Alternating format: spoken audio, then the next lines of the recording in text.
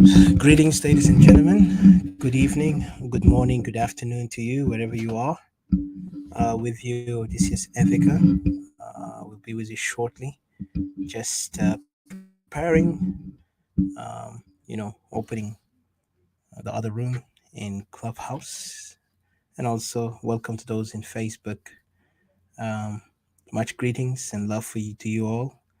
Hopefully, today we don't take long, as we always say that. But then, when the topic gets intense and interesting, sometimes people begin to continue wanting to put some input. So we look forward to those who are here to join us. So please bear with us until we get everything on, and then we start the topic. Thank you. And if you have any question you want to join us in the forum, we will give you the link so you can add your point. And if you have any question, please, we would love to hear your question, and then we can answer you as much as we can, because it's important that people have questions and that point. So bear with us. We'll be back with you shortly.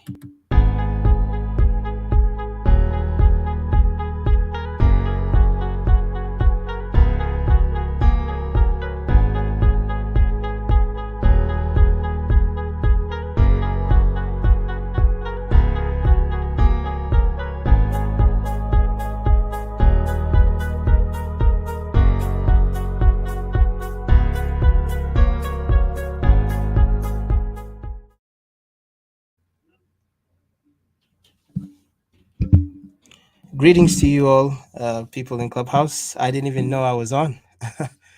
Thank you, because I was trying to turn it on, and then suddenly it went on. Welcome, guys. Mariba, and those Mr. Joe, Mr. Marley. I hope I pronounced your name right. Welcome, Didi. Thank you for joining us. Thank you. And those in Facebook also welcome. So let me start putting the the links in here in Clubhouse, or actually the main topic about what exactly. It's of course politics, you know, and the continuous unrest. It's Africa and the unrest that's going on in Africa, in particular, Equatoria and South Sudan. Okay.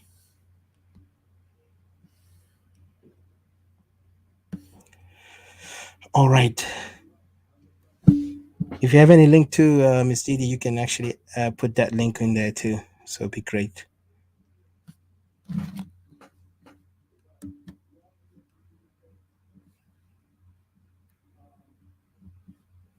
All right, Mr. Emmanuel, I'll give you a chance.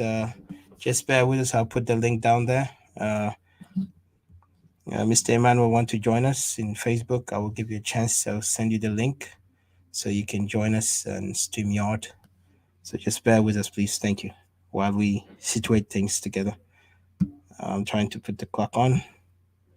All right, we start here. Of course, the title today is provocative, controversial. And as usual, we have to kind of like dig deep into the questions, the Q&A, question and answer on the things that's going on in the country, and what are we watching, what we're witnessing today. Our generation, in particular, with the condition that the country South Sudan is in, and in particular as Equatorians, our positions in this country. What are we gaining from this situation, or what is happening, and plus, where are we in the process of these conundrums and this chaos that is happening in the country? So all these things are, put into a question, and also a debate kind of, analysis on what are we looking at, and how do we perceive it based on you know, uh, say a wise citizen, because it's wiser for a citizen to know his place, to know his condition, to know the crisis is going around him, so he cannot be unaware. An informed citizen is better than an uninformed citizen.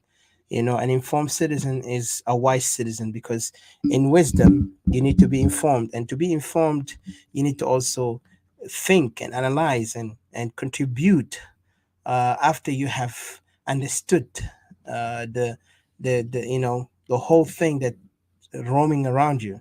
So that's why we encourage every citizen, a concerned citizen, um, a person not only just concerned, but a person of high moral, um, you know, and intellectual capacity. If I say how moral intellect, to understand and to differ things, wrong and right, and to have an ethics that can guide him in such time, in such chaotic moment in history for our people. Because today you see people are taking different sides where they lose themselves, where they do not they do not understand the consequences and the outcomes that is happening to the country, to them, if they don't act. And that's what they said, for evil to thrive is for good men to do nothing. Remember, those quotation was even uttered in the time when the Nazis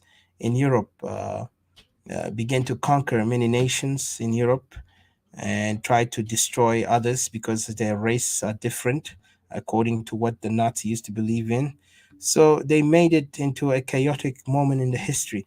So the world felt like, they began to bring the quotation of one of the greats saying, for good men, for evil to thrive is for good men to do nothing. And as this thing even today resonates in our time, in our moment, in our country, in our land, um, our people suffering. And remember, when I say this, I'm an Equatorian nationalist. I'm for separation. But regardless, I talk in general. I talk in general about the condition that the people are in and what's supposed to be done. How do we um, get ourselves from such chaos and conundrum, because there's a lot of things that our people sometimes being did not understand, and they get confused by many of those so-called political foxes and political wolves who are roaming around trying to play in a narrative that they are uh, saviors, when in time we have witnessed them and saw them for years. They never done anything but caused us more heartache. People have been left, to wonder, and our people back home continually dying. Every day you hear bad news back home, or you hear your people need help. And these things are because the consequence and the result of what these people have done during the time when they had the greatest honeymoon in their time. Billions of dollars was given to them in their hands, either direct or indirect. They have benefited from this so-called SPLM. SPLM was an organization, of course, that hijacked the power from the people after the people voted for a nation. And then we see the SPLM claiming victory, claiming they are the freedom fighter or the liberators, when in fact they never liberated no one, not including not even the people in South Sudan, because if it wasn't the international community, if it wasn't for those of Troika and those who are now some of I hear some of these oppositions try to mock based like, Khawaja cannot save you. Well, if you look at the past, Khawaja is the same person who got them to that chair of government, because of them they were in that place. They began to play the role of politicians and people of authority in the matter, until the honeymoon is over. Then everybody begin to go their own way, and you could see the chaos after that, where people begin to get killed, chased away, and the tribal war have started. So I won't go far yet. I just wanted to make sure, Didi, are you there? You can add something. Yes, I'm here. Yeah, add something before I start. While I'm just trying to get things done here. I'm trying to connect this speaker so I can actually you can speak louder. So yeah, go ahead. Um, oh yeah. I just wanted to ask, is CJ coming or? Yes, he is. He is Okay. coming. I tagged him, and I'm tagging others to come in.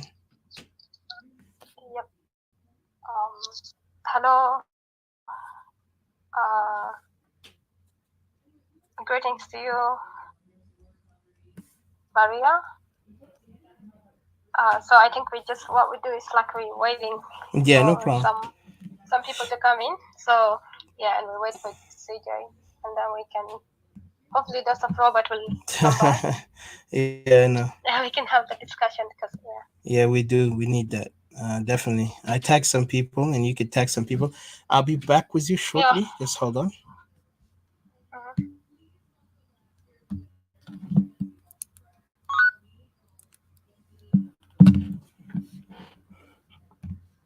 Hold on. I'll be back, guys. Let me put the music here so people can hear it. Yeah, and then because I forgot the Equatorian music, and then from there we can start. Welcome, brother Cristiano. Thank you for joining us. I tagged you earlier. Thank you so much. So let me see, Mr. CJ. Uh, all right, I'm gonna play this music while we wait. Oh na na na na na na. Oh na na na na yeah. Banana kala. Na na na na na. Anina wahi. Anina sawa. Oh yeah. Anina Equatorian. Na sawa. Anina Equatorian. Bele dwahe. Anina Equatorian. Anena, nina Equatorian. Oh yeah, kanita miniambio, kanita mintori, weleta minjuba, yeah. Anena Equatorian, keresia sama kesi manena. Yeah. We strong, we stand together. Yeah. Kanina gulu wahi, Equatoria biraba. Yapigwa pijama, asan bele na bihaba. So give us pen and give us guns. Oh yeah. Give us ipanabule. Oh yeah. Anina Equatorian. Nasawa, Anina Equatorian. Bele dwahe, Anina Equatorian. Anena, Anina Equatorian. Oh yeah, kanita zande, kanita mai, au kukuye, Anina Equatorian. Kelene na hivyo nafusina, kebili ya kede maferiganina. Salam wa sahaba, behaja derino, hasan bele na biraba, arif mabisaido. So give us pen and give us guns. Give us ipanabule. Anina Equatorian. Nasawa, Anina Equatorian. Bele dwahe, Anina Equatorian. Anena, Anina Equatorian. Nina kulu sawa jama. So my help and ngala. I love my people and I'm the voice. Ajoli ya buga ya baka, kunika balanda mari, kakuwa kinikuku, lango lugoya, Ajoli, kukosa mulu, Abukaya, nyangara mari, mundare, Nyambara, kutumu kari makutulo, lugara buga ya lobe, lulu Tokosa, Mondo, Anina kulu nasi sawa. Maki hata bigesi manena, siasa ma bigesi manena, Anina wahi. All right, thank you for joining us again. I say greeting to you all. from the Equatoria Social Council in Diaspora and the Equatoria Free Forum. I'm with you here, Didi and I, and also waiting for Mr. CJ, Mr. other people like Mr. James. Even we're looking forward to see also Brother Robert if he's able to. That'd be great. And others from the Equatorian Nationalists. They're there. They're welcome. I mean, it's very important to speak on points. Well, as you know, the title very controversial, right? I know people who read it, they might understand it. Um, and like I said, Mr. Emmanuel Lila, I will get to you guys. Uh,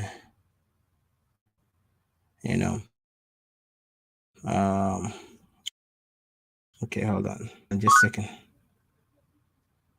Good vision, living a good life without severe suffering every day, surviving, reaching separation and fight for freedom. Thank you, brother. Facts hurts. Yeah, absolutely, absolutely. And I agree with you. So let me get to this point or topic. Why we had to come up with this is, I mean, of course, we are Equatorian nationalists who are calling for separation. No doubt on that. This is our main objective, is that to form our own nation for a lot of reasons, and we can even articulate it in many points. But the moment here we have to speak on something very interesting is South Sudan political gigolos. you know, I know it's kind of sound funny, but gigolos is somebody, um, you know, uh, just like a pimp, but for a male who prostitute themselves, unfortunately. And this is actually here going to be a little bit of for mature audiences. If there is any child in your room or with you, we might have to kind of like put them away, or let them not listen to this, especially if they're English speaker or they're familiar with English, because this is like there is some adult uh, theme in it, but I'll say adult, not the way how provocative or profanity, but I'm saying there is some adult language maybe inappropriate for children, and just to put it in that term. But what I'm trying to say here is the gigolos, political gigolos. Where are they taking South Sudan? If you look today, unfortunately, and I can get back to the point, but before that, I want to say greeting to you, Didi. How you doing today? By the way. I am doing great. Yeah, very good. Awesome. Looking forward at the channel this. Great. Thank you. How are Great. you? I'm doing good. Sorry, I cannot speak like a robot there. No, you're awesome. You're good. You're good. You're good. Yeah. Yeah. Yes. Well, I wanted to start with this topic, of course, and no matter how few people is enough. The few, the proud, like the Marines. I remember they said the few, the proud, and that's what it is. Because it doesn't have to take all the numbers to understand. Few people would get it, and Yeah, and it's those mostly few will it's make. mostly it's mostly discussion. It's mostly like as long as we discuss among ourselves and we put the word out there, Absolutely. people will Absolutely. see it, and especially on Facebook, we Exactly. focus on the people down there Hmm. because they come and see it. Like in a very short few minutes, you see how many, like 1,000 something people watching it, because they got Yes. different times, and then Absolutely. followed by the next day, and it goes on and on. I see Emmanuel out there on Facebook. Sorry for cutting you. I wonder whether he's Yeah, going I'm to gonna come up. send him the link. He said he wanted the link to get in. Yeah. I'll give him a chance to get Oh, there. thank you for your patience, by the way. Took your Yeah. time. I wanted to make sure I read the title of the topic and then the discussion, because this is very important and serious. Like I said, we have a lot of many political gigolos who are prostituting South Sudan. Not only South Sudan, they're prostituting themselves. And when I say this, because there is a reason. You look at the condition that we are in today. We see a lot of male gigolos who are working hard, and gigolo is actually for male mostly. Definition to a male, and sorry to say, prostitute in a way, or a male,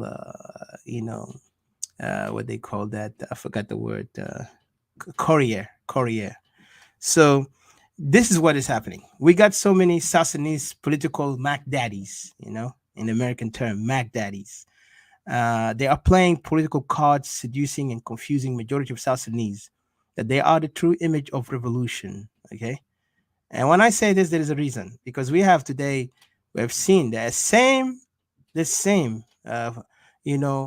fruits of the tree, the same tree, or I could say, from their fruit you shall know them, right? Those who used to be part of them continue to confuse and seduce majority of South Sudanese with slogans of revolution and many other form of beautiful slogan that can entice the emotion, can seduce the emotion, and the mind is just going to follow, because we are trained as South Sudanese to be emotionally attached more than mentally enhanced, where we can actually differ the wrong or the dangerous and the non-dangerous things. So we are in that level that our people is still not evolved from that, because that's why politically we are dying breed of such people who are not able to differ or to decipher this political tricks that they're using on us. And then when you speak on behalf of your own people, like what we do about Equatoria, then they begin to accuse us emotional. When in fact we are very clear in our point and message. We have put our issues clear, and the world knows about it. It's all matter of land and dignity and the liberty of the people of Equatoria and their rights as people of the land. We are not trying to argue or who's supposed to be the president and who's not to be a president, because this is not our main concern. Presidents are elected; they are not appointed. They are not just come by force like some dictators will always come by force to force themselves on the people.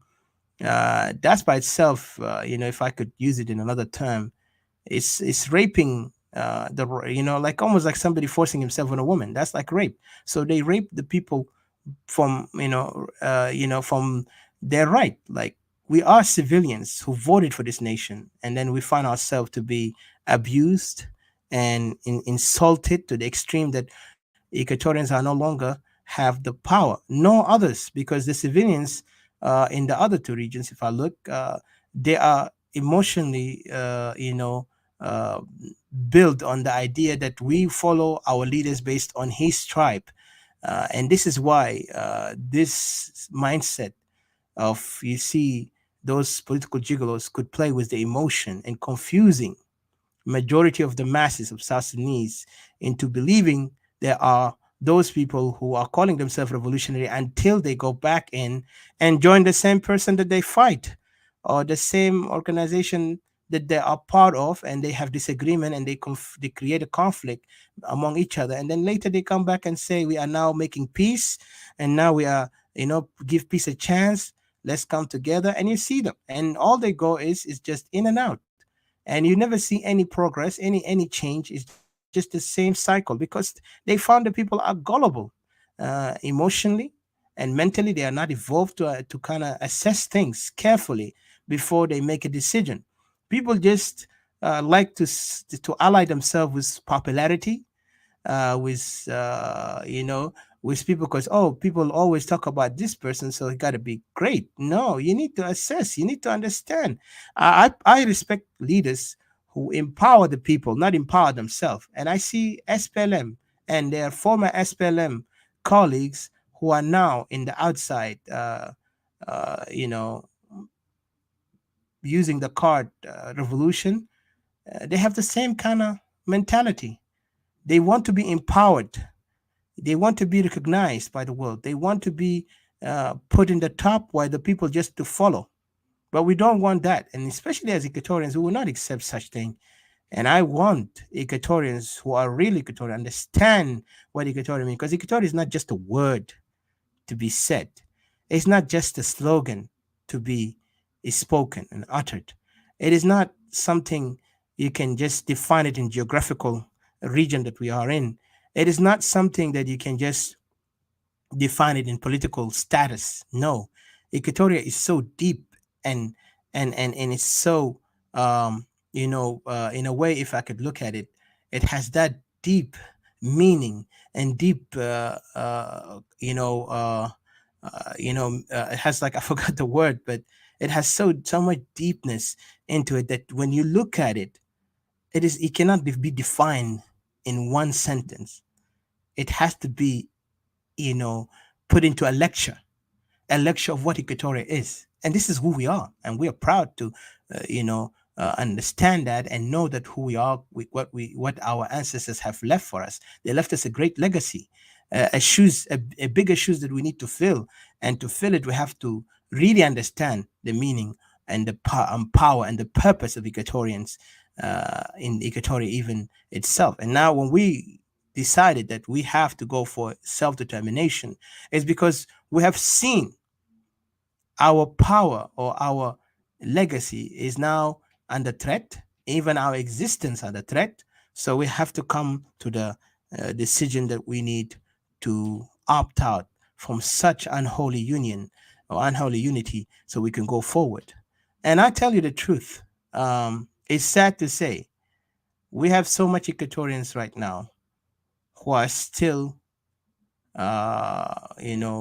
immersed in this so-called um, SPLM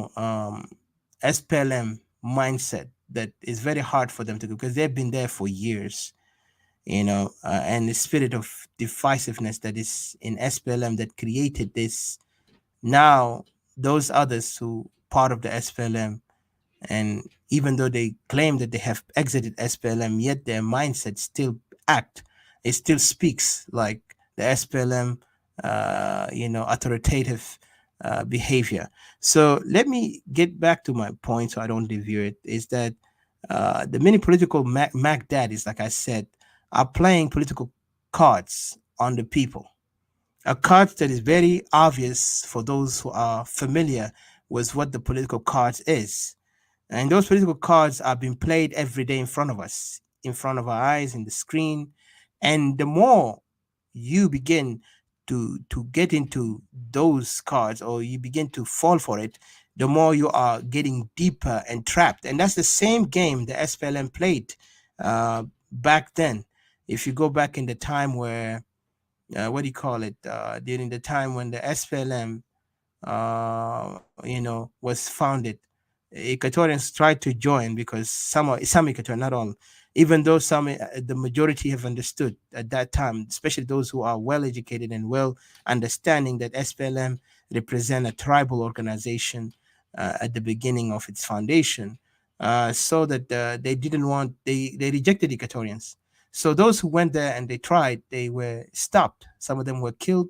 Some of them were kicked back to go home. They don't want them until the SPLM got into trouble. Well, we all know that's when Equatorians were brought in and were seduced to get into this organization. And that's when really the SPLM got their power, because also they have seduced our politicians. Politicians naively were desperate, I would say. Our former politicians, some of them are no longer here, they were naively desperate because of the pressure and the betrayal that have been invoked on them by people like Abel Aliar, because Abel Aliar betrayed the Anyanya. Anyanya could have brought the whole solution to South Sudan, even would not have been in this condition today. But it had to happen because the true intention of such people like Abel Aliar have exposed us to the kinds of many regions, or the two regions, to know what is the intention toward Equatorians at that time and up to this time. What happened in that moment, we were naively blinded by the idea that we are all South Sudanese and we are fighting one enemy, which is the Jalaba, as we call them. And at that time, our elders had an ideology they stood on and they stood upon, compared to SPLM. SPLM have played many double dealing cards. SPLM have played many faces. It doesn't have one face; it has different faces. And what was ironic about it is that even though the politicians of Equatoria understood it, they fell because they were in a desperate need, and they thought they can actually maneuver because they are very well educated, academically capable to kind of like turn the tides on saving the people of South Sudan, but they failed because they forgot, or they were not aware that this man by the name John Garang was a vicious wolf who does not tolerate. He cannot.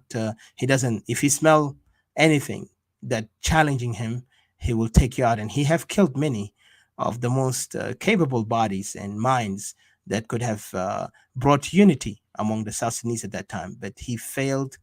I mean, those people, their death was the failure of that unity, and then the beginning of the tyranny of a tribal tyranny or tribal hegemonic power to come in the future, and which is now we are living it, where one tribe is completely dominant through their political organization that is called SPLM, and they are using it for the purpose of defining that they are the one who have written the history, not the others. The others are just followers. The others are minorities, and they are the majority. And this is why we see this conundrum continues. And then you add to this now those who are defected from the SPLM are now also are challenges. It's not a challenge particular to the regime, because the regime is comfortable with their actions. That's why you see them all the time. They will come into a position of let's come and negotiate, because this is the way how they used to deal with it in the bush.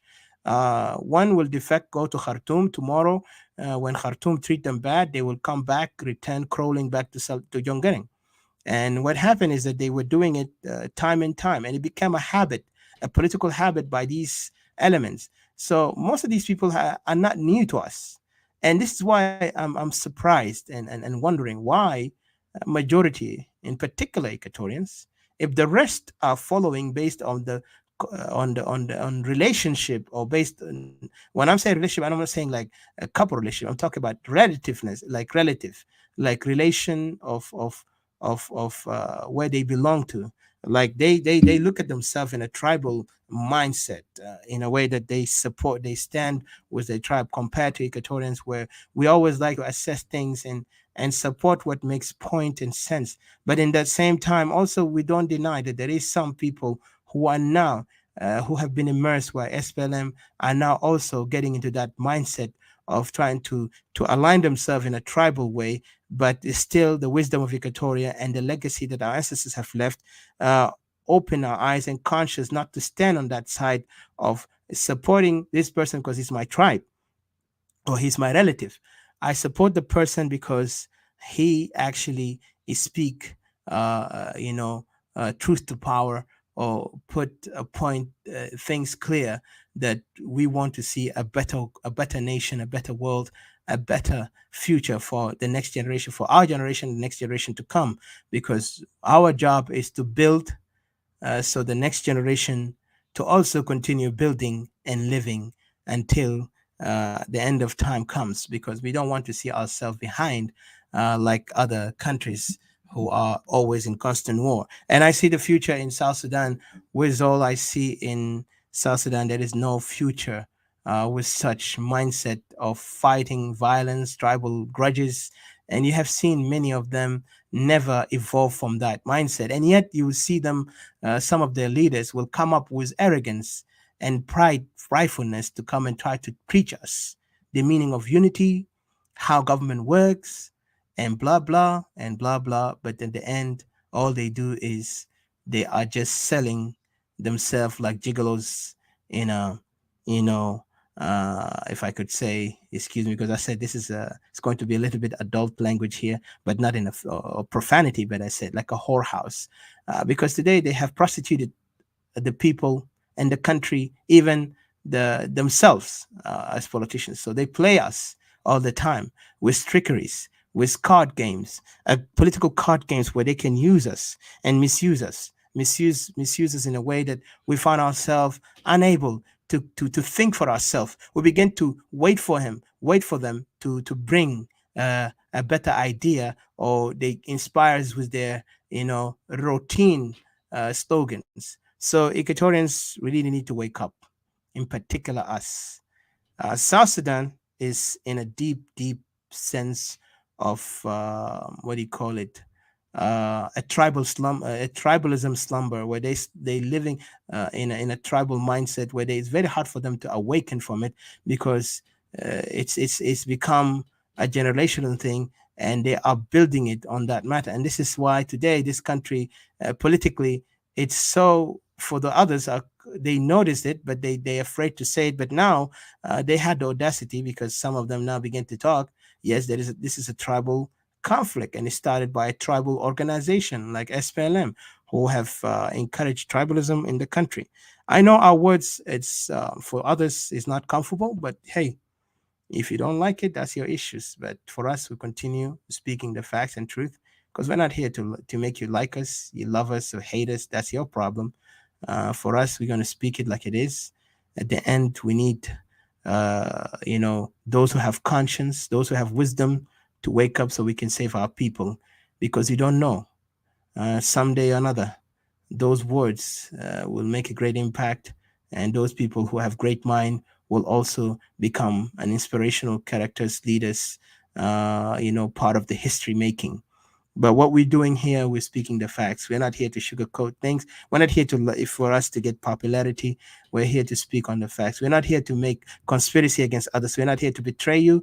We're not here to, turn people against you. Like I have seen some people will come and betray you easily, and this is normal because traitors are always there, and we know. But at the end, what we do, we're not doing it so we can get a prize. We're doing it because we love our people, our land. We come from a humble backgrounds. We come from a struggle. We come from a hardship. Um, you know, I'm glad, for seeing many where myself leaving, even though I'm not happy. But when I left my country as a child, it was a hardship. It made me wonder why, and I had questions. And I grew up most of my life in foreign lands, and I learned from other cultures, and then I learned from my culture also while I'm growing, that there's nothing beautiful than your home, your land. And I miss my homeland, even though I never been there, especially in Juba and those areas. But I would love to see it, and I would like to get there to be part of the building, not part of who want to be a leader in that place, because leadership is responsibility. I prefer leading my house than leading the whole country. And we're not here to make you happy or make you unhappy. That's your issues. But we want to tell you the facts that it is, because there is mistakes that our people have done that brought us here.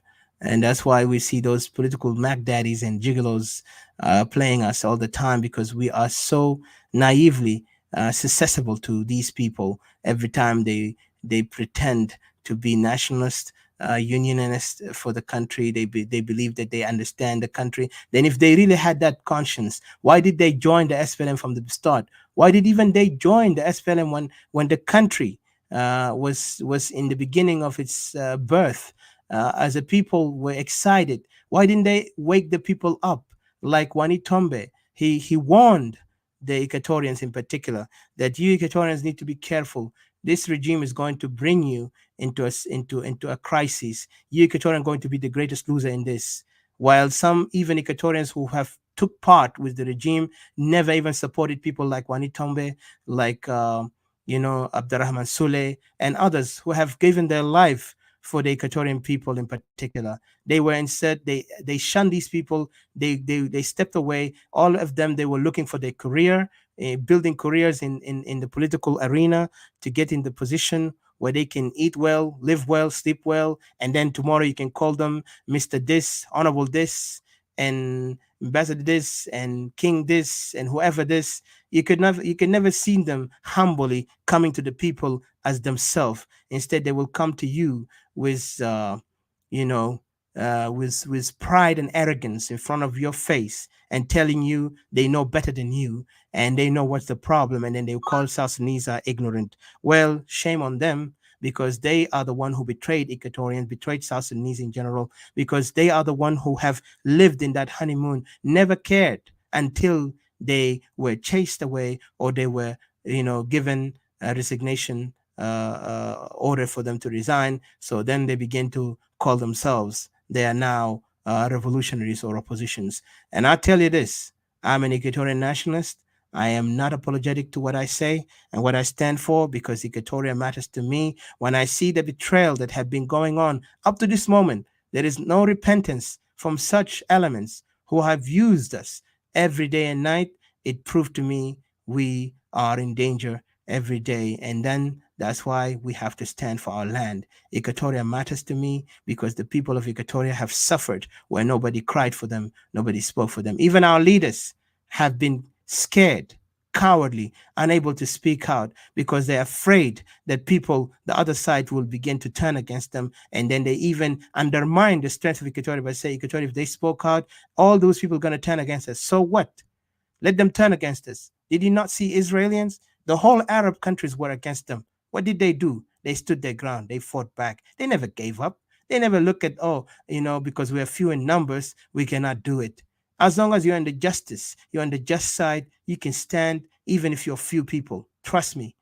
Even if you look back in the history of the Bible, or if you know Bible very well, you know how David, slew Goliath. David was a young boy. He was like a teenager. He defeat Goliath. Then look at the Jesus when he came to with his disciple. Only 12 people. Today you could see Christianity is roaming all around the world. How did this happen? Because it's not about the numbers that matter. It's about what they say. It's not about the Didi. Can you help me out? It's not about the quality, but the quantity, or the no the yeah the This is how it goes. It's not always about the quantity, but it's always about the quality. absolutely. Quality matters than the quantity. Thank you. فأنت ممكن تكون عندك يعني ناس كتار ولا عدد حاجات كتار الكل useless but لو عندك حاجة واحد مفيد is better than the many. Absolutely. Very poor translation, by the way. Yes, yes, yes. I will try to find it. Yes, I'll try to find the translation. So this is what we are facing, my friends.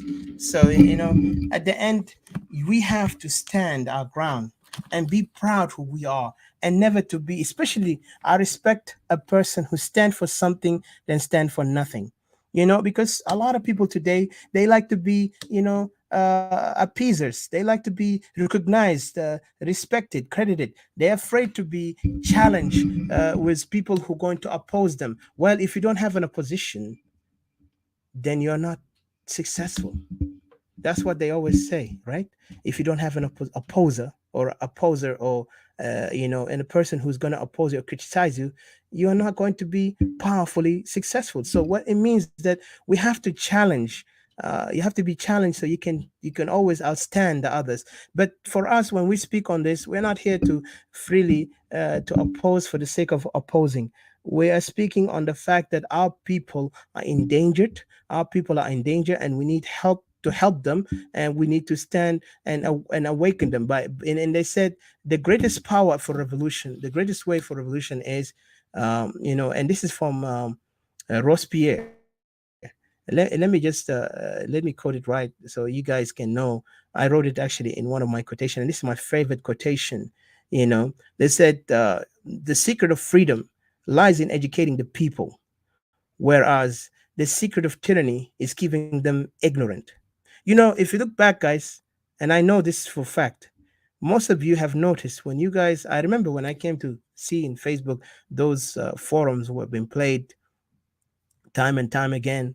I saw these people were directing and misinforming a lot of it, especially Equatorians. They were misinformed a lot by these guys. They were using, propaganda so that Equatorians, to feel like they cannot able to do anything, and then they follow. They want us to continue following, like what happened with Riek Machar doing to us in that where he gathered the Equatorian, lying to them and say, yes, you guys, I'll give you when I get there, we're gonna make sure that federalism will be implemented. What happened? It wasn't implemented. Instead, it was just a word of mouth that has no any back support on it, nor does he actually serious to do it, because he know even federalism will challenge him, and the way how they have been playing their roles in this country. So these guys are all SPLM. So for me, I have no trust in any way or shape on these such called um, you know those politicians who have all come from the SPLM, because they are not different.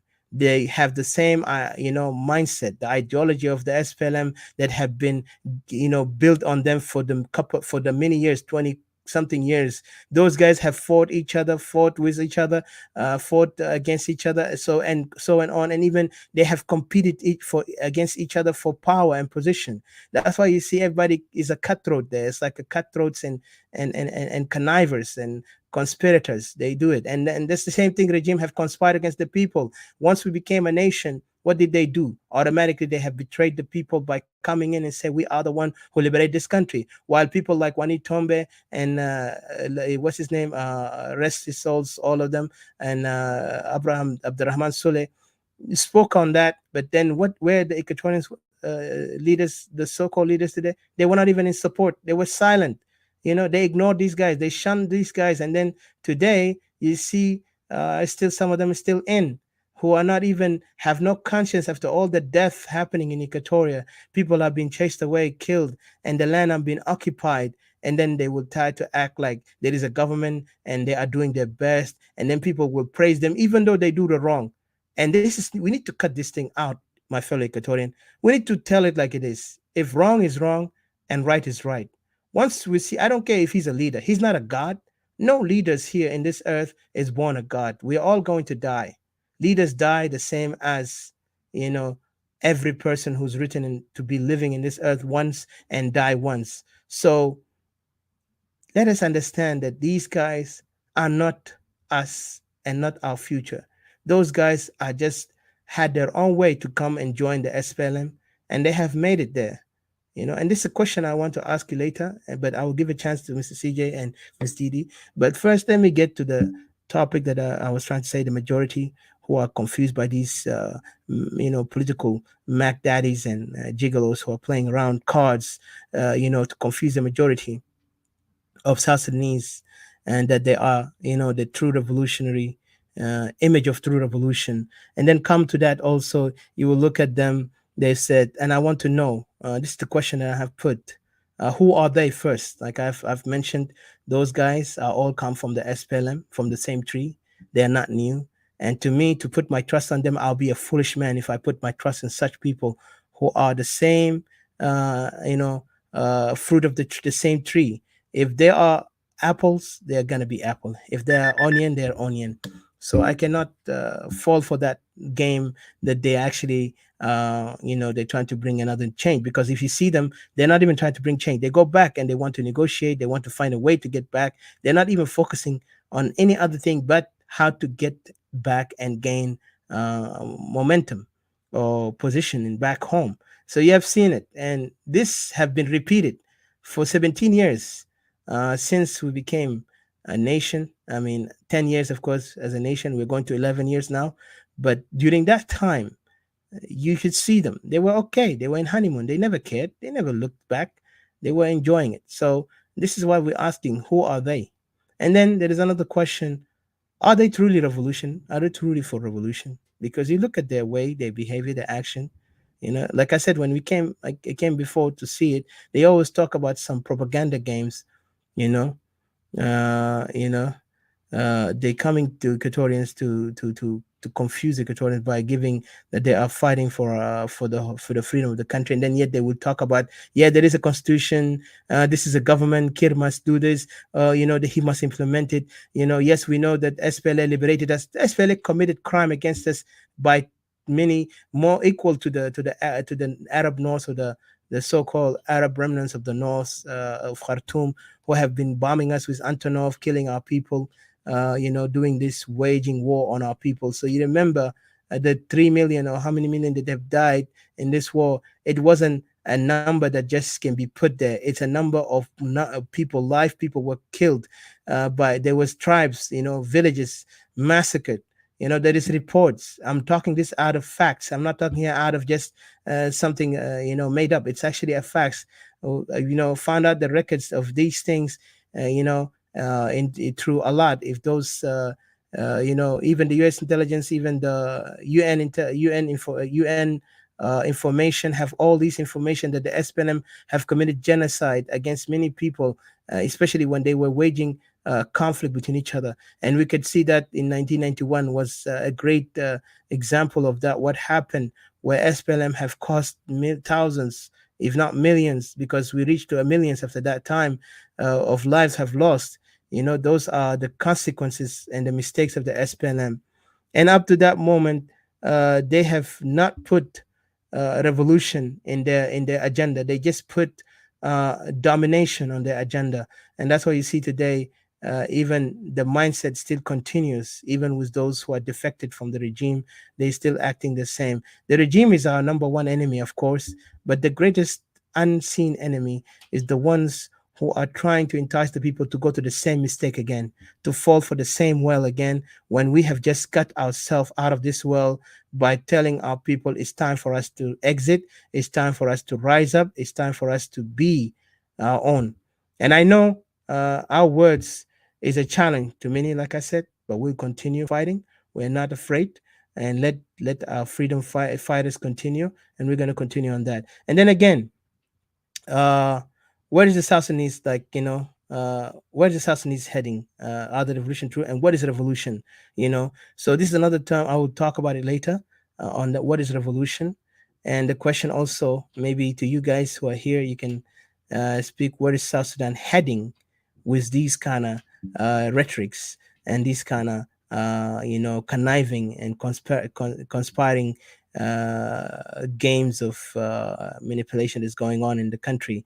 And what about the Equatorian political position? What is our political position as Equatorian in this political poker and pimping, pokering and pimping? Because right now we feel like we're getting pimped to believe that we are one people under a country that is already has been broken from its core because of the way how it was started. It did not start in the correct direction. It started in the wrong direction. And that's why you see today the country is no longer going in the right direction, and is going to break down sooner or later. It's already in the breaking down, but how long? And the only thing is that it takes only courage from those Equatorians, instead of, and I'm talking about the ones in diaspora, instead of them being, 1 foot in, 1 foot out, instead of them being playing cowards, playing, neutral, because there's no more time for neutrality. And I would say it. Yes, let them get angry and say, and tomorrow they will go and talk about me and say, like somebody said that he said this word, but I don't want to call his name. You call my name, please. I don't care. Call my name, curse me out, hate me. It's good, because I don't want to be a friend of a coward. I don't want to be a friend with a traitor. I would like to be a friend with somebody who understands that we are in one area fighting for our people, because our people are the one who is dying. You might live in the West in a good life.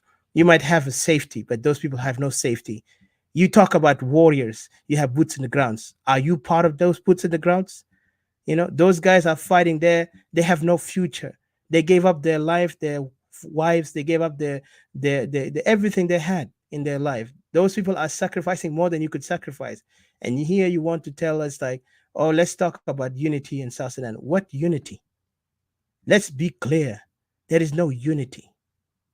If your people are dying, like I said, Israelis, when they fought the Arab, they did not wait and say, oh, there is a good Arab and there is a bad Arab. They said all of them are trying to kill us and we have to defend ourselves. And they did that.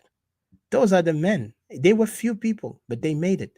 They did not fear how many of them coming from different countries: Lebanon, Syria, Iraq, Egypt, other countries, even Saudi Arabia, Jordan. Jordan had a strong army. Syria had a strong army. Egypt had the strongest force, weapons, and army, even got support from Russia. But what did they do? They stood their ground. They did not look at the number as going to challenge them. They look at the beyond that. They look at the main reason for them. They're fighting. They're fighting for survival. Today, Equatorians are supposed to look at this the same. We're fighting for our survival. It's not about you like me, you don't like me. It's not about appeasement. It's not about trying to be politically correct. It's not about trying to show that I'm a good person. Good person is the one who start protecting his wife, his children. That's a good person. A good person is not the one who run out in the neighborhood and act like he's a good guy, but he's actually corrupt, messed up guy. He abuses his wife. He cannot even protect her, when she's in danger. He cannot even protect his child. And he can't even fulfill his child need. He can't even raise his child. That is the man who I call him a coward, a man who has no dignity, no principle. And that's the same thing with people who cannot stand for their home. Right now, it's time for everyone to stand for their place. When our ancestors have stood their ground, they stood it with all nobility and charisma, and they fought and they stood. Today, that's why we call ourselves Equatorians. When they stood out there, they didn't look at themselves as like this and this. They just took one direction and believed in it and stood on it. That's why we survive today, because of them. What happened to us today? Once we got into SPLM, some of us got into SPLM, their minds start confusing. They begin to think like SPLM, but even don't even know what the agenda SPLM had. Even though the agenda clear, SPLM had a domination factor. They were planning for a tribal domination on the people. Today they are thriving. They are roaming around. And yet we see some cowardness. We see some hesitance. We see some betrayal. Like Waniga today is sitting out there enjoying his tea with Kir, enjoying his tea while his people dying. What kind of man is it? And then some people say, don't talk about this guy. He's our leader. What leader? Did we appoint him? Did you ever appoint any leader in those guys who joined the SPLM? None of them. What kind of leaders are they? Leaders, we need to actually assess the leadership meaning, my fellow Equatorians and all our S.Sudanese people. I'll say this because right now the topic is general, but yes, we need to assess it. We need to assess this because these guys are gigolos. Like I said, they are prostituting themselves and prostituting us out there because they're not doing anything, but they're looking at the minerals. They're looking at the benefit they're going to gain as leaders. They're going to be like, they're going to take over and become leaders of the country. So they don't care about who you are, what you do, and what's your name. Because at the end, these people, when they were in honeymoon, they never remembered you until when everyone began to take side because the honeymoon was broken. So everybody was taking side. And those who took side of the regime were secure, well-off secure, and they had to kill their morality. They had to ignore every good on them. They had to kind of act like, cowards and act like villains because they are villains. They have killed that morality that, they forgot where they raised, where they were born. They forgot that this is their people they're betraying, and they never cared from the start. Like I said, they all joined the SPLM in their own way. They never joined SPLM because they love the people and the country. The real people that really fought for the people was the Anyanya. Those are the people who really fought because most of them never gained anything from that. Only they went back home after the peace treaty had happened with Khartoum. They went back home and they start working back in their own old jobs. They never look for positions. They never look, I'm general this, I'm this and this. Like you could see the arrogance today in the so-called SPLM groups. If it's in or out, most of them, they will come with titles. So you praise them and you follow them like a sheep on a slaughter, but do not talk, do not ask questions, do not even criticize them. If you criticize them, they will even turn the people against you. Yes, I would love when a bad person turned the people against me because it's better that I be hated for the truth than to be loved for a lie, to be loved for villainous, to be loved for something that is not true. Because these people were there, were part of it. What did they do? Nothing. Up to this moment, there's some people still in there. What are they doing? Nothing. People in, out. It's almost like they're going for a picnic and coming back. While the people here are staying in the camps, they have no future. How many times they talk about peace treaty, they talk about negotiation, you don't see any process. Only they're prostituting the people, and then they're making contracts and deal with the foreign countries, how to take the timber out, how to go get the gold. What about the IO? IO have exploited Equatorians. Let me tell this to Equatorians who are still in IO. IO have exploited Equatorian lands. There is a lot of lands in Western Equatoria have been exploited, the timbers and all these things, even the gold in East Equatoria and Central Equatoria. So these things have happened. There is documentation on these things. Even the regime is doing the same thing. So everybody getting part of this conflict, but this conflict, it is not a conflict that's supposed to be political. It's actually a tribal conflict by tribal warlords, and they continue exploiting the people. And then you could see some politicians who wanted to get a opportunity on that. They begin to create their own political parties so they can persuade the people that they are the vision, they are the revolution, they are the voices for the truth when they are the same tree. Like I said, an onion cannot, you know, bring an apple or a watermelon. It will be the same onion. The same thing, bitter and unsweet, bitter and ugly. So unfortunately, this is what we're facing, my fellow, you know, brothers and sisters who are suffering in that country right now. I tell you the truth, this thing is sad, but it's the truth.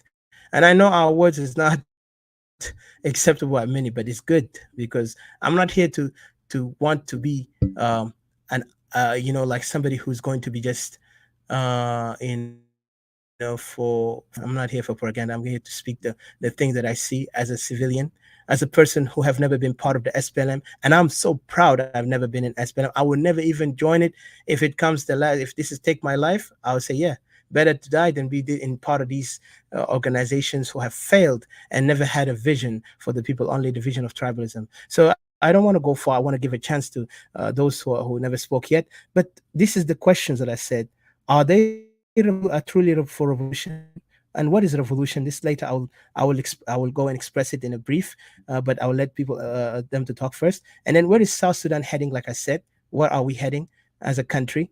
And what about Great Equatorial political position? Because this is very important for every Equatorian who are listening and who are participating to understand that Equatorian political position is very important to be analyzed based on Equatorian condition this moment. Because up to this moment, I never seen any brave politician from Equatoria who are claiming to be, a spokesman of the country or a spokesman. Of course, they never ally themselves with Equatoria. They will say I'm Equatorian, but I'm speaking for the whole country, which is not true. That doesn't make any point because either you speak for your people or not. Because right now we are in a moment where the country have to understand itself that we need to come as three regions in a table, not as SPLM, former SPLMs who are going to play the card so they can deceive the people again. We're not going to fall for this again because we're done with people who are, from the same tree, like I said. And then again, we're going to look at will Great Equatorial people be safer in such environment of political cutthroats and dealers? Because remember, this is a cutthroat and dealers politics that is happening right now in South Sudan. And where would the revolution begin? If there is any revolution coming from those such people, where it going to begin? Where it's going to begin? And if I may ask this question, and who will lead it? And how they will lead it either, and who will lead it, because it's a question also, a genuine question for everybody. So could those of SPLM political gigolos, pimps, and Mack daddies be trusted on the fate of South Sudan, nevertheless the future of Greater Equatoria and its demand for self-determination? Because even I see that people are now saying, let's unite and remove this. But how can I put all my confidence in such very, very questionable organization and people who've been part of this organization? Because I don't see redemption from them. I see still propaganda and enticement and seduction, where they want to seduce us to fall for it again and again, like what happened with Riek Machar and the people to believe that Riek Machar is going to bring solution. When people forgot Riek Machar, the same person who will run into Khartoum tomorrow, today, and he will go back tomorrow to the bush, joining John Garang, and claim to be a man who is actually for the revolution. So these people are not revolutionaries, because revolutionaries do not make any treaties, any agreement or anything. Revolutionaries are there to remove. If anybody studied the revolution of Cuba, because Cuba is a great textbook study for anyone who want to understand revolution. These guys were just a couple of students or graduates from university who managed, and they never had any political background. Yeah, maybe Fidel Castro, the late Fidel Castro, but he was already like like experience with such things about politics, while his fellow friend and later became the most famous radical symbol. Even he's a symbol of young people, Che Guevara, Ernesto Che Guevara. He actually, when they joined together, they made a great team, to the point when they achieved the revolution in Cuba. it inspired Che Guevara to continue, advocating for revolution around the world in many countries that has corrupt government, who have imperial, like what do you call, colonialist government who are trying to take over. So this guy inspired a lot. And if you look at it, they never looked for position, especially Che Guevara never looked for position. He looked more for the people to be free, liberated, even though he's a Marxist, but he believed in humanity and believed in that idea that revolution it starts when the people are enlightened. So he took what Robespierre, the French revolutionary Robespierre, by say, for the, like I said again, the quotation of that, for the secret of freedom lies in educating the people, or rely on educating the people, whereas the secret of tyranny is keeping them ignorant and fool, unaware, because that's what most of these propagandists will do. They will try to keep you ignorant. They will try to know, they say, we know better than you. But what we want is the people to investigate things by themselves, to look at things, analyze, and to be open minded to any criticism, to any challenge, and never to be offended because somebody said that. At least let them enjoy listening, and then try to counter it if there is something wrong, instead of them being so sensitive and touchy feeling to the point that to the extent that they will block any good knowledge that they will gain. So revolution starts with, you know awareness, with knowledge, because you cannot be revolutionary and you have no understanding what revolution is. Revolution not SPLA way, like what this, uh, you know, what is that? John Garang brought all his people. It's a way, yeah, way, yeah. This is nothing. It's a slogan of ignorance. The same thing with Viva. What is that? You just copy somebody from South America or some European. You create your own slogan. You don't have to make a slogan that does not even match with what you're doing, because it will look funny and comical. And that's what we see today. We have a comical politicians and comical leadership that has nowhere to go but to send us to the grave. And I wish it was funny, but our people are the one who are paying the price for their ignorance and their stupidity every time they make a deal. For God's sake, they gave us the country for free. The world have supported us to be a nation. There was no bullet that brought this country to existence, like these foolish SPLM tried to claim with their propaganda that they are the one who brought it by their fighting. No, it wasn't by boots in the ground. Our people have died for how many years? Nothing happened until George Bush, W. Bush, came in and forced these two warlords to stop war so that the people of South Sudan to decide. Then John Garang, of course, as a dictator, he managed to be the man who take over the negotiation. And then when they did it, he was dreaming of being a leader, but then his dream was cut off. And then later, his buffoon follow-up, Mr. Kir, came in and took over. And that's when you see now the chaos happen. And during that time, you see like they say, every all those monkeys came up and joined the SPLM. All of them went there and supported it, and did not even rebuke the SPLM that they are violating the biggest thing in the human right uh, charter, is that the people will choose. Instead, they let the people choose to be a nation, but they never gave the people the choice to choose their leaders. And this is why we fail as a people. You know. So in that, I will just put my focus. Um, oh, really? Uh oh. Okay, hold on.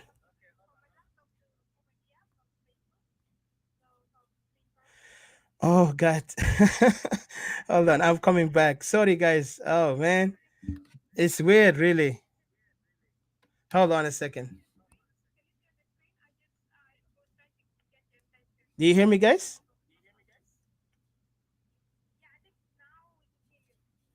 Wow. Okay. Well, Didi, you might have to, if I cut off, just take like I will talk and you be recording it from there, or you get listen from there, because it really sucks. I didn't know that. Thank you though. So I'm just gonna put it short. Yeah. Hold on a second. Again. What again? Again? Okay. Okay. Hold on. Sorry, guys, with the technical issues. Just no, I'm not mute. I see myself. I think. Hold on. Okay, go ahead. Take over, Didi. Unfortunately, uh, this is terrible.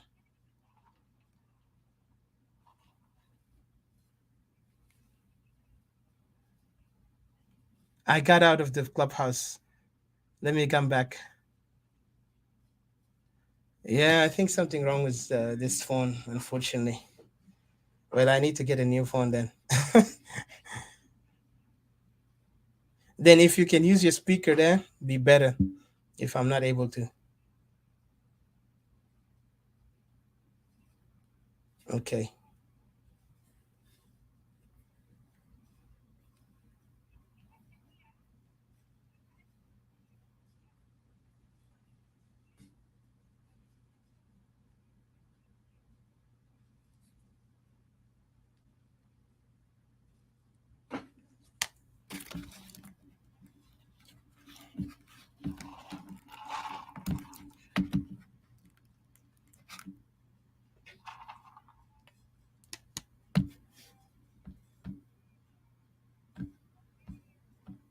Sorry, guys. Just give me a second.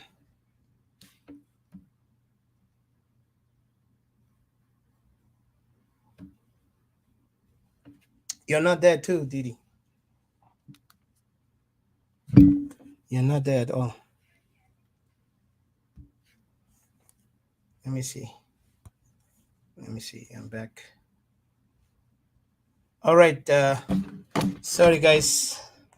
Hello. Hello, hello, Oh hello, shit. hello. Okay. Didi is not here. I mean, she was telling me like I was cut off. Again, I'm just gonna brief it and I'll put this because there's a lot of things I want to say. Unfortunately, I didn't know. I hope you guys hear me well. I didn't know that I was cut off in Clubhouse. But what I'm trying to say here at my conclusion is that people need to really not be uh, you know s- like fall for any slogan just because the slogan says that I am for you. But if you're for me, prove me that you're for me. But again, like you said, from their fruit you shall know them.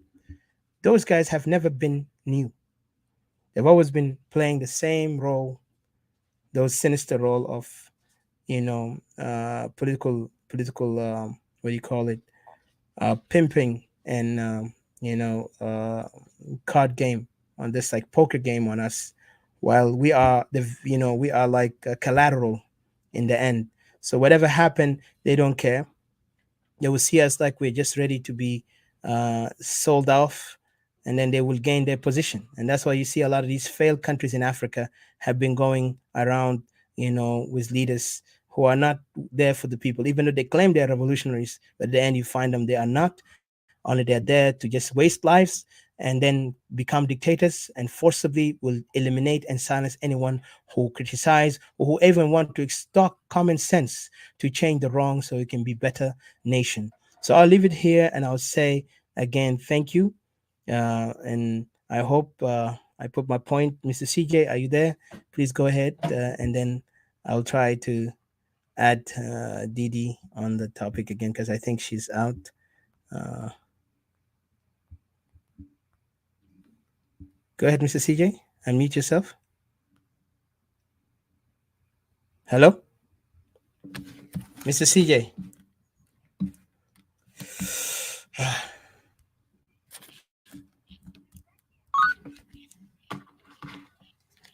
Hello.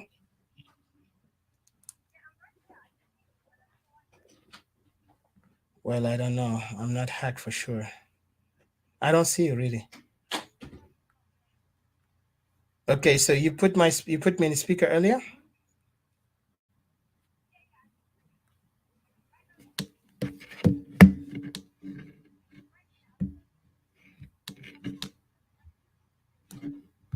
Okay, then you talk ahead, and then I will shut my cell phone, turn it on, and then you can talk, and I'll put you in the speaker. Just go ahead. I'm out. I'm out. I exited. I'm shutting off my. Yeah, I think somebody hacking. I don't know what's going on.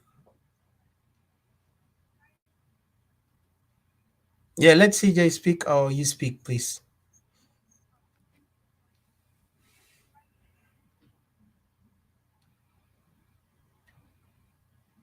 Sorry, guys, in Facebook, I am having issues here, so bear with me. You know, our enemies even hacking on us now.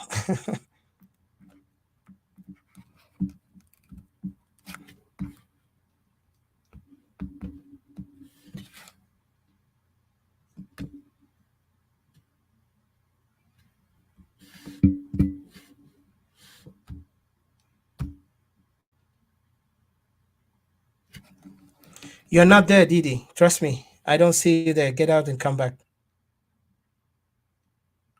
You're not there.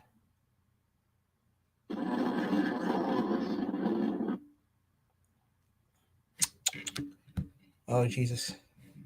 Guys, we have a technical issues. Didi, I think you're not there because I see. Check, CJ. Uh, just a second, please. This is terrible.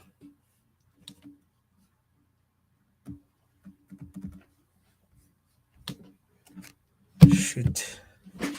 My apologies, guys. I am having really a hard time here. This is what about the live issues. This way, bear with me.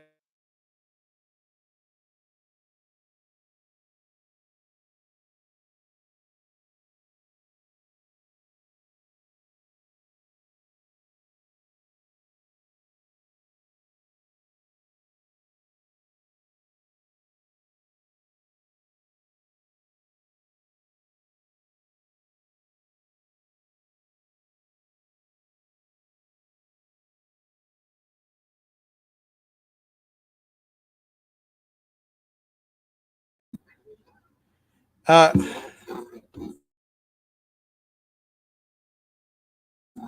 shoot, hold on a second.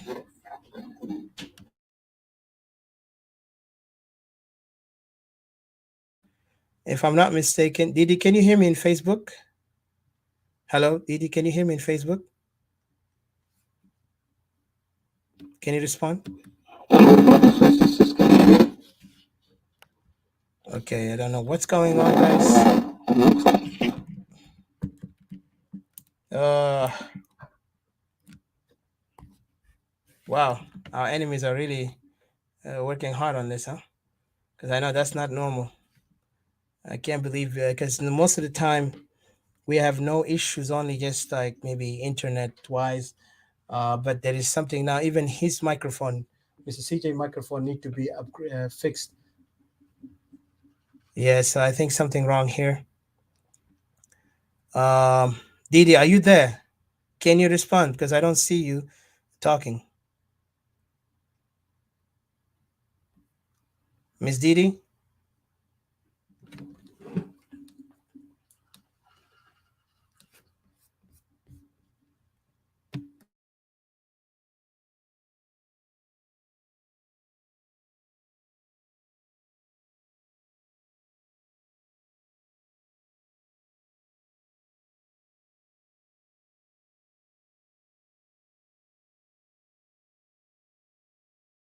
Oh na na na na na, oh na na na na, yeah. Banana kala, na na na na. I need a one, I need a sour. Oh yeah, I need a Equatorian. Nasawa, I need a Equatorian. None of you can deny that what I'm saying is the truth. You know it's the truth. But either you won't write it, or you're too cowardly to speak it, because you want some favor here or favor there. So because you can't talk, you are muzzled.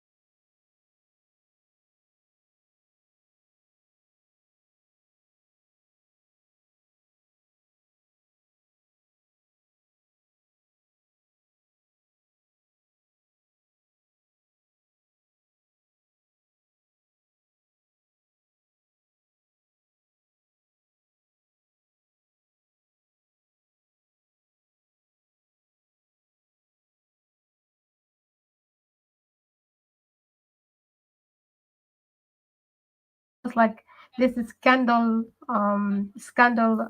topic or something like that. Sorry. Um, Hello, Didi. Can you imagine? I did not unmute myself in the Facebook. Now you're speaking. Oh my God. I'm sorry, guys. This is why the technical issues are always there, and I have to watch out everything carefully.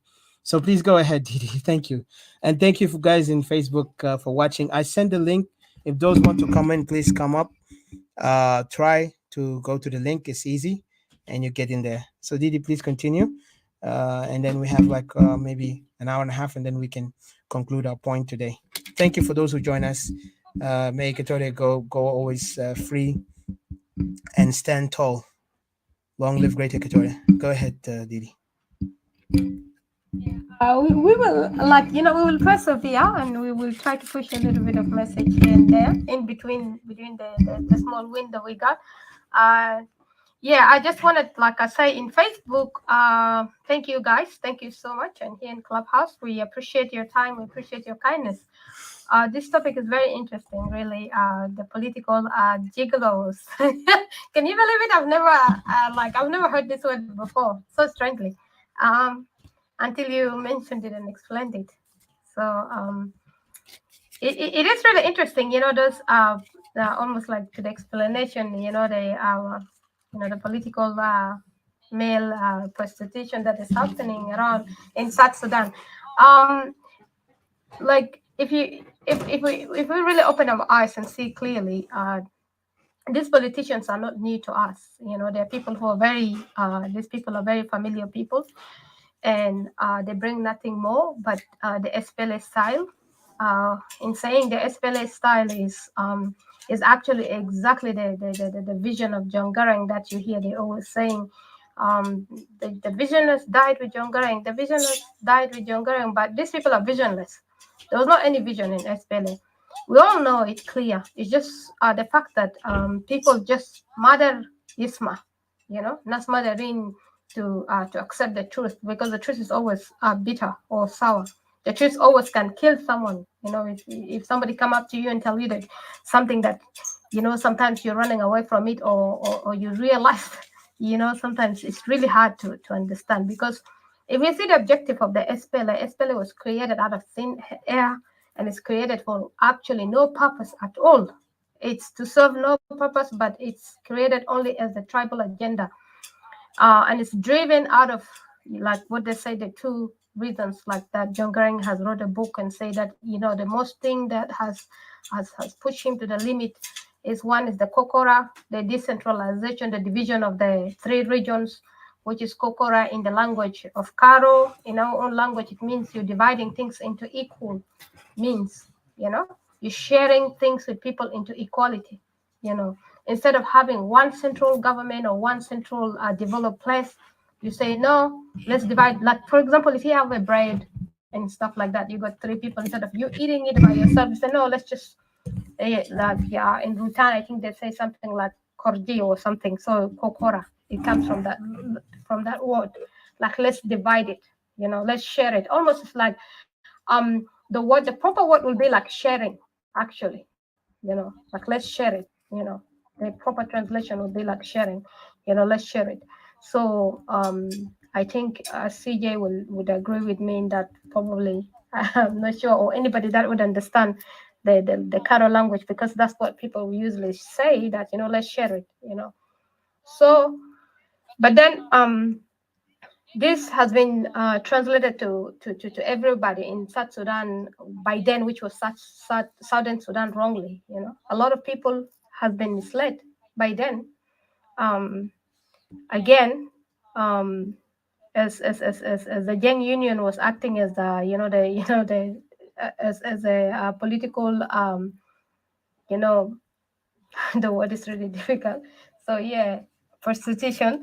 So they went and misled the whole entire, Southern Sudan, like what happened, happens, and, moving forward, everybody was in the jungle, and no vision, absolutely. The objective was like subdue people, break people down, make people surrender and be submissive. And they were very successful at doing that. more very successful. Really, they managed to put hope in group the South Sudanese to the extent that South Sudanese have become really Darawish. Darawish like Daraja. People are so confused. People don't it's like, but it takes only just somebody to come and speak the word of mouth, or somebody to come and bluff over South Sudanese, and South Sudanese will just tell us, and Zolde we are following, because people have been broken down for almost for many decades. It almost like kind of the days of the slavery, you see. In the days of the slavery, people will be really broken down so badly. You see, the male, the woman is being raped left and right. You'll be even for the men, it's called back breaking or something. You'll be raped in front of your family, your children's, your male friends and male families and stuff like that, your wife, and even like the master owns every female slave. Anywhere that you're working, they will just decide to rape you. Whether you're an adult or the young and stuff like that. It just goes like that, and this is the model that we're seeing SPLA is doing. And can you guys tell me that you're really surprised why they're doing these things they're doing in South Sudan today? They're raping people left and right, male, woman, grandmothers, everything. Even animals, I think, because animals don't talk. I believe these people have been raping animals as well. So if you could see that they have done this in the city, what could have they been doing in the bush? What would they have been doing to their own people in the bush? Their own soldiers, which are landing, what have they done with them, these people? And these are things that these people do not want to see. You can see a lot of people are traumatized, and you see a lot of people are confused. Only a few of them, you can find them that, and they will speak the truth. And we have come to know the unknown, from some of our people that have spoken out, that the clear reason that most South Sudanese have joined the SPLM is not because they wanted to join, or not because that SPLM was liberating southern Sudan by then from Sudan. No, they only joined the movement because they were afraid, because of intimidation, because of they seen horrible things have done to their families, to their mothers, to their sisters. One will, when they come, one will rape everybody left and right. People will be beaten. You'll be forced to cook all day, all night. Everybody sitting out there with all their grandfathers and with all the children, and people will be forced to carry stuff for them. There's a lot of bad atrocities that this SPLM have done. They almost like the warmonger, Lord warmongers, the Ugandan one. I don't know what is their name, the Lord Resistant Army or something like that. If you can see, these people have similar names, they always, there's some kind of Lord is always leading them, to give people salvation and stuff like that. But it's a very satanic, way of kind of like rescuing people, and rescuing people from what you don't even know. For me, I see this. If even this country has never been separated from north, or we have stayed with the three region, I believe South Sudanese would have worked something even greater, or would have separated even from north in a very better way. Each would have even separated from the north in a very better way. We would have found a way. If we have welcome Ladu, Uncle Ladu, welcome. How are you? So good to see you. If we have been successful of really proving ourselves, prove we develop each region, all these three regions, and we function well under the decentralization, which is the Kokora. Thank you, Ladu, you're here. I was actually talking about earlier the meaning of Kokora. Actually, like in a Karo language, it's called Tikorji. Tikorji, I think it's like, let's divide it, let's share it, something like that. So I hope that I said it clear. So and this very reason is the one that upset the Yang Union and Gerang, and that's why they went to the bush. And because they just want people to stay under one central system, and they want people to stay in Equatoria, like bringing all the people out of the three regions, giving people no meaning to life, giving people no development, no hospital, creating no genius, generations to come that will lead the country. but just people should stay under this one central government and one central place, which will be Equatoria, and everybody will just come and cramp themselves like what is happening right now. Everybody's over there on top of everybody and bringing all the refugees in people and make people refugee living in camps all over the country and in the capital city, which is really ridiculous. The fact that they say that they wanted to bring take the city into the villages, but what they've done is bring the villages and create a one big camp, make the villages refugees within one city, only one city of one region, which is Equatoria. And that proves that the intellectual mind and the understanding and the cleverness of the Equatorian leaders back then, that decided that no, we cannot live like this, because if we keep having Equatoria as a central, and having it as a central system that governs, only in functioning, it does not work, because this will happen to the point that people cannot even survive over there and everybody want to move here. So why not creating a system that people go under three region, a system that can work better for people. We can share, in the share system there, and then everybody will be, better off. And which is by now, even if all these three regions have proved themselves that they are good enough, they are sound enough, they are well educated, they're intellectual, they're capable of development, they are capable of running, of leadership to run a country. Maybe even by now, this three region would have even opted off as countries, or opt up and become and share something called what do you call it? What do you call it? Federalism, or not federalism? What do you call it? Confederation. Can you help me? Can somebody help me? Confederal, yeah, confederal or confederalism. I don't know. These countries would have shared something like that. And thank you very much, Lado. Thanks. And they can بيكون حاجة كويس تعرف. احنا كنا هنمشي قدام. احنا كنا هنكون ناس قوين. Even South Sudan would have been a better place. لكن طبعا الناس ده هو ناس political prostitution ده طبعا جماعة according to the word up here. It's like ناس طبعا they don't have علم ده. It's like they just people who are like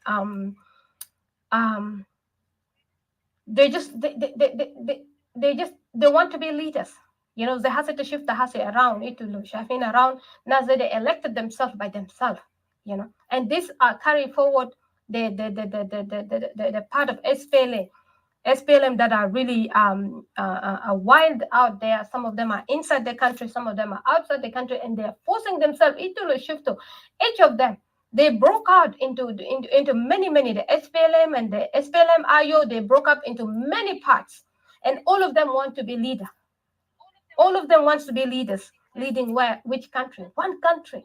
All these people want to lead this country, and all these people have no any political clear objective. Kira, it will be shufu every day in every series. Indom kalam tani jadid in machine left and right. They are not stable. And it will be shufu everything that is happening within South Sudan. They are politicizing everything left and right, and putting people into trouble. And I should that hajat even that doesn't need to be politicized. Like for example, في حاجات بيحصلوا في النورث, في حاجات بيحصلوا when these people will just forget everything that is happening in the country, they will want to politicize certain different stuff. You can see that the rhythm of the SPLA, how they move, and then the other one is like this these people if they really think that they have a clear vision for the country, I think they will sit down and they will explain it to the people, and they will even want to hear what people want this time. And the fact that they don't even have a conviction within them that they were part of the constitution, and some of them that even wrote the constitution, they work within the system, and they have broken down the country, they made the country fail, but then they jump out of the boat like people like people jumping out of Titanic, and then decided that, oh, you know what, this rest of the SPLA, they're bad, we are the good side, and we are the solution to the country. which is really, I just thought that this is really bizarre, and the fact that even the way the dictatorship is still in them. You can see the dictatorship that they run people through the programming. They're programming people left and right. They're programming mind of people. They're always programming, having these programs that they're brainwashing mind of people. And I wouldn't really say South Sudanese are really listening it, taking it with an open mind. Well, South Sudanese whom are like convinced, but rather a lot of people are scared. A lot of people are just standing up to this room. Sometimes people just come to sit and listen, and also knowing that you're not going to be heard. ما في زول بيسمعك وانت كان مشيت جيت قلت otherwise كلام تاني بيشاكلوك, and then بيعملوا افتزاز فيك, and then you get dropped down, and life goes on like that. This is what is politics in South Sudan. There is a politics that Juba there, it's like the regime في Juba there, it's like بحددوك سكتوك ما تتكلم شنو زي هسه. You see life in Juba, people like whether in Equatoria and Juba or like في تجارات تانيين في South Sudan, a lot of people don't know what is happening. Sometimes like في ناس تانيين بيقولوا they were shocked to come to know that like there was Finas Joro refugees living in Mangala. It's like, what? Finas within the South Sudan don't even know what is happening within the South Sudan. That's how much you see these people have been restricted. These people have been broken down. And some of them even are afraid, even if they know, they will tell you, I don't know. They don't even want to talk about it because they've been monitored highly, highly monitored. God, that's why they don't want to talk about it. They're so scared. This is the situation for South Sudan people are living. So, in moving forward, with some point, I would really love to get the questions later on back, Odysseus. I missed out on some questions. The revolution that is happening, it cannot happen like that without the opinion of people. You've seen in Sudan what happened. A lot of Sudanese had an opinion. That's why they were able to move that regime or their government out of the power. But I understand they still have a lot of issues. But you cannot really just wake up and today and then you just decided to dictate upon people, and you just running a programming of SPLA like a train that is none. We have this train here that they're carrying goods. You don't even know what type of, I even call it goods, but I don't even know what is it, whether they are goods, whether they contaminated stuff, whether they're good stuff, I don't know. But if you stood at the train station, sometimes the ship train the wheel much non-ending train. Yella train the beam shikida almost like you don't even know how many minutes the train is going. Yella very loud, very scary. Yella best train is going. You just hear warnings. They're telling you, stay clear of the yellow line, and this train is not going to stop here. And this train is all like looking rustic, it's an old train looking rustic. And so to that, you want to close your ears just. And being shikida, you suffer for I don't know how many minutes, very long time, yalla, but they who should disappear. Very, very long train, and a amount of come trains attached together. This is what I see. This train, the SPLA, it's just non-ending train. Yalla huma kaman the boomere. Boomere is something indigenous, indigenous to the to certain people. I don't know, maybe probably the native of America, Canada, and Australia, on this New Zealand, all these people. I think they have something called boomerang that you kind of like you throw it like a stick that has been curved. You throw it, and then the stick goes around, disappear, and come back to you. So these people they're playing with South Sudan like a using South Sudan like a boomerang, keeping South Sudan in endless war. Their politics is always to reverse people into wars and fighting and munia amal de arses ma arses you have to implement this. No, he's not implementing. And Bashir gal conundrum of what they say, a coup is being done. No, I did not do coup. It's like it's just so confusing. It's so confusing. But what I want to know, let me leave it here because Ladu is here now and CJ is there. He has never spoken yet.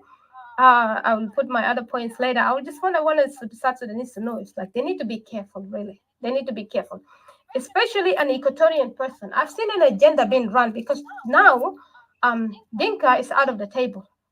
To remove the regime out, Dinka is out of the table completely. They're not there.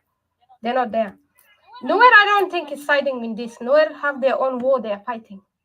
People might see Nuer has been divided into three or something. There's a separation movement. There is a Kitgum. There is a Ayo, and I don't know if there is another one.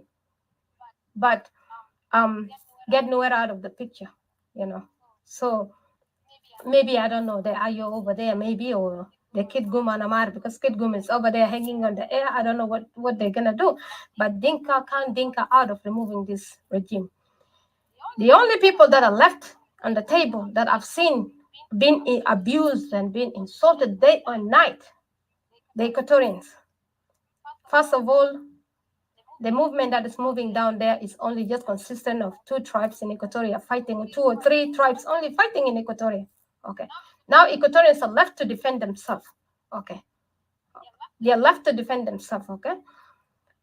What you have on the table is some people are acting as genius, going around even from platform to platform, rooms to room, some of these Soma people, and they are they're engineering one of these people to abuse Equatorians day and night, so that Equatorians can sacrifice themselves and go on the line to fight for South Sudan. But this is not going to happen. Even though Equatorians is being trashed down day and night, Equatoria is never going to fight for South Sudan, because Dinka opt themselves out.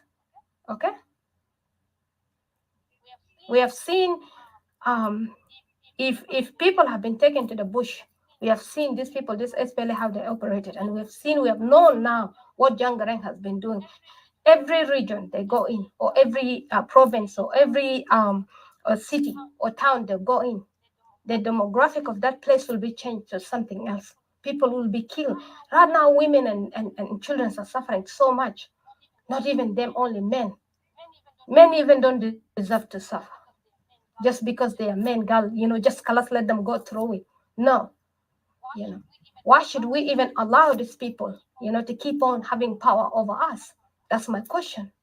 Why? The only way to stop these people, is everybody should start fighting for themselves, is everybody to stop declaring separation. Like I always preach that everybody, every tribe in South Sudan has to be careful. Mafi zol yesma kalamta zol tani, period. Nobody should trust anybody else, period.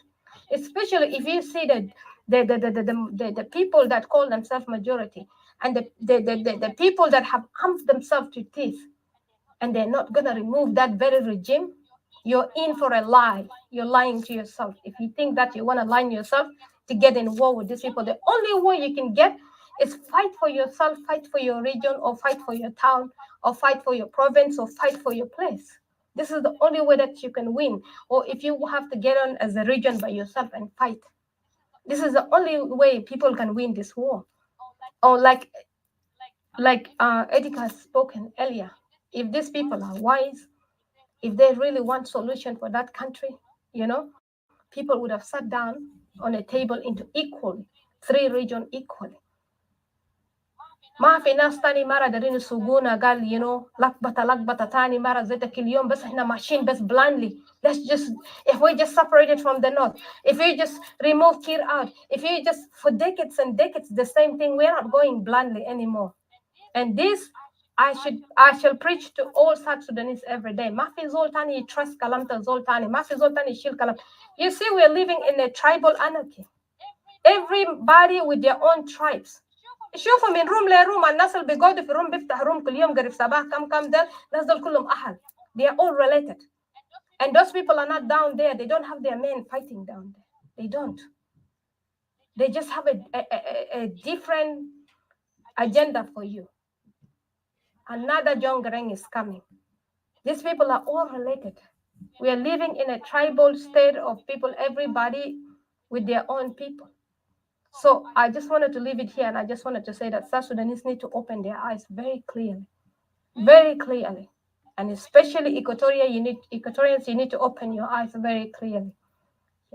You come, you especially the people that come as a package, as a one people, you guys have to be careful. At the moment you're left to fight for yourself.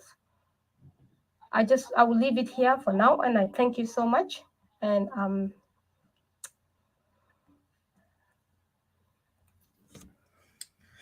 wanted Okay. to welcome you, Robert, for coming in. Thank you. Hello to you, and hello to you, brother JJ. Welcome. Um, Do you hear me, Didi? Hello? Yes, I'm having a hard time, but yeah. Uh, yes, you said, and just a clear point here, I want to, clarification so don't, nobody can misunderstand what you said. I think you exited from Facebook by accident. Yes, what I want to say is that internet, maybe, yeah, it's okay. What I want to say, what you mentioned earlier, that every tribe for himself. What she's talking about, let people not misunderstand. This is like she's talking in the side of Upper Nile, Bahr Ghazal, but not for us Equatorians, because we are one people. We have a history. We have a history. Yes. Yes, Equatorian. come as a package. So Absolutely. yeah, thank you. Yes, because when we define ourselves Equatorian, because our ancestors, thanks to them, they're the one who built this legacy that we are now holding. Because this is the legacy that we exist of. If not them, we would not be Equatoria. Uh, the Upper Nile Bahar Ghazal, they have lost that legacy. They never had it because they never came into harmony with each other among themselves. That's why you see them, they're always in constant tribal conflict. Today they are in the table of power, and they are now trying to infect Equatoria with this tribal mentality that everybody to think of their tribe. And you could see those clowns of SPLM who were members of SPLM wanted to also use that tribal agenda that SPLM have built on them to also come and create chaos within Greater Equatoria. We will not allow that. That's why we always say, be careful, Equatorian, because there's some people trying to use that. But this is ignorance, this is foolishness. Equatorians have given more time, more patience, more people for the sake of the unity that was once supposed to be South Sudan, but they have lost it. So there is no other way for us to go forward with that. But Equatoria is now need to collect itself, need to reinvent itself, need to rebuild what is been broken, so we can continue able to make an influence within uh, the continent of Africa in the future. Because we are not, when we are exiting from South Sudan, we're not exiting from Africa. What we are exiting is from chaos, from tribalism, like what Didi mentioned, tribal anarchy. You know, قبلية الفوضى, الفوضى in Arabic, anarchy is fawda. So I remember we mentioned this a lot. Like this country is already in a tribal anarchy, and you could see today even some irresponsible opposition leaders will try to say, or representative will try to say that there is a coming war. Let's be ready for it. Like we are already in a war, and I don't think we need to even encourage the idea. If those people are going to fight, let them fight in their territories, but let them not bring the fight into Equatoria. That's what Equatorians need to stand and speak out instead of also going around with this rhetoric and say, yes, there is a war coming. And where is like, listen, we need to exit everything that is not in our interest. First of all, we need those tribal militia to exit Equatoria. We need peace and security within the territory of Equatoria. I mean, we've spoken this before. Some of the opposition are beginning now to put those in their cards because before they never did that. They never even focused on that. They only focused on the root cause, and they are bringing war into Equatoria. Now they begin to talk about, the land issue. They begin to reform themselves because of what we're saying. And it's good. Even though they hate us, it's good. I want them to know that we know that they are not capable to lead this country, but we are giving them the chance to redeem themselves by correcting themselves. But let me tell them one thing. As long as you belong to the SPLM, do not consider me, do not expect me to trust you, because SPLM is the root cause of the whole pain within this country and within Equatoria. Equatoria today are suffering because of you.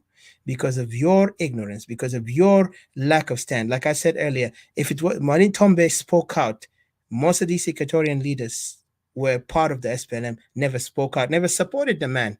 Again, Abdurrahman Sule died, also never been respected, never been supported. But now when they're dead, everybody now say, yeah, they were speaking the truth. Where were you guys? Where were you when you had the chance? Or you were just focusing on your belly, eating well, you know, playing. Now you want to take the people like sheep on a slaughter, but say, come on, join us. Let's do this. Let's fight. No, no, no. I'm not going to join any political party because I see any political party belongs to the SPLM because the same mindset, the same tech. Don't tell me because you can use a language, a lingo that might sound sophisticated to others because those people don't know how to express themselves. It doesn't mean that you're going to convince me. What convinced me is those time that you spend and the time you're not trying to correct yourself, time you spend in the regime and time you're not trying to correct yourself to change the mindset that has been built by the regime from the time when you're in the bush.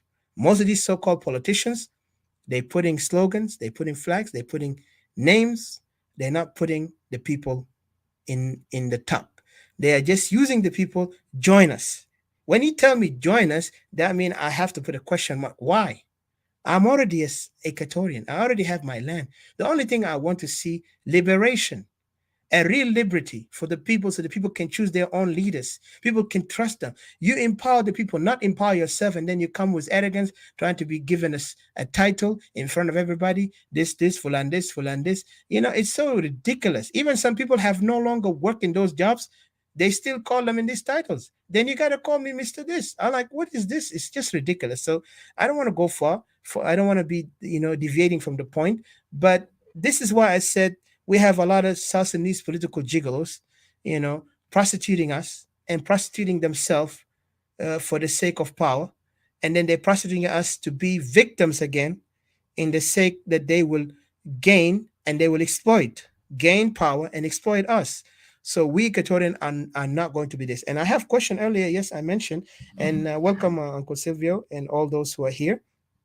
Let me get to the question because so people can. I know Uncle Silvio can speak in Arabic. Yes. Okay, I don't know Steve, though, brother. There is a guy. You can come up. I send the link, sir. Come up, Mr. Joseph. I think your name.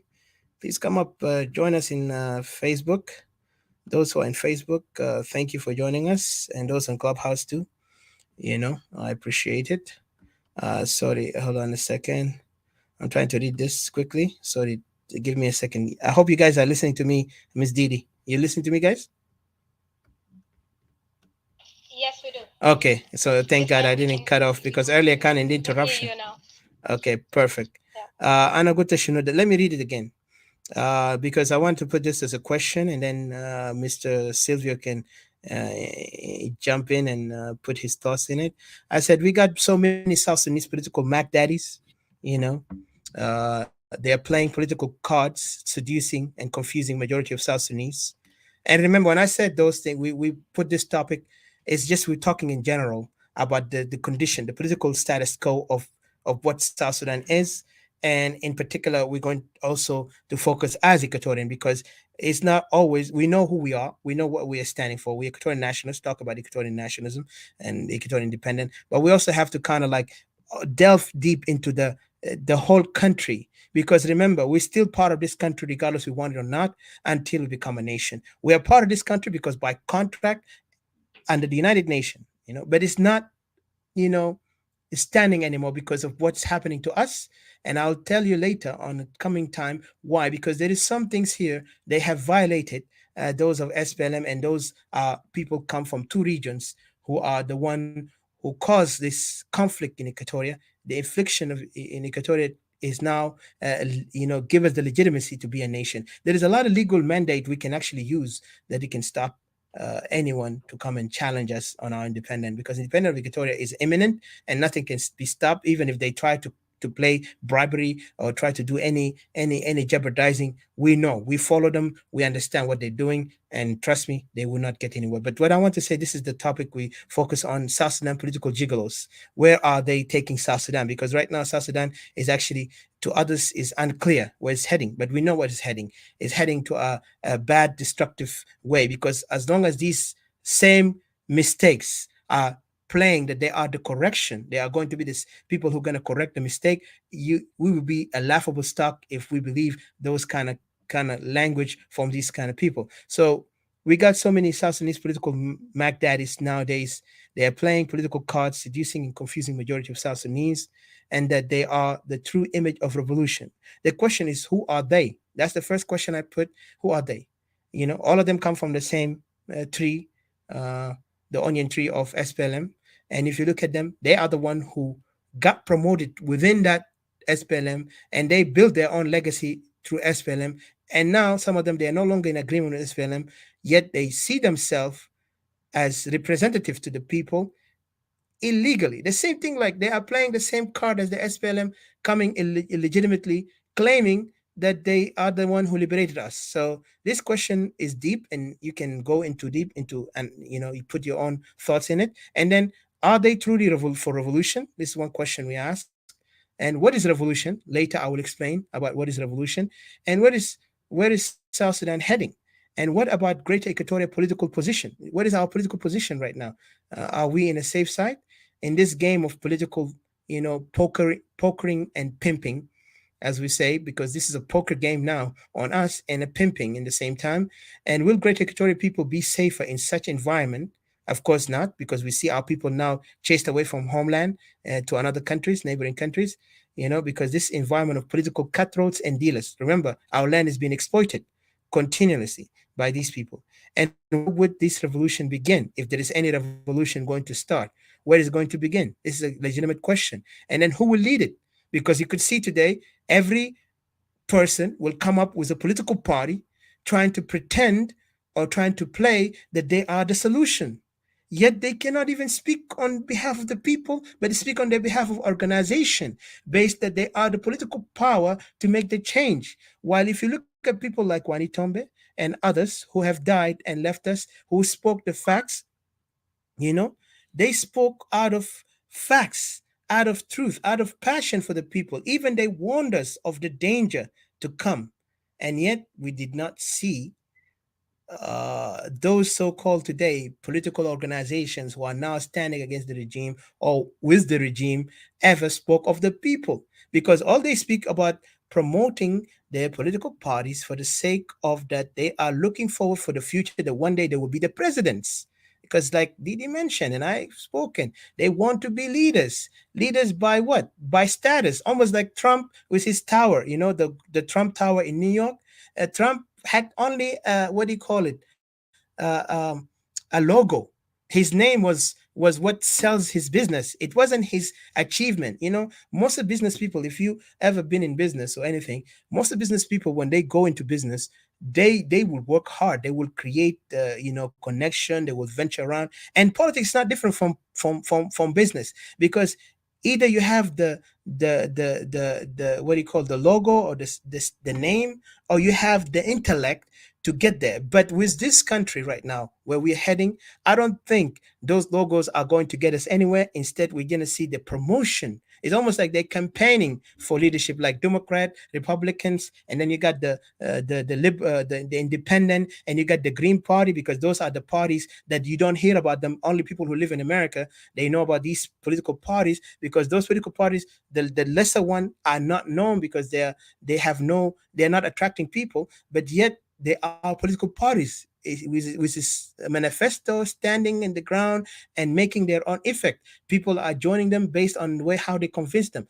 But again, the most powerful is the Republican and Democrat, because they have built legacy for long. So today we have those kind of Democrat Republican, which is one in, one out. And then you could see them fighting, even though they look like they're fighting for the people, but they're fighting for power.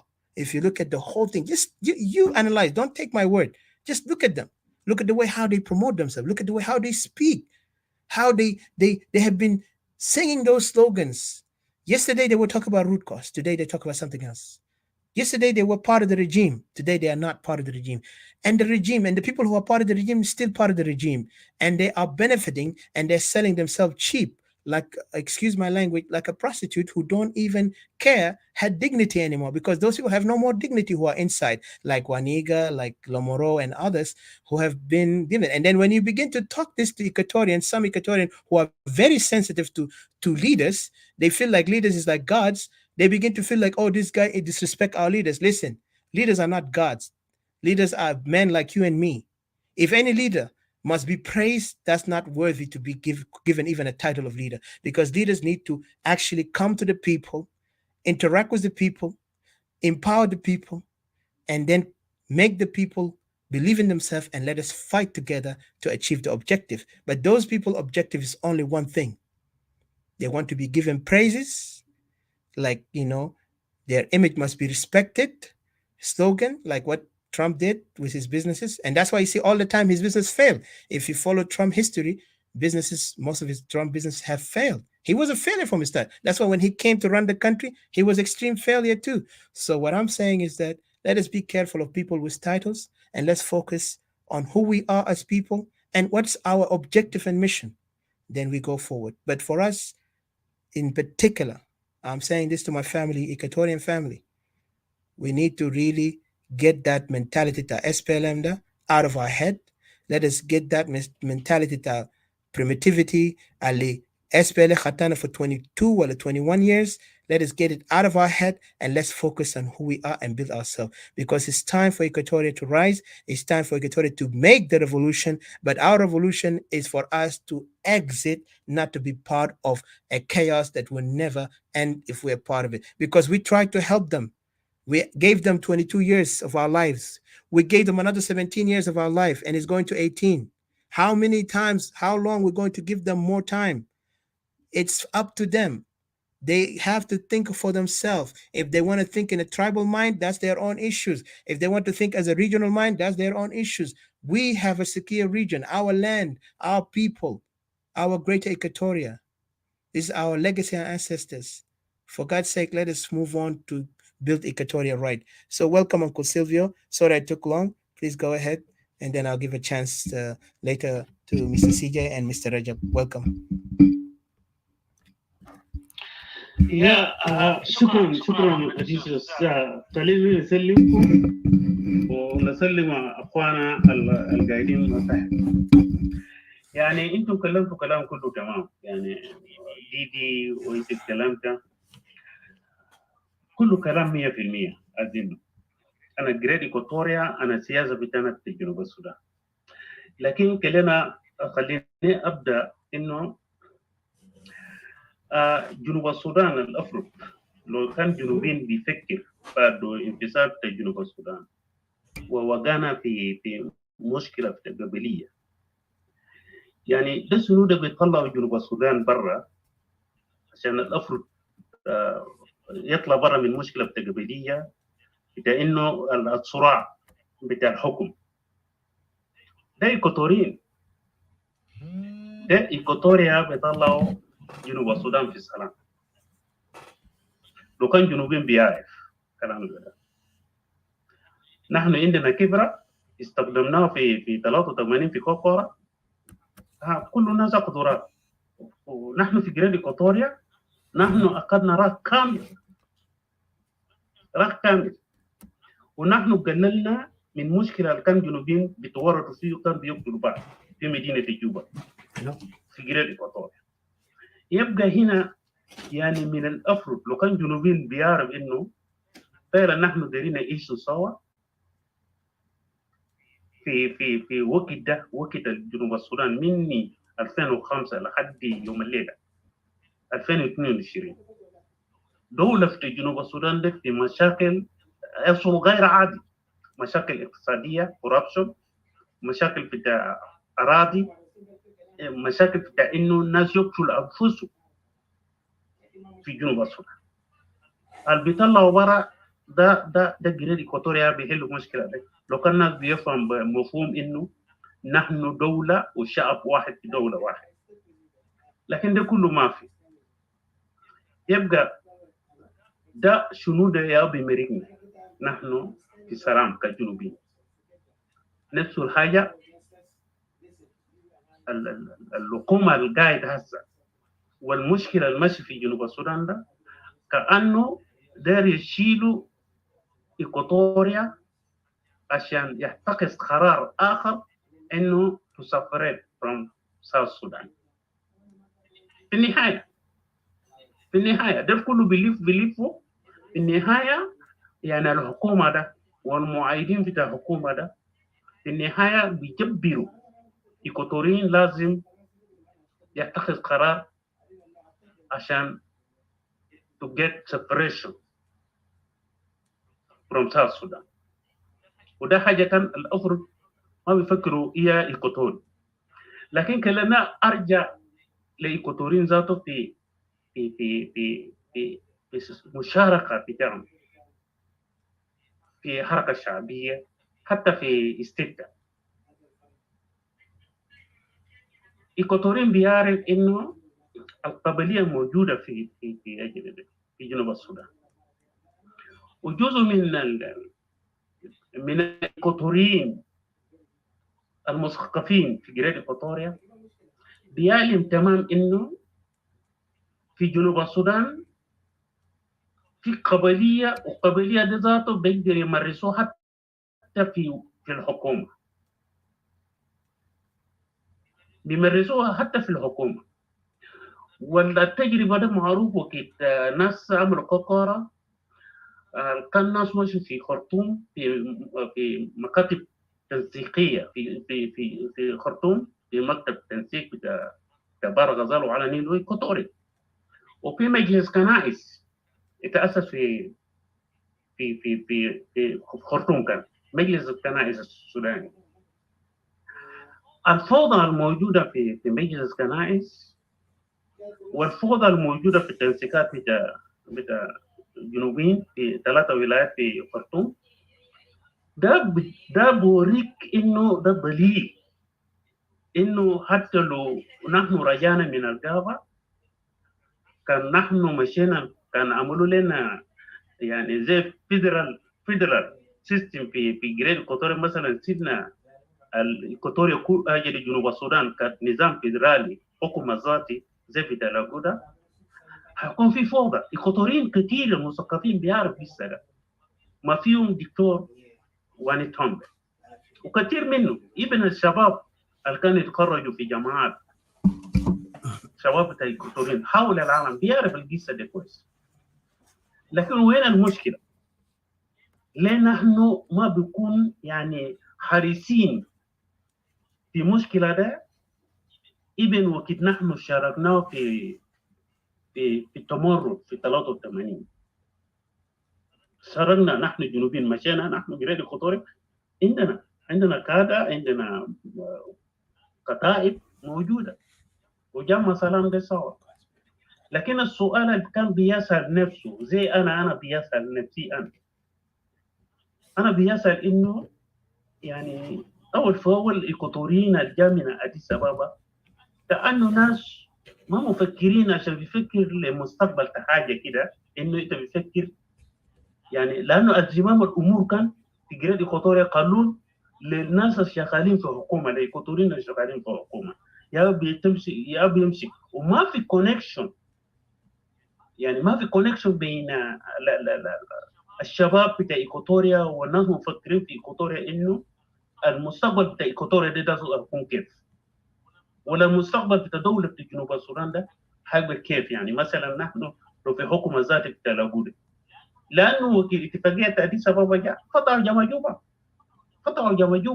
وجامعة جوبا شغل جامع شغل شنو بينتش العقول، وهذا العقول يعني بيصفي حتى القضايا الاجتماعية والاقتصادية والقضايا السياسية.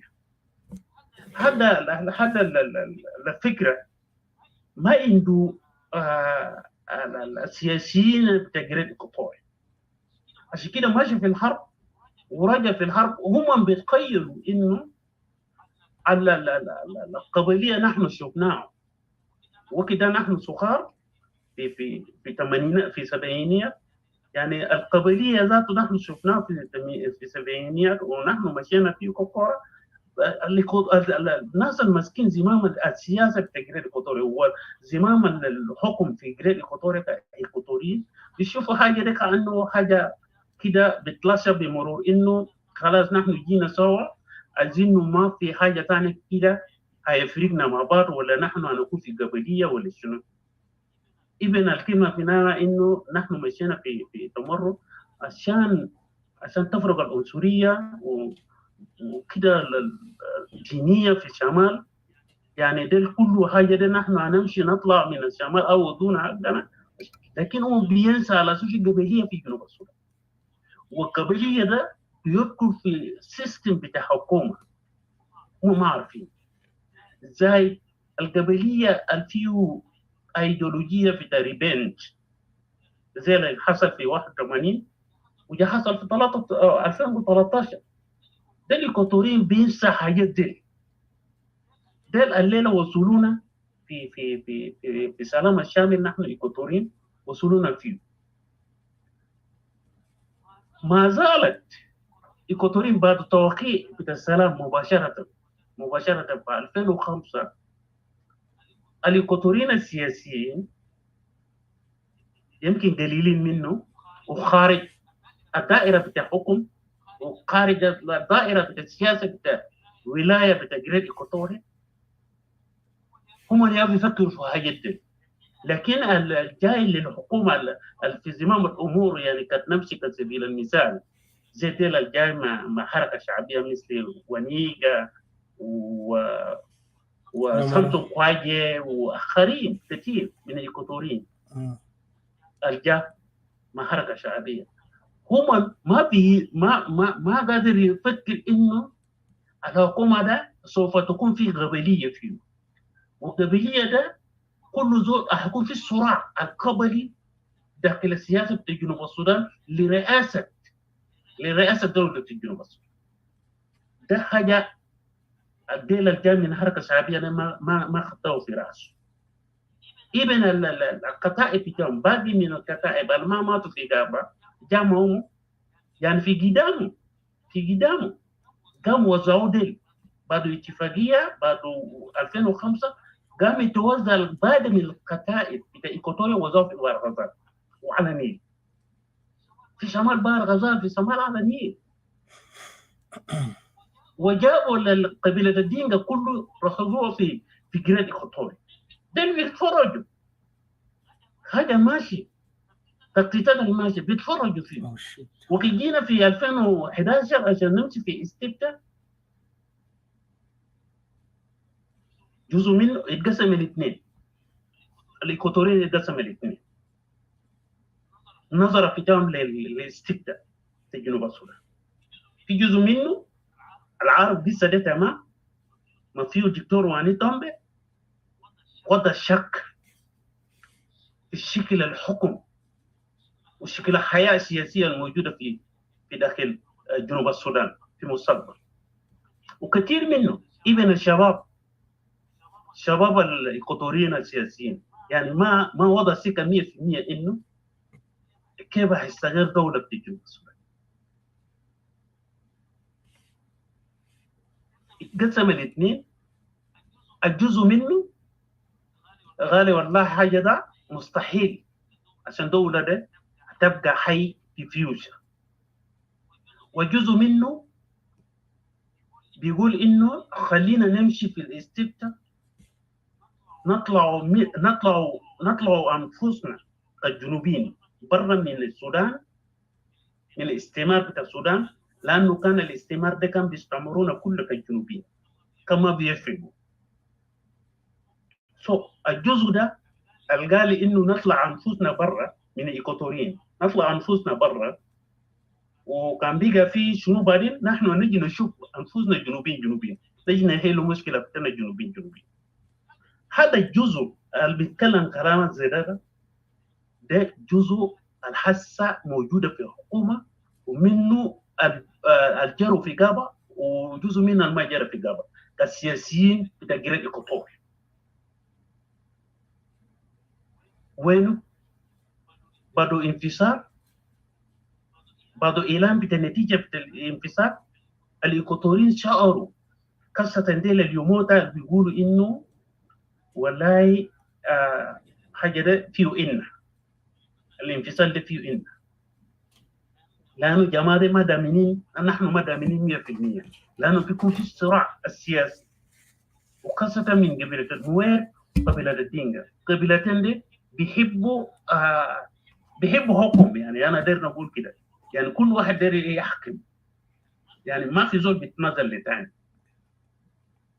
دليلا لو سألت، لو جبت نوير وإيكوتوري، نوير ما بيرضى إنه إيكوتوري ده يكون رئيس الجمهورية. نوير ما برضى. في حركة بتاع أيوه طيب كم القتلوه من إيكوتوريين، كم الودر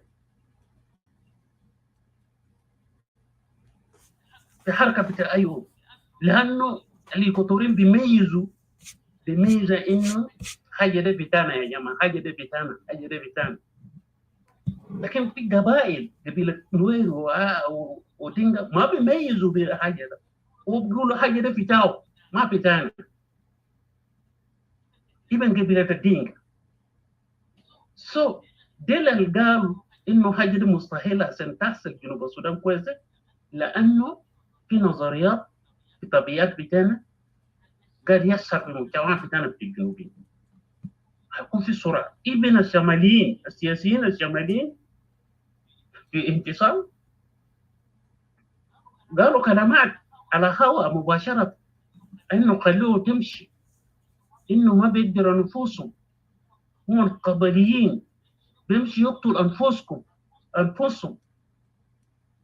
حشرات ابن اللغة ذاتها ما تمام، دي حشرات. حشرة معناها شنو؟ مسار ما بصر، ما بقدر يفكر بكرة عشان يبني نفسه، عشان يمسك نفسه. ده كل الإشارات بتاع أبناء بتاع جريد إيكواتوريا الفكروا تمام إنه كان ما في داعي للانفصال. أختار نحن نكون في إقليم الجنوبي حكومة ذاتي ووجود بتاع 3 ولايات الكن نمير عاملينه في كوكورا، ده بيكون أفضل شيء. لكن الإيكواتوريين المسكوا زمام الأمور، لأنه ديل اللي بيتكلموا كده ده جزء منه شباب مثقفين، وجزء منه وكثير منه ما في حكومة، وما في حاجة بيربطنا في جريد إيكواتوريا بين السياسيين الكبار والسياسيين الناشطين الصغار زيكم كده اللي بيتكلموا بهذا في السوشيال ميديا ده نشاطات. دي اللي أفرض في كونكشن بين ديل الكبار عشان يورز لكم، عشان في أفكار. لكن دي ما في جريد إيكواتوريا. دل الحاجة ديانة في جريد إيكواتوريا، ديانة لحد يوم الليلة نحن بتفتش في مخرج زي المخرج بتاع كوكورا. يبقى وين الحل؟ في ناس يتكلموا كتير جنوبيين متعلمين أمثال زي دكتور بروفيسور لوكا بيون، إنه قادر يتكلم إنه هي يا حكومة بتاع جنوب السودان صوت جي صوت بتاع برادا بتاعنا جنرال توماس سيريلو، ده صوت حكيم انتم المفروض تسمع فيه.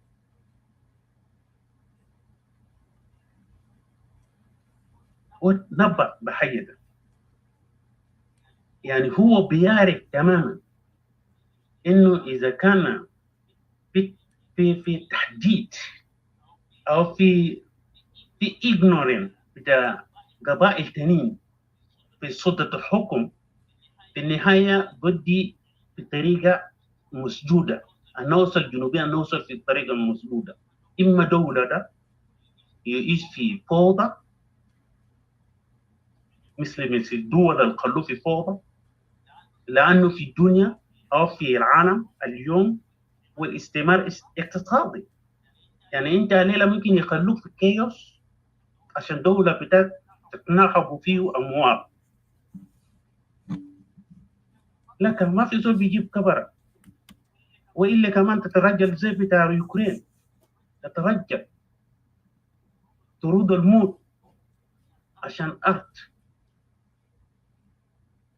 ده كان أصوات من ضمن الصوت اللي بيطلع من بعض من السياسيين والمثقفين مفكرين بتاع جنوب السودان إنه كيف جنوب السودان ده يشيلوا في السلام اللي نقول في اتفاق الجنوبيين إنه ما دايرين الحرب دايرين السلام خلي جنوبي ده تاخذ راحة في يوم من الأيام من الله كلامه. لكن في النهاية أخواننا الموجودة في سلطة الحكم بيرفض كل الحلول. ما فيه حل بسيط، أبسط حل تاريخ مشهد الأفرو تتنفس في 2015 لازو لحد 2016 وما نجح أبدا، ما نجح. اتدخل فيه تجار السلام في العالم، دخلوا فيه تجار السلام في العالم عشان هم يستفيدوا فيه. السلام ذاته بدأوا يسميه بالأسامي. يعني اتخيل إنه سلام نفذوه وقتل فيه ناس، قتل فيه جنوبيين في 2016. ده الأفرو لو كان جنوبيين فعلا بيعرف إنه الدولة ده غيرنا غيروا من الدولة بتموت نغيروا لدولة بتاع السلام يعيشوا فيه جنوبيين. ده ورقة بتاع السلام بتاع 2015 ده في ريزرفيشن. ده سلفا كير قال كلام زي ورفض عشان يمضي السلام ده اللي بقوة من الوساطة من التجار بتاع السلام في العالم. ما ده هو بقوة. جل أكبر الجنوبيين ترفض هذا الورقة ويزوتوا في الزبالة ويعملوا سلام جديد، ورقة جديد، لأنه ورقة بقى نجس أساسا، بقى قتل فيه ناس. لأن السلام ده ذاته ما ديره سلام فيه ملحوظات، ده ما سلام. نحن الجنوبيين لو نحن فعلا دايرين سلام نعمل ورقة جديد ونحن نؤمن إنه ننفذ السلام ده بحرف واحد على الأقل عشان نمشي في التنمية في جنوب السودان. الأساس نستغر المواطن الجنوبي في كل ولاية بتاعنا الثلاثة دول كله مرفوضة مع الحكومة الموجودة اللي. يبقى عشان نقلي فرصة وين نحن ماشيين نحن جنوبي وخاصة نحن جريد إيكواتوريا. ده سؤال كبير بعد ما نحن قربنا اليوم والحمد لله أبناء جريد إيكواتوريا بقى في السوشيال ميديا بتنولوا قضية بتاعهم الكان خلوا للناس الكان بيحكم. اليوم بقى قضايا بتاعنا معروفة وذاته احتياج نحن بنمشي فيه ونشكر أبناء جريد إيكواتوريا اللي بتيجي في السوشيال ميديا قاعد يوري قاعد يحللوا موضوعات بتاعهم وين الضوء بتاعهم وين الحقيقة هم من الأفرو بيمشي. نحن ما عندنا طريقة في جريد إيكواتوريا اللي نعمل لنا قوة عشان نسوي القفة عشان نعدلوا مؤادرة بتاع قوة. لازم نعدلوا مؤادرة ده لأنه بين لنا إنه أنت ما بقدر تنافس في جنوب السودان ما لم عندك أدلات عشان تقدر تشاركوه في منافسة ذاك الحكم في جنوب السودان. وده حاجة الإخوة الموجودة في الإيكواتوريين الموجودة في الجامعة حركة شعبية فقدوا. بيعرف إنه هدول كله بيعملوا ميليشيات هم قالوا والله هم الناس بتاعنا يا الله ده بقى بيقتلوا جنة في تجريد إيكواتوريا. الله بتاعهم ده بيقتلوا جنة في تجريد إيكواتوريا. يبقى نحن القضية بتاعنا بقى معروفة حاليا ما منو ما أنتم اللي بتكلموا ما قضية في تجريد إيكواتوريا. نحن عشان ننجح في جريد إيكواتوريا عشان نحيا في جريد إيكواتوريا لابد إنه نعدل قوة والقوة ده بيجيبوا معادلة في التربية بيجيبنا كلنا في الترابيزة ونحن نجي نتفق في قضية في جريد إيكواتوريا في قضية في جنوب السودان. إما نمشي وإما نفذ لنا طريقة كيف نعيش في جنوب السودان ك 64 قبيلة خلاص غير ده ما في طريقة. شكرا عليكم كثير. عشان ندي كمان فرصة لباقي الإخوة. شكرا. Okay. Shukran jazilan, Uncle Sylvia. I hope you guys are listening to me carefully. Do you hear me? Hello? Okay, great. Thank you. لأن أنا عندي كذلك مشكلة في النتورك so أنا عاوز أقول make sure عشان هنا فأنا بشكرك كتير Uncle Sylvia. طبعا الtopic as you see we put it in general as South Sudan. But of course, as Equatorian nationalists, we know what we stand for. We're standing for independent of Great Equatoria. But still, we have to kind of delve because you cannot separate Equatoria from South Sudan issue because of what we have been going through. Because right now, South Sudan is the one invading territories of Great Equatoria. South Sudan is the one who's causing Equatoria to set back 10,000 years, I would say, because this is not what Equatorians, when they start their revolution during Anyanya, believing that we are all Africans and all South Sudanese, so they can see their children in this place.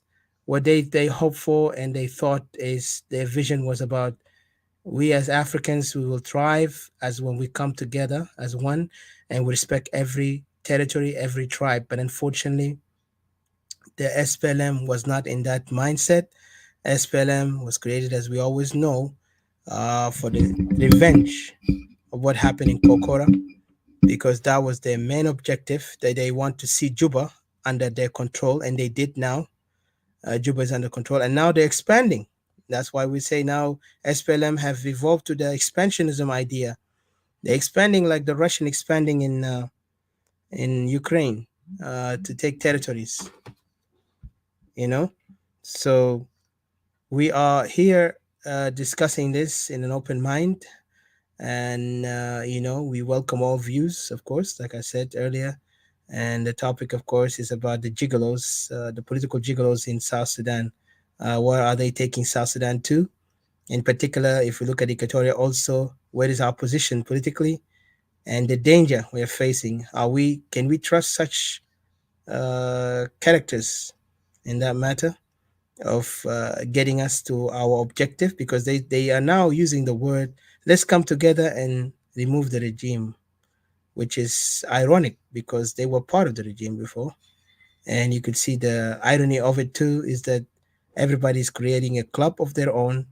So they want us to join their clubs and remove in a verbal way. I cannot trust such thing. But anyway, this is, of course, up to other people who want to agree with me or not. But let me give a chance to either Mr. CJ or Mr. Rajab. CJ, are you able to speak, or you want to give waiver to Mr. Rajab, and then later you can come back, and everybody's welcome to join, because we really wanted to delve into this question of these political gigolos who are playing around the cards.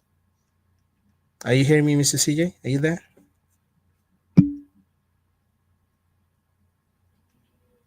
Unmute yourself, sir. I don't see you. If you're there, please unmute yourself. Okay. Okay, we give him a second to see if he's able to answer. And then if not, we can give to Mr. Rajab to also put his thoughts in this matter. Again, my fellow Equatorian brothers and sisters, we are facing a hard time and tough time, but like they say, as long as you're in the right, don't worry how many people like you, how many people don't like you. You stand your ground, because I prefer to stand my ground than go and create things that does not benefit what is right in the end. What I'm saying is that, you see, the more you fight hard, the more your enemies will rise. But the best moment is when your enemies comes up, because the better you see your enemies now than you see them later, you'll be shocked, because we have seen enemies come around. So our enemies have exposed themselves when we became a nation. We were ignorant not to see that the enemies were there. Instead, we just ignored that. Oh, it's easy. We can get them. But sometimes enemies are really worse. They are like closer than you can imagine. Sometimes you would surprise, that they can do things. You'd be like, wow. And then we see the betrayal of SPLM to Equatorians and how they took the lands, how they kill people. The land grabbing started first, and then they went to from land grabbing to land occupation. And to me, as Equatorian, I prefer not, because sometimes when people talk about cows, it really irritates me because it's not cows. This is actually a planned. This is what they call them reconnaissance. We had this in the military before. We used to call, but not in the way how they do it, cattle. This is our warlord, tribal warlords or anarchists. What they're doing, they send their uneducated kids with their cattle armed and go and observe and collect information about this area and then come back and okay, so CJ texts me that let Mr. Rajab speak. So, Mr. Rajab, you go ahead. But I just want to say that those reconnaissance are used there to go to most of the Equatorial area to send them. They send them for a fact that they want to check and find if there is no arm there, no army, then they can bring their militia to attack the civilian. That's what they do because we have some young men who are fighting in political parties. I wonder why they cannot protect these people. But it's another question for another time. But let's focus now on those political gigolos who are using and abusing us in a way that sometimes confusing even our people to know that they're getting abused by these gigolos. So, Mr. Rajab, please welcome. I hope you understood the gigolo word.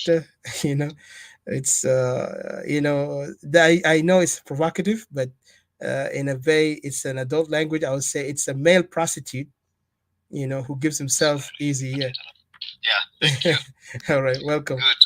Thank Yes, you sir. very much. Yes, sir. Yes, good to see you all here on the forum, and it's an interesting conversation as I followed the discussions from the members, Didi, you, Odysseus, and Uncle Silvio.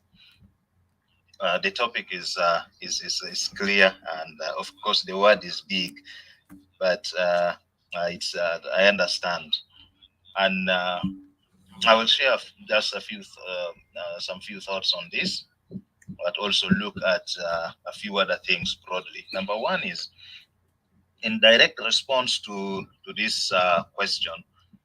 I believe that these political gigolos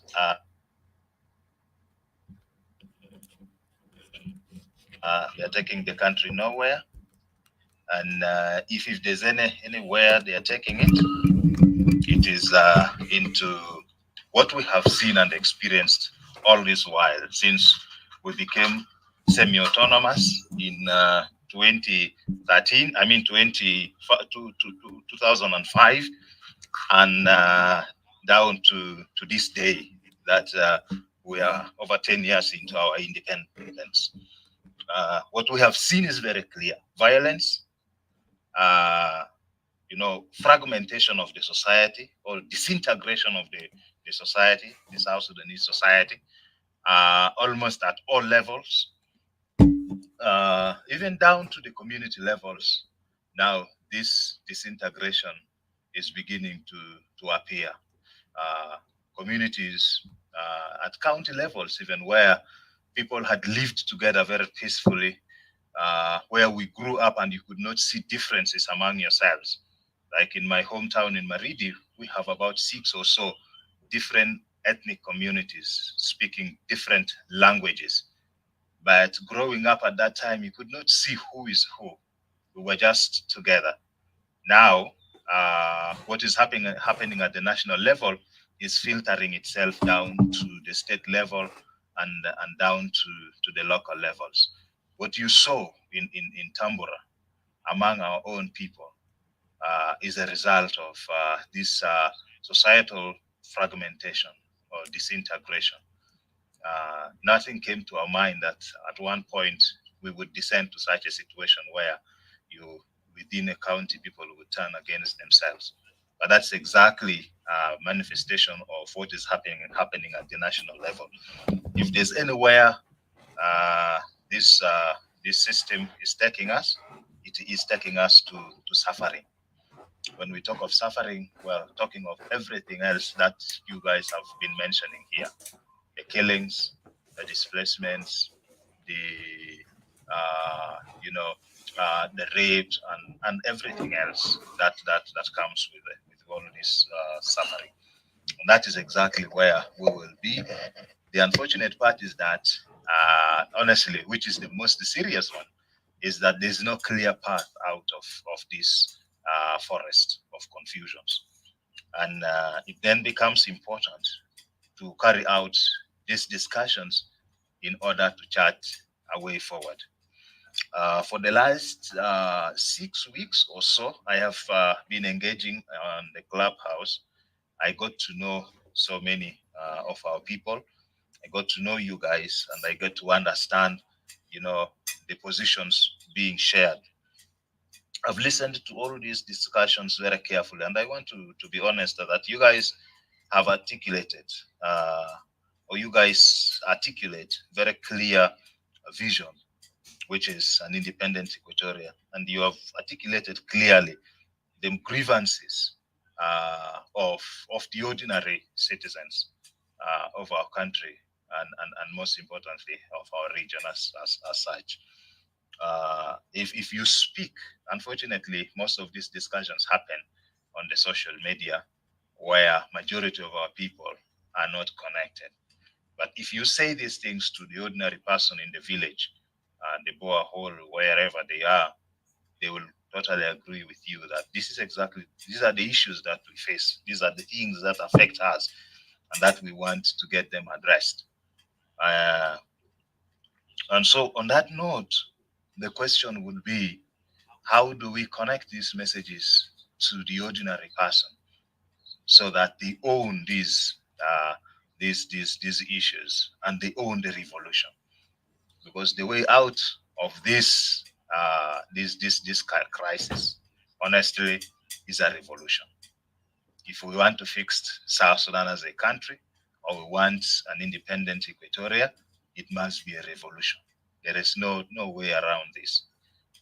It's a revolution that will overhaul the situation and then create a better country for us. And so a revolution has to be owned by the people. And I would guess, as you always know, when I discuss, I look at the solution and the way forward.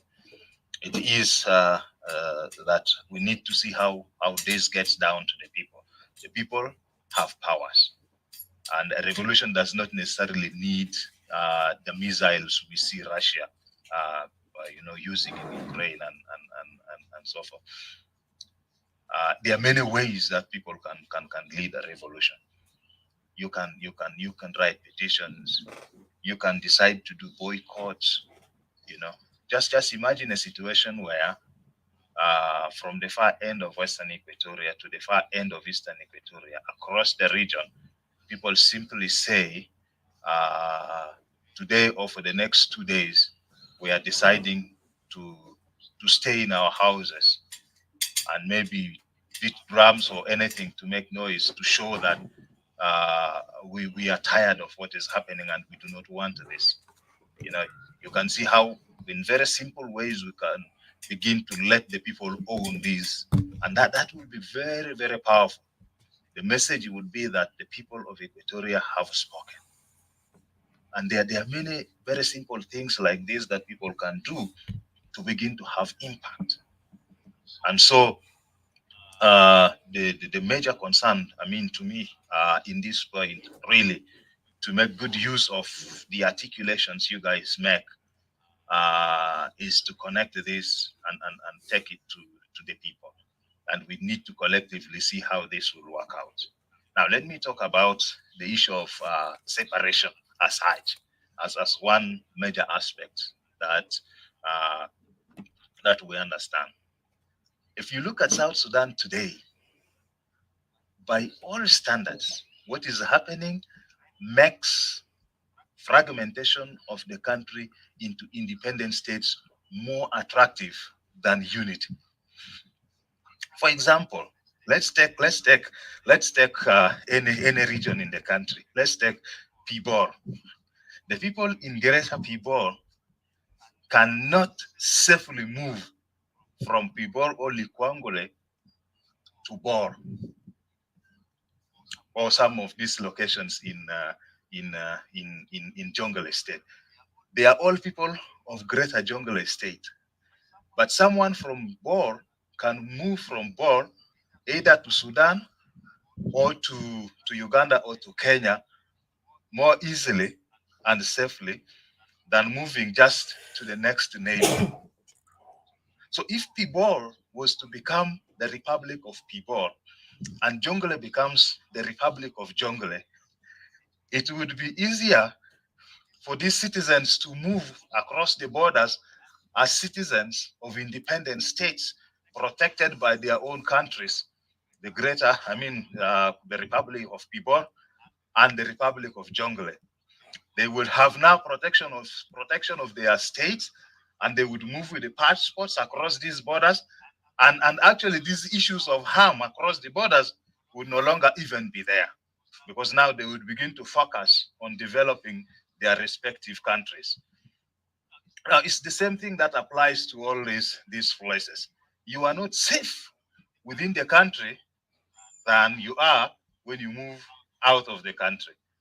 So meaning that if these places now, if each of these regions becomes an independent state, you will find the relations even improving among them than when they are in the same country. It is exactly where the country has been taken. That was what we had in Sudan. You know that popular statement, the protocols, the Machakos protocols, where they said make unity attractive.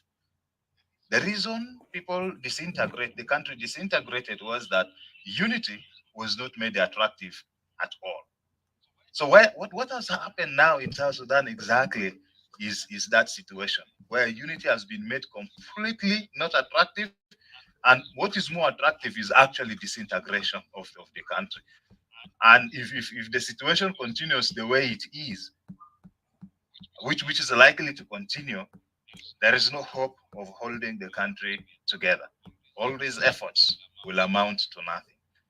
So there is so much sense in this issue of the country fragmenting, not just because people are demanding for it, but it's because it is the reality that has now been created. Now the question is, how does it happen? How does that happen finally? You know, it is the question we are grappling with. We are part of the whole mess, and there is an authority that is in charge of, in control of the resources of the country, everywhere, including the resources in our backyards, in our villages. You know, for those of you who know Capoeira, for example, there's so much gold business going on in Capoeira. Really serious business, gold business going on. There's so many people mining gold, and these companies doing that are connected. Each one of them is connected to Juba, to some big person in Juba, or a couple of other heavyweights in the state. And so these resources are taken from you, from your own village. If there's anything you get out of it, it's a pollution of your environment, and so forth. And then at the end, these same resources can be used against you as well, if anything. So that's what is happening to some of these places, like in Unity State and so on. You find the way people die of the environmental pollution. It is terrible. But these are the same resources that are taken away from you, your own resources. You don't benefit anything out of it. Instead, unfortunately, if these resources are only taken away and you are left to struggle for yourselves, that would be good. They are taken away, the whole environment is destroyed, and then, as if this is not enough, weapons are bought with the same resources given to militia groups. They are motivated by payments or any form of status, and these weapons can also even be used against you as the local community. So we have all this confusion that we have to find a way to address in order to find peace for ourselves. So these are very challenging issues. and the conversations should really focus on strategies. In my view, of course, not necessarily this discussion now, but our conversations moving forward should focus more on strategies and tangible outcomes on the way forward. What do we do here and there, and what is it that we should be achieving one by one to get to some place? And so it's a very unfortunate situation, but obviously there must be a contribution from all of us. So what is happening here, and really for most of you, especially the young people who are taking the lead, this is exactly what you should be doing. First, they say every generation has a historical mission, and so it say that the generation betrays this mission or fulfills that historical mission. So what is happening now is a contribution to a historic mission of, the current generation. It's a disturbing situation, but I want us to begin looking beyond simply raising the grievances and focusing more on this, but packaging these issues and connecting them to our people so that they begin to take the steps. I want to assure you that if there are people who understand what they want very well in South Sudan, it's the ordinary citizens in the villages. When you go to them and they talk to you, and I have engaged a lot in different parts of the country, when they talk to you, you will understand exactly that they know what they want. It is only partly what we talked about. Well, I think what we have been talking about, the issues of leadership, on how to get these people to mobilize and organize them to act effectively. But otherwise, people have had enough. Yesterday, I saw a document from our people in the refugee camps. Well, they came together, leaders of the refugee camps, I think in Uganda, and they said enough is enough. They want to go back home, and they are so frustrated that things are not good. The violence and the looting of their resources. They referenced the forest resources that are being looted, and that when they go back, what do they get? They get harassment, killings, and suspicion that they are coming as opposition, or all these kind of things. So the people have to begin raising their voices in this way. Honestly, if we can get our people to own this revolution and begin to take actions, small actions, we will have great impact in the country. There is a belief now that the powerful people have already been organized into the government structure now in Juba. This is what the international community also believes. And so the rest of us who are not in this structure, anyone else who is not formulated into this structure, really doesn't matter in the power dynamics in the country. Which means that really, as Equatorians, if we want to have an impact on Equatoria as a region, but also in the confusion in the country, because it is very difficult for us to find to address the crisis of Equatoria without completely having an impact on the country, South Sudan itself. So for now, I guess what we need to honestly do is build that power center of Equatoria. That when we speak, it shakes the ground that Equatoria has spoken. And that means consolidating the voice, even a voice of a small group, but it has to be coming out in an organized way that everyone else would see. And so I would be glad to encourage that these voices should be going out of the clubhouses and the social media platforms into documents that will begin to influence our people. the young people, the political leaders, even those political leaders. When you send them correct message and challenge them, even if they don't act, when they go and sleep, they will be disturbed. Their conscience will be disturbed that they are being watched, and people are disappointed with what is happening in the country. And so our leaders in the Equatoria region, wherever they may be, will need to begin hearing that people are so frustrated and dissatisfied with what they are doing. The impact may not be much, but it will have, it will touch them. This morning, I wrote a very lengthy message on WhatsApp to one of our state authorities in Central Equatoria. When we called for public demonstration, and the state deployed weapons in Juba so much, this official called me and said, "What are you doing?" I said, "We're organizing people to come out and demonstrate against what is happening." So why do you want to cause people to die? And a lot of concerns. You are doing this. You people don't feel the pain of the citizens. You just want more people to die and all this. So this morning, I wrote back and said, "You called me about 7 months ago and accused me and other colleagues of organizing demonstrations for people to die.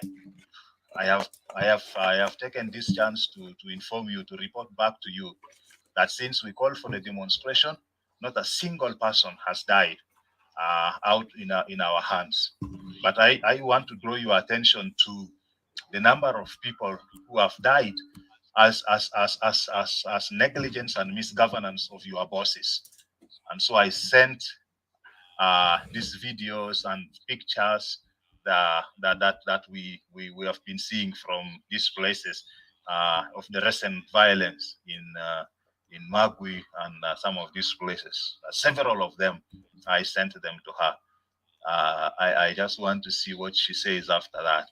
You know, the issue is trying to get to blame people when people really speak out honestly on the issues affecting the country, rather than actually attacking those in authority who are failing the country.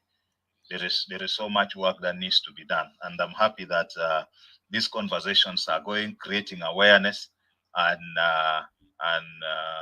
there will be an impact of this, and history will record this constructively on your names and in the lives of our people now and in the future. Thank you. Okay. Just a second. Okay. You hear me, guys? Okay. Thank you. Hi, Didi. Do you hear me? Yeah, hi. We hear you. Okay. All right. Yeah. You want to say something? Go ahead. I just wanted to thank Roger for his contribution, and then I thought maybe you delayed a bit, so that's why I came in. So you're welcome. You can talk.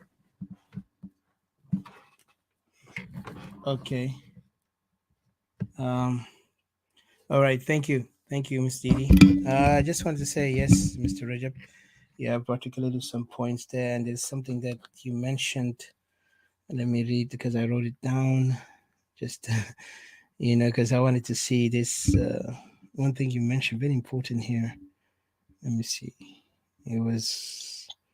I know. I think it was Uncle Silvio earlier. Yeah, if I'm not mistaken, he was talking about Luca Biong. Luca Biong to me. Welcome, brother Robert. Thank you for joining us. It's great to see you. What Luca Biong spoke in the matter, how he won the Dinka,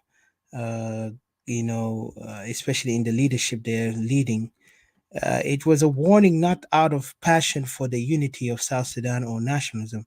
Let's remember, people like Luke Biong is also the same people who were part of the advisory, if I'm not mistaken, correct me if I'm wrong, part of these people who saw Gering as a hero, as a man with vision, as a man who had benefited South Sudan. But in public, they say that. But in the ground, you could see they are proud of him because he's son of Dinka, who um, who had this idea that he wanted to empower his people. And today you could see the benefit. Today, majority of Dinka, and let's be honest, this is not an attack on Dinka like how many Dinkas are trying to say, especially the intellectuals, those who have benefited from John Gunning, sending them to the West.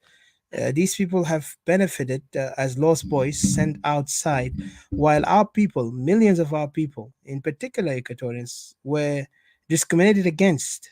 It was just by the grace of God, I would say, that the Equatorians who came out to the West, it was out of the perseverance, out of insistence, out of determination that they are not going to be left behind.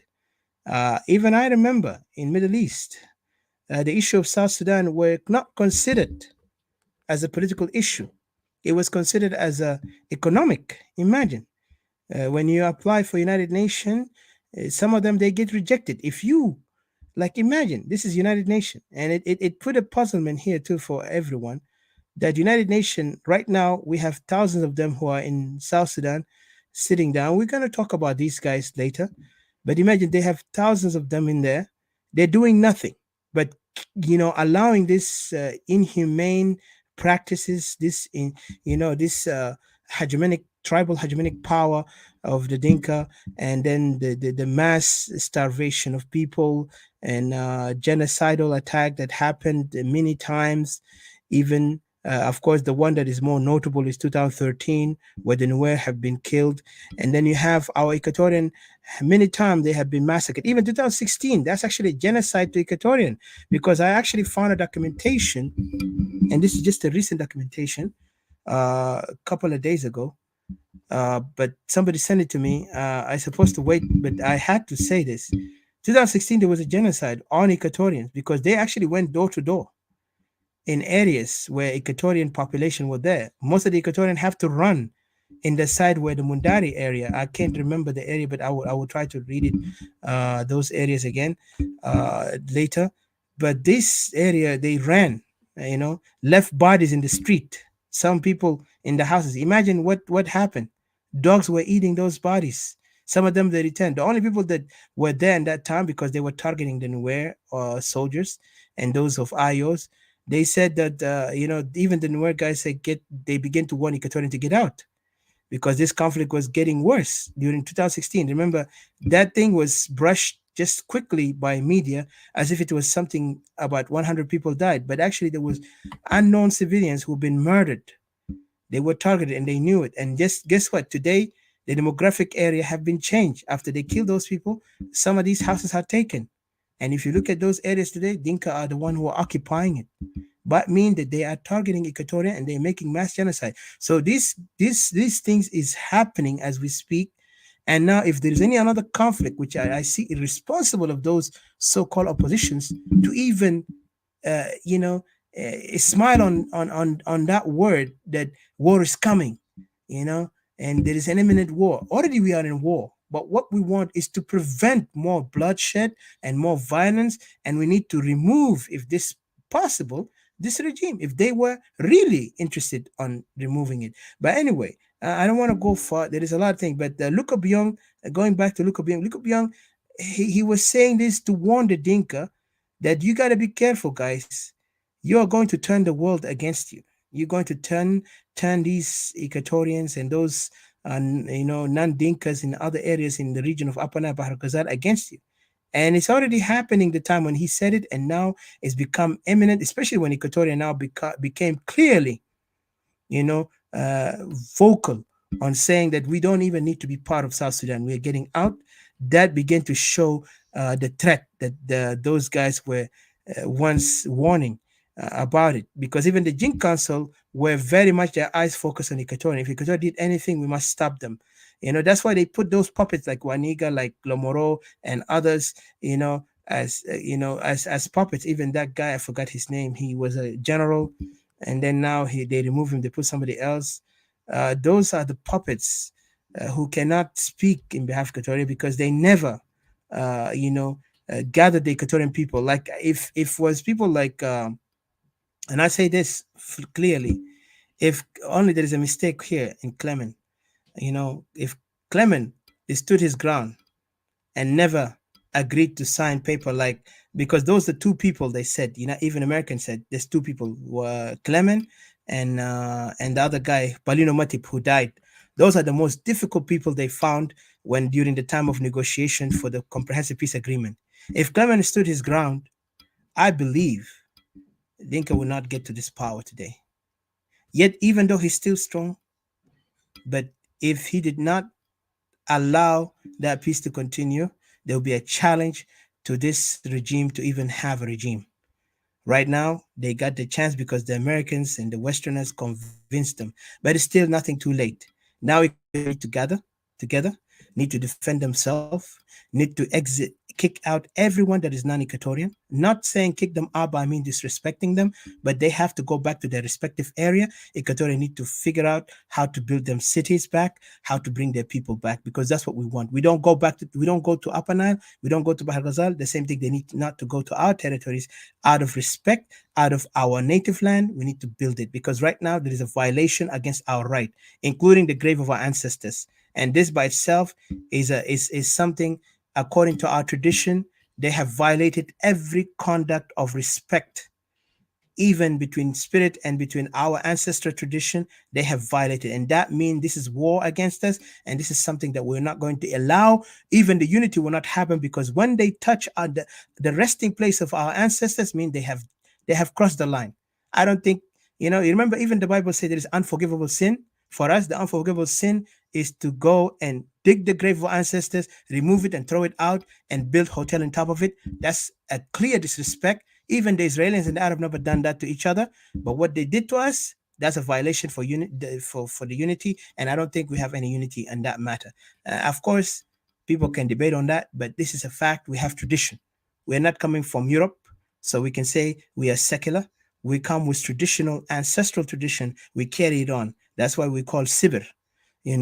Those people, have done damages to us, and we are not going to allow it. So again, Equatorians, it's time for us to really rethink and assess ourselves in the matter of what important. Is it South Sudan or Equatoria? You decide, as son of Equatoria and daughter of Equatoria. And I'll give a chance. I don't want to go long, but remember, Zoldes, El Professor Gal Luca Bion, he was speaking as a warning to let the Dinka to decide not to do mistakes, so it can cost them the enemy. Because they see us as enemies, for them to find themselves out of power, and they are actually going to be out of power sooner or later. This is only just their last breath. That's why they let them fight. And the more they live in chaos, the better for us, because we Equatorian, we don't live in chaos, because there always have to be an order. And I don't think they will ever know order until they get kicked out. Then they will regret everything they did. So Equatoria belongs to us, and we're going to continue to fight for it. Mr. Robert, welcome. Thank you for joining us. Please go ahead, put your thoughts and input about those South Sudanese political gigolos. And if you have any other idea you want to put, go ahead. I know you heard a lot on here, so welcome. And thank you for joining us.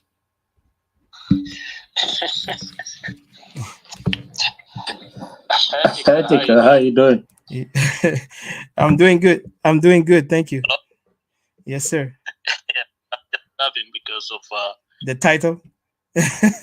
Yes, I know it's provocative. Even I remember I spoke earlier with Mr.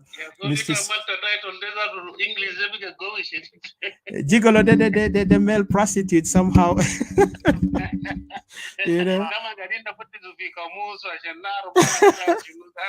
I know.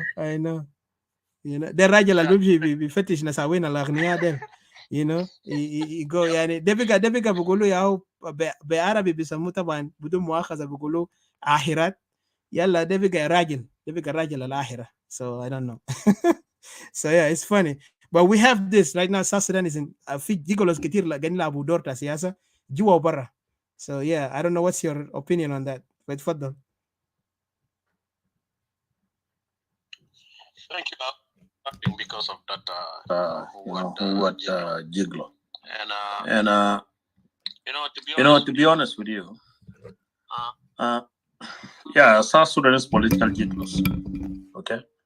And to me, I would actually prefer, I'm not opposing you, but it's a good word, I'm just saying, you should have also, put South Sudanese political harlots, because the word gigolo and harlots, they go together because they are also political harlots, right?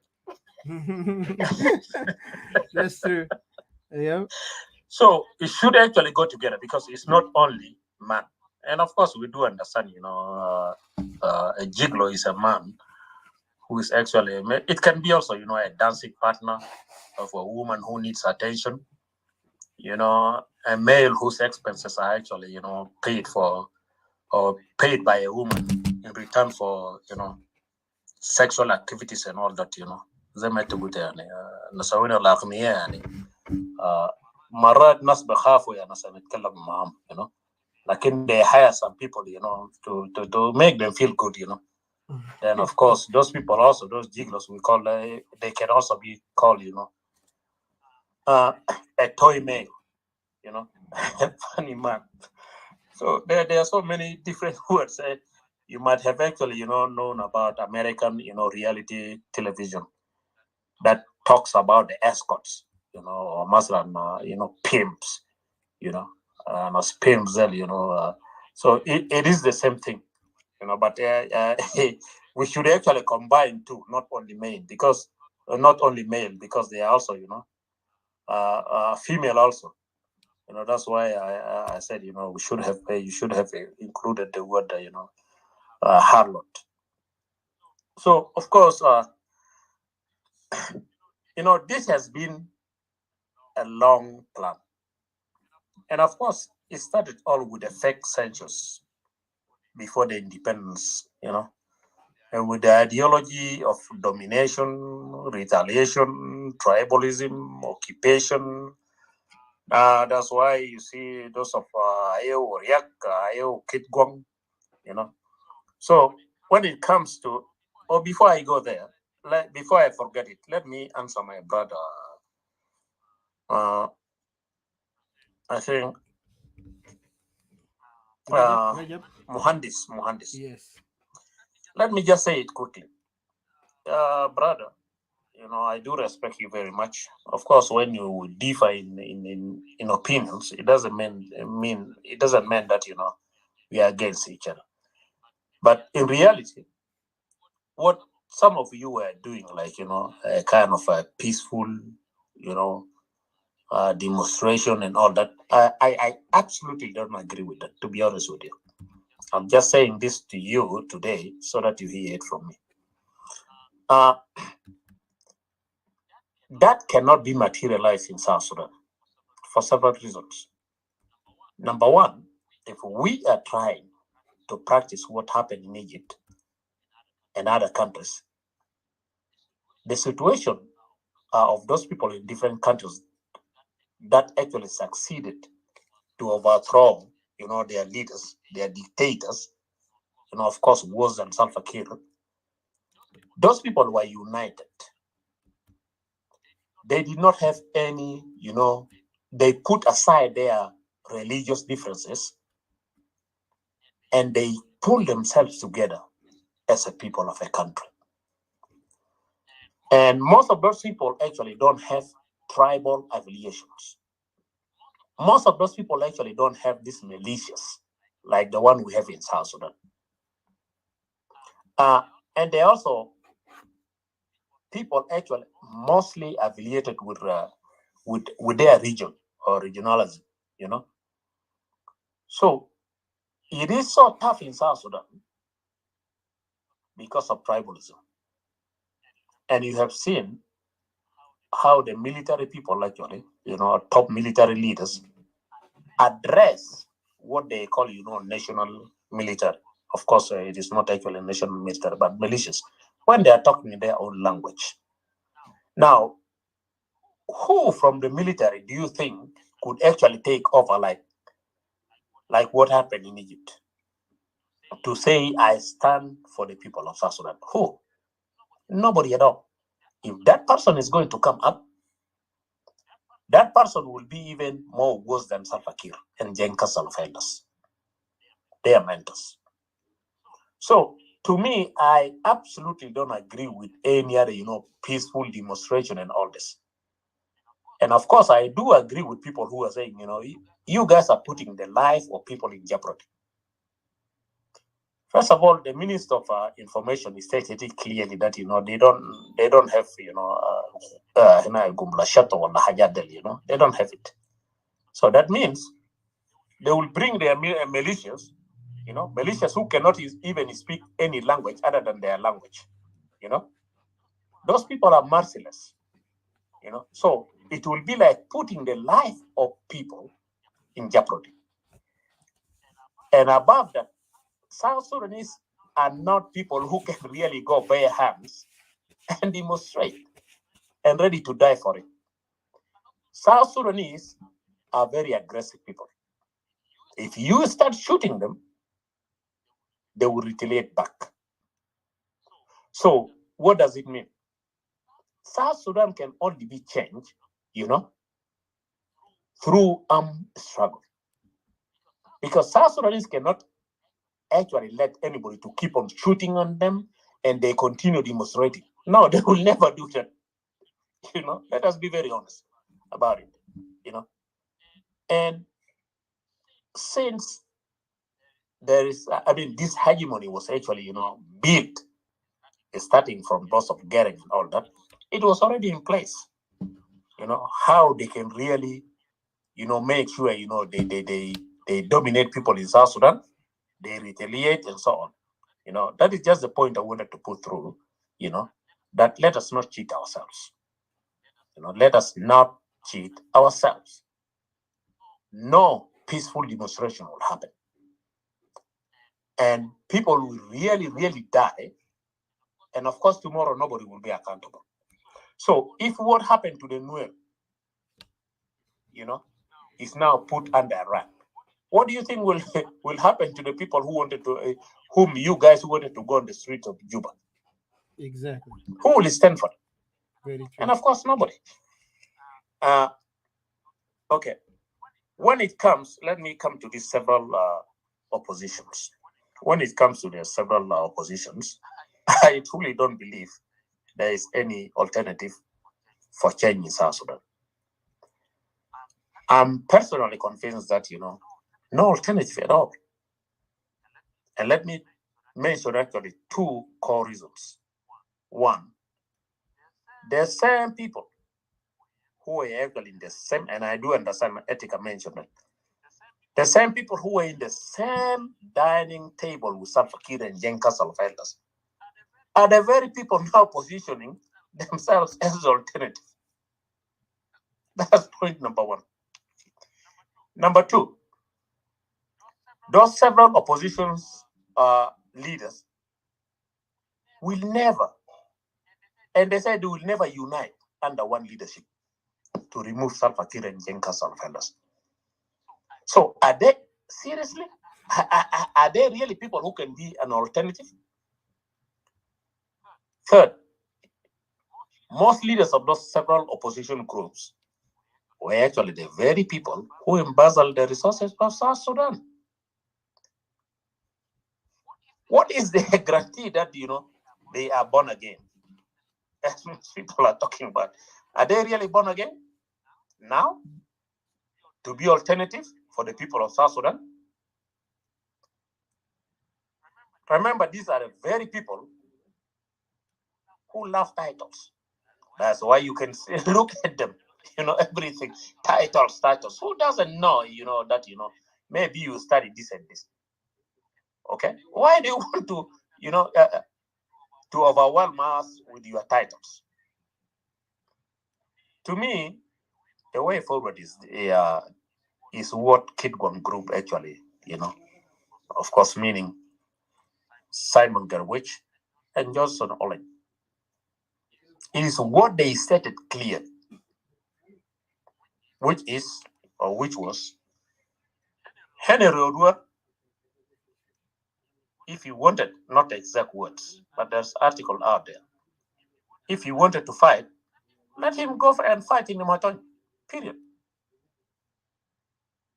And Henry Odu was the deputy of Riek, right? They put it clearly. And they said no fighting in Upper Nile or McGuinness. Period. So we are still not understanding that kind of language. How deaf are we? Can we not give heed to what they have stated clearly? Do we want somebody to interpret it to us, you Equatorians?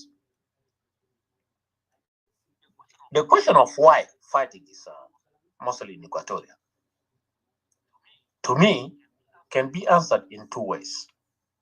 One, of course, they are justifying that because the central government is in Equatoria or in Juba, or Juba is the capital city of South Sudan. Well, that's why they need to fight in Equatoria. Period. It is very clear.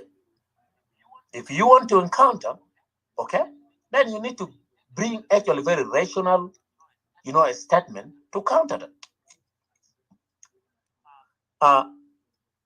And of course, we do understand, this is number two, the plan to destroy and occupy Equatoria is there. That is the second plan. Whether it's going to be from a different group or what, but the ideology is one. Hey, Yama, if you keep on beating a dog every day, that dog will start hating you. So we, Equatorial separatists, should find out the people who actually agreed with John Garang to have Juba as the capital city of South Sudan. It is important to me, and I hope to many people, to figure out so that we confront those people on why they are silent now regarding the heinous crimes in Equatoria. Because that contributed to the catastrophe now in Equatoria. Why are they silent? We have had several contradictory, answers on which group agreed with Garang. Somebody, I don't want to mention the name, but there will be time we need to really talk about it. And I will mention. Somebody was saying, it was all the Equatorians, Equatorians who agreed that, Juba should be a capital city of South Sudan. Well, that needs to be clear to us. And I wanted to know about it. And I hope several of you actually wanted to know about it. And somebody was saying it was only a particular tribe that talked with Garang. These are serious issues that we need to talk about. Because to address this war every time in Equatoria, and our people are the people suffering, okay? This must be answered. Who are those who signed the documents with John Garang? And is there any documentation? We need to see it. Social media, so, we need to read it. Who are those people who agreed with Garang? And why are they silent now? Are they happy with what is going on in Equatoria? They must answer us. And they should be the people blamed for all this catastrophe in Equatoria.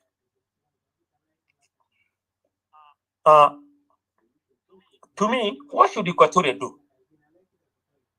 Some of you have mentioned it clearly, and I would like to repeat it. Equatoria must form Equatorial Defense Force. Period. There's nothing bad about it. Why is it a free ride for other people to say, like what I quote before, okay, about the Kidguang thing, telling the deputy of Riyadh to go to Humaton? Why is it actually peaceful for them, or their right to say that? And it is not a right for Equatoria also to say what they wanted to say. Let us go for a regional movement, because that can be a solution. We have been cheated several times. Okay? What happened when Riek wanted people He says, "Wala, you know, taban Equatoria de taj malum ita hna taj dalom Adam kida. Adam alhum behibu taban Adam ta federalism. They will they will just they will come all to you. Then you use them, okay? Let them die.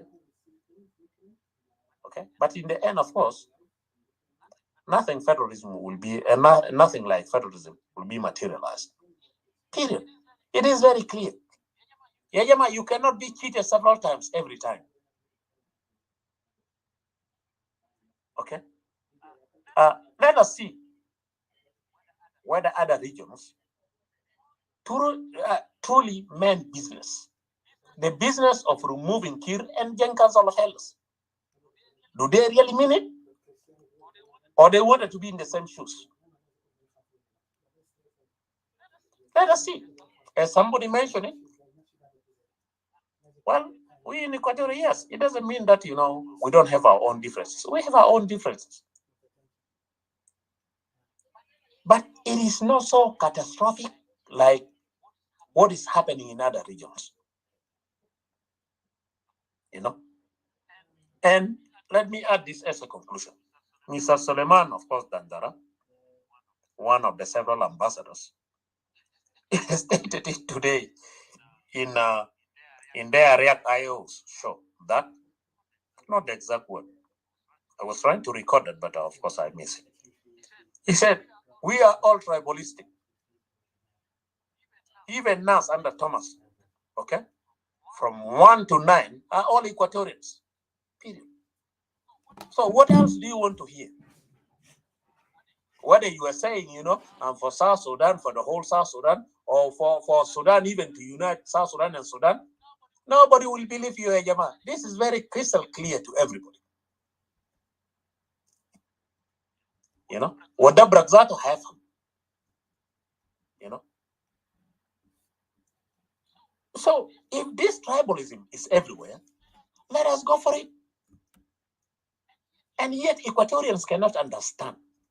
Okay, even though you got left and right, people are saying, you know, you are still the same person. Just declare yourself, I'm this and this. You know, are you not capable to do something? Why do you look into yourself as inferior?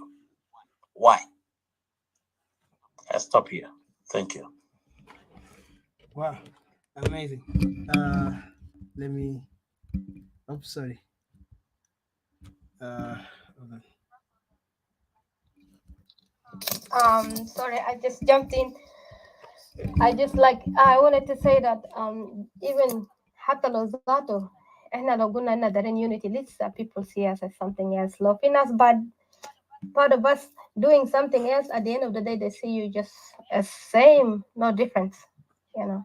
So I think the quicker we assemble ourselves. يلا في حاجة تاني. I'm sorry كان في زول جاي يتكلم. أنا I just wanted to say something short. في حاجة تاني that I wanted to speak on. There is a confusion that people are always like telling us, like Equatorians, Itomar boots on the ground, Itomar, you know, we have boots on the ground. But the thing here that we on the Equatorian Nationalists who are standing for separation, we analyze things very wisely. We see things ahead of a time. We just don't go with emotions. We don't go with and I'm not sure like, reactional people, like, you know, this happened now, this must be like this, or this or they've done this, I've got to do this and stuff like that. We see things at a distance before certain things fall in place, because we deeply analyze things. Like that's why for the last 2 years we've been really bombarding people, like, you know, awakening people, you know, letting people, you know, Equatorians know, and also letting South Sudanese know, you know, that we are gonna end up in this situation that we're having now. Yeah. So and of course all the things we said, it happened, you know, and it was a bit strange to people, because people were hopeful, people were having so much hope, because South Sudanese, they have been disabled into a stage that, you know, just keep hoping all the time, a circle of hope, you know, this hope and hope and hope and hope, you know. You've been brought from, from somewhere whereby you're in a better place. You've been brought to a worse place, and then you've been told a lie again that, just keep hoping, keep believing. I mean, you're dealing with a mindset of people, of a mindset that they cannot even comprehend, the meaning of life. They cannot even understand the meaning of peace. They cannot even understand, the building of a state, the bringing of a nation, different nations and different kingdoms together. South Sudan is a country that has come together from a various kingdoms and various tribes. Some people with a narrow, shallow-minded minds think that only we got 3 kings in South Sudan. No, Equatoria was full of kings. We got many different kings in Equatorian. And even in Europe, we have one of Equatorians, the descendants of Equatorians, one of the Equatorian kings in Europe. They're existing there. They've been fighting for so long for Lado Inclip. They've been up to today. They have never given up. They're fighting for Lado Inclip. They've been fighting around the international communities and the UN and everything. They've been launching in papers and they never given up the fight since the days of his father and the other one and the son. The generation after generation, they keep doing that. So these are there's a lot of things that a lot of people are ignorant. Equatorians a lot by themselves. Even a lot of Equatorians has no knowledge that Equatoria was a nation by itself. People just thought of a country that has existed like 17 years ago. And then people took it from here. Yeah, we are South Sudanese. We are one people, and we cannot disintegrate because we are one people. God has put us in one place. And I kept telling people this is blasphemy. A country that has risen, under anarchy, and a country that is risen out of a rule of tribalism, an agenda that has been driven by as agenda of a tribe, one tribe only. You cannot begin to embed on people and say that this is a country that we're all one people. You cannot. Once upon a time we were one with Sudan, but we broken off. We divided from North Sudan. How comes we didn't say that, oh, we're one people with Sudan, we should stay the same, God has put us together? How comes we didn't say these things? So if we talk about the things that Equatorians, I see that people are playing Equatorians' minds. There are some engineers, genius people. They're not genius really, but they're acting as genius, active people. They're like filling the minds of Equatorians to go attack one another and telling them like, oh, this group don't have boots on the ground. Oh, that group, join this group. And let alone those people don't even have neither boots on the ground fighting for Equatoria. They might have some boots, but then their boots are very confused one that you don't even understand what they're doing. They find themselves, like pigs in the mud with that regime over there, tangling themselves like pigs in the mud, And then it gets me wonder sometimes, you see somebody, it's like somebody like this, like almost like Goliath, and then you think like this person reduces himself to this when you have that. Even you could do this for your people, you could free your people, and then you went back and do this. As I'm thinking, like, okay. So what is happening now? There are a group of people who are trying to push Equatoria, on the front line, just like what they've done with Equatorians before in the bush, They want Equatorians to be the front line of this war, and they want Equatorians to take the burden of fighting for the entire country. And this is never going to happen. The bullying on the Equatorians being called cowards, Equatorians are not fighting, Equatorians, and even though we use techniques of trying to break the tribes of Equatoria, but it's not working. And these are all silly people. These are all very simple-minded people who are working empty shells, which are working on their own agendas, on their own beneficiary agendas. They don't care. They don't care whatsoever because they're trying to use people, Equatorians, which are just empty shells. They don't think, they don't reason. Not every grown person is matured. Not every grown person has a wisdom. Not every grown person can envision things. It doesn't work that way. But even that's what happened with the would-be prophets in the wilderness when the descendants of Israel were in the wilderness in the days of Moses. There are many people that reason up and say that You know what? Even God talks to us all. You know, we don't know God. You know, me too. I wanted to be a priest, or I wanted to be a prophet and stuff like that. And the ground opened up and swallowed those people because they're not wise people. They're just challenging things or coming up with ideas that, you know, it's not ideal. You know, these are the people who are called the would-be priests. They want to be, but should they be a priest? We have this kind of people in South Sudan. The would-be leaders, or the would-be, you know, advisors. But are they really capable? Are they really leading, you know, Equatorians in the right track? Are they leading South Sudanese in the right track? Because if the same plan has failed us many times, why are we still following the same, the same map? Why are we still following the same the same GPS? This GPS has led us into a ditch, but we're still picking up the same GPS and said, no, we've got to use the same GPS. But the GPS is corrupt. We have seen the vision of SPLM that was written by John Garang is the vision of the Young Union. And that vision was to destroy Equatoria and to do exactly what they're doing. Hold this Equatoria hostage and hold the capital city of Equatoria and in the entire region of Equatoria. And in the process of it, they have destroyed a lot of people in the two regions, a lot of tribes within the two regions. Their demographic have been changed. In the name of this movement that is supposed to be anti-Equatoria, there's a lot of people died on it because these people were supposed to be used to go and kill Equatorians. And at the same time, you know, the devil cannot resist the blood. They kill these people. And now they reach their goal where they are in Equatoria and they're doing whatever they want to do in Equatoria. And we all know now, and all South Sudanese knew the goal of this movement and the goal of this regime sitting there is the plan and the manifesto of John Garang, which is the manifesto of the Young Union.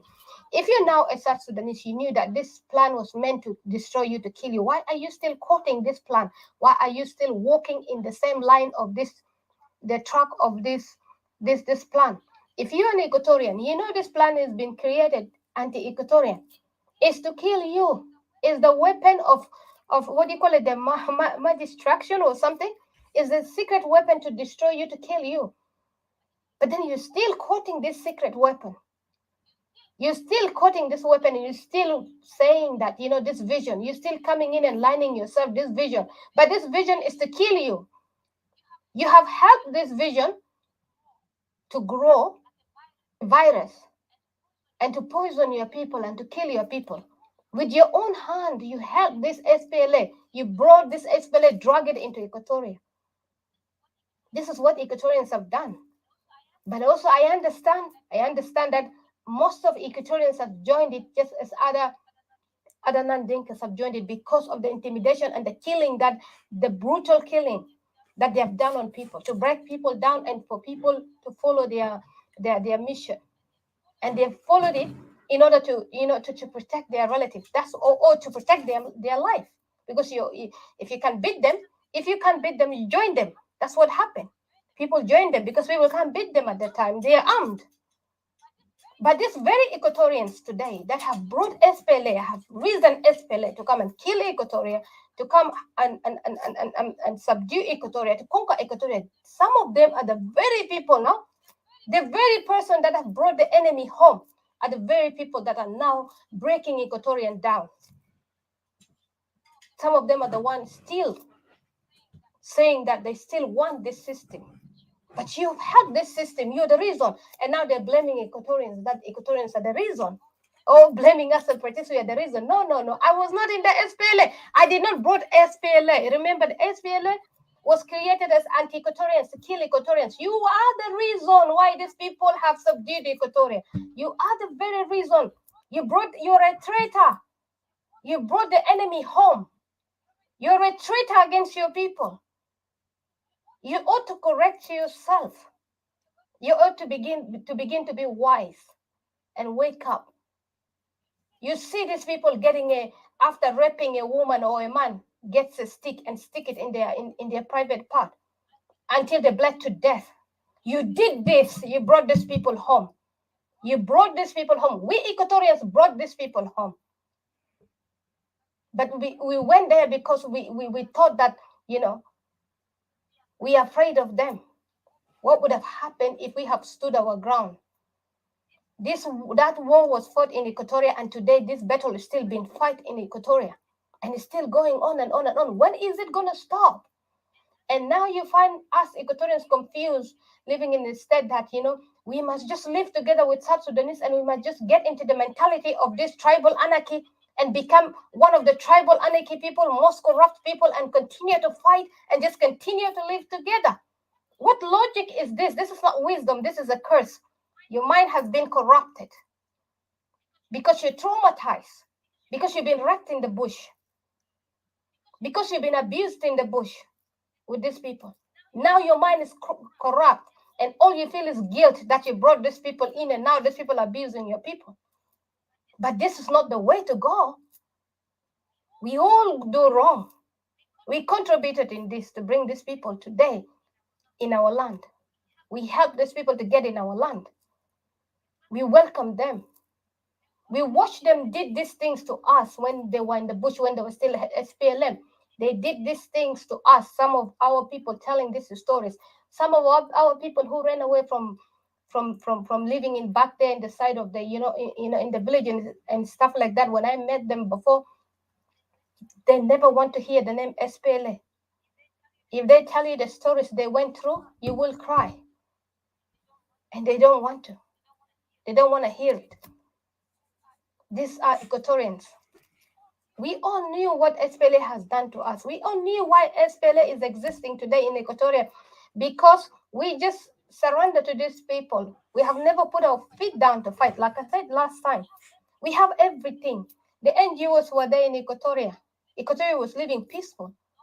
Nobody is attacking nobody. People are sleeping outside. Now people were, living together. But people left all this thing down in the pursuit of SPLA, which is created against Equatoria. Two reasons John Garang said. One is that this Ababa agreement. The next, the most one is the decentralization system under 3 regions, Kokora. That's why he went to Bush, and this what has given him the momentum to keep on the fight. But we Equatoria have done this to ourselves. But then today we're still acting confused. We're still acting like we don't know how to get out of here. When there is a way for us to get out of here. When we know how we can get out of this. If today, let's say people saying that, oh yeah, boots on the ground, munu. I understand Equatorians have to defend themselves right now. I'm not against that. Because you cannot allow somebody to step their foot in your house and you cannot defend yourself. And all you do, you keep running. That's what we have to do. If that's what we have to do, we have to do. But right now, Equatorians are divided. That's what I want Equatorians to know, that we who are called the separatists, the reason why we have seen this, and then we did not say that, okay, let's put the boots on the ground. Not that we don't have people. Not that we don't have people, even many people who approach us. Not that we don't. But we have seen, we already have Equatorians, our very Equatorians, who are fighting under NAS. These are our people. And then we have other people who broke out of NAS. These are our people. They took our people with them. And then we have our people, which are Equatorians right now, had to fight and defend themselves, the Equatorian civilians who are fighting to defend themselves. So, as a separatist, which Equatorian, again, you're going to divide out of this, while you're going to divide these people, or you have to now work hard 10 times to bring these people together in understanding of what had happened in the beginning. You have to take people to Genesis. Why are we in this situation right now? Why? This situation is being created against us. This is something that been manifest to destroy us. And then we have joined in even to help that very enemy. We joined in and brought the snake home to swallow us all. We have helped in the process to bring the enemy in. The invaders are in our land because we joined the SPLA. And we know SPLA is anti-Equatoria. So why can't we fix this? If we're gonna fix the remedy, it's not gonna be John Garang was saying Zere. John Garang was a good man. John Garang wasn't a good man. He was not any savior to anybody. To people in Maban, John Garang was there's a grief. To people in other places, you know, in Bahar al Ghazal, there's a grief. John Garang is a nightmare, is a horror, is a demon and a devil. But they cannot speak out. They're just crying. They're mourning inside. Their demographic has been changed. To the people of Luo, he's a nightmare with his Jeng Union, which are Jeng Council today. He's a nightmare, the man. And then in Equatoria, imagine the weapon that he has created against Equatoria. He even came and begged, rest in peace, this relative, those of his related to me, those of, you know, those of those of Ilya Basurur. And I don't remember who the other ones. He begged them, even lying to them. And they went and dragged our own people to go and fight in this war. But this war is against Equatorian. Can you guys see this clear? This war is created to kill you. But then you've been called to recruit yourself to go kill yourself. To go invade you, help you, the invader to invade your land. You help in this process, Equatoria. The invader come and got you to go help them to open the door, to open the back door so that they can get in. And then you're still saying you don't understand? The people you killed in Equatoria, the people you shelled in Juba, you bombed in Juba, you were in SPLM, the war was only attacking Juba and attacking the rest of Equatoria, and you said it's still today you're confused, you don't know, or is it the blood of the people which is making you crazy? You still don't know the truth? You helped kill your people. You helped bringing the invader in. What a curse for the mother, for the Equatoria as a mother to bring forth even men in Equatoria. What a curse, really. Are you guys going to be a curse over us, or are you guys going to stand up and be in your senses? Either you guys be men, or you guys step aside. It's one of the two. Either step aside. We can even raise men from different countries to come in Equatoria and be men. Either an Equatorian man raise up, stand up straight, or you guys step aside. Because it's enough is enough. We cannot see our sons, Kasha Bidakalubo Warato. We cannot see our daughters, our mothers, our sisters, our grandmother being used by stick. Either the Equatorian men in Equatoria and all over, I'll get Amulu Togul Huma confused there. Either you step aside and find a place for you. Just leave. And then we see how we can deal with the invaders. We'll see what we can do. We will see how we can liberate our land and save our people. We brought these people home, and we left them home, and we ran off. We are now displaced. Can you imagine? What a shame. However, we blame these people, but we brought these people home. At the end of the day, we brought the invader at home. So today, as a separatist, we help. We give hand out there. If there is any fundraising going on, we help in it. If there's anything, we go in. But it's still day and night we've been insulted. Oh, boots on the ground. Oh, the very person who's boots on the ground there, that's my brother. You know that? So do you want me to go get my brother and say that come, because I'm a separatist, come this side, get out of NAS? If that's what you guys want, then we will start doing that. And we'll see what NAS is going to have. Because at the end of the day, NAS is fighting for the whole South Sudan. And we have Equatoria here, which the whole NAS has created this weapon. Sorry, the whole Soma. Sorry, the whole of Soma has created this weapon against Equatoria because they were once SPLA. And they're still SPLA. They have never denounced themselves as SPLA, this Soma. That's why you hear them always just complaining, well, this regime would have done this, they would have this, Hakuma would have done, because to them it's Hakuma because they are part of that Hakuma. And they will return back to that Hakuma. So I need Equatorians who will be Kala Mohina, Bodun wisdom, Bodun wise, thoughts there, let them think twice. Equatoria is now divided into even 3 different missions, or 4 different or 5 different missions. Kullu zol bigesi min de, min nas bimshi biyamu nas to. Bitla manas.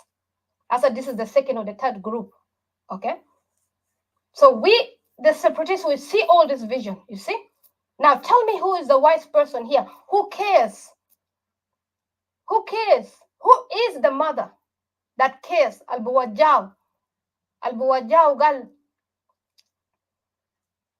I am the loser in this. Just like the wise woman that Solomon Gata Gedia Hago, Mamara Tani, that she decided to give up her child to the other woman. Because in the thought of seeing her child being divided into 2, the child will die. That's what we are doing. We give up what you want to do it, but we just say that, we just keep saying that, wake up, wake up. Of course, we know that when we talking separation, this is going to take a lot of, self-defenses. We're going to need a mechanism in places. And we know that how this process will cost. And we know how long this process goes. We know it very well. And even today, if we want to say that we want to have an army right now, nothing will stop us, really. Nothing. We got a lot of people that are approaching us. But we care about our people. Even to the people who are in Soma, we care about them. We're every day dealing with them like delicate, like very delicate thing. We dance around them for so many times. Yet we've been always dragged and insulted, boots on the ground, munu on the ground, matar shunu, udemar gal de kida shunu, mar shunu. So arrogantly, but they're not thinking even what we are thinking, and they're not seeing what we are seeing. When we were speaking these things that are going to be happening, the darkness that is coming, they were attacking us last time. But when these things unfolded themselves, they were baffled. They don't even know how to deal with it. The very people come and run back to people. We, at the end of the day, we are Equatorians when we sit together. But when we out here, they're rubbing shoulders with the very Upper Nile and then insulting us. But we see these things, you see? Who has the wisdom here? Who cares for home? Who really cares? Who cares, really? So I wanted to tell this, you cannot begin to get somebody from Soma or somewhere and sit up there, lift yourself like Goliath up. Goliath last time with his giantness even was struck with 1 stone just and died. And you begin to bully Equatorians. When you, the very traitor that brought SPLM in the country, the very traitor who killed your own people with SPLM together, the blood of the people is in your hand, not only in the hand of the Jenge. And yet it is still, you can't even sleep because of the nightmare. But yet still you lift yourself up there like Goliath, and you still have a voice.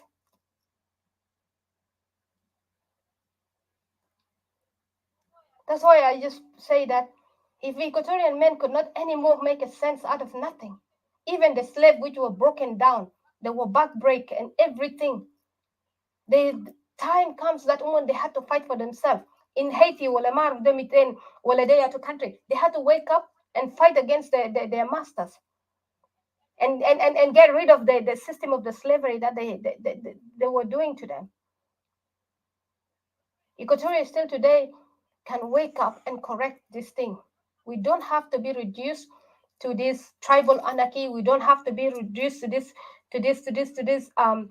control that Equatoria has been controlled. Imagine Zolfi Dakal Juba ma barif galfi refugee jire min magui wala when living in Santoshino fi Lebanon wala fi mahal tani magud ita Equatorian you say you've been desensitized and you've been controlled. You've been dominated and oppressed to the extent you cannot even hear. It's not even read in the news. Nastaki Biktulu. Your people have been chased from the villages with a guide. You're just like a skeleton. Your guide, you're dead already. But it's a bit you're a moving dead. A skeleton. Can you imagine? And we come out here, we pretend, we talk, ay, hakuma de, munu, and munu. I just wanted to leave it here. I just wanted to remind people, when people want to talk about boots in the ground, you need to think, you ought to think like a man, you ought to think like a woman, like a wise woman and a wise man. You have to ask yourself, Equatorian زياتو ما ده أخوي وأخوك زي أنا قاعد أقول كل يوم ده إحنا كلنا أهل في داخل إيكواتوريا. دي حاجة واحد ناس تانيين ما بيعرف كلام ده. زول برا ما بيعرف شنو قاعد حصل في جواب بيت.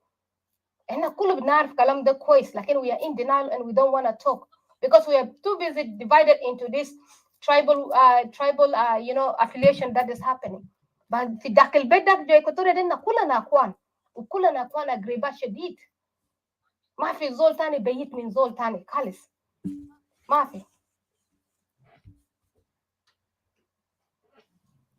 كان بيجا حاجة ده بيجا صعب. we better نظام Equatoria go get men from outside عشان يجي defend the land and then they fully become Equatorians. كان بيجا the worst come to worst زي كان ناس قاعدين يتكلموا. Let's think properly. How did we end up in this situation? Why this situation happened? And this situation is created. South Sudan is being flipped up and down because of Munma, because of Equatorian, because of you, because of Naslago. That's why this SPLM is being created. That's why this country is in turmoil, and it shall continue in turmoil. In another day, that's why every time when I'm talking, I always say to the rest of the people as well, take everything that we speak here. You cannot just be sitting there and let your people being killed and become victims. You cannot keep following this tribal anarchy, this tribal people who go around killing you, changing your demographic just because of Equatoria. You cannot allow these people to change your mindset. Using your women, using you. Galubesian, if Equatoria is separate, let's go fight Equatoria. No, you cannot. You cannot. Because you will be a victim. You will be really the very victim here. You have a choice to make a choice for yourself. You have a choice that tomorrow Equatoria will be of a good benefit for you. The very reason Equatoria is trying to separate so that Equatoria can be of a good benefit later, Zata. It is Zata could reap the benefit of Equatoria separated itself. And I'm glad that the Nuer people have seen this vision, that enough is enough. We cannot every year, every decade, إحنا لازم نشاكل ونبدأ تاني برجديد نشاكل ونبدأ تاني برجديد. People don't reach to any conclusion. Girl, they sign peace agreement. La ma be sign. Sign la ma be sign. But oh, Kalas, okay, you did this. Yeah, you did that. I'm gonna do that. Munu, you attacking.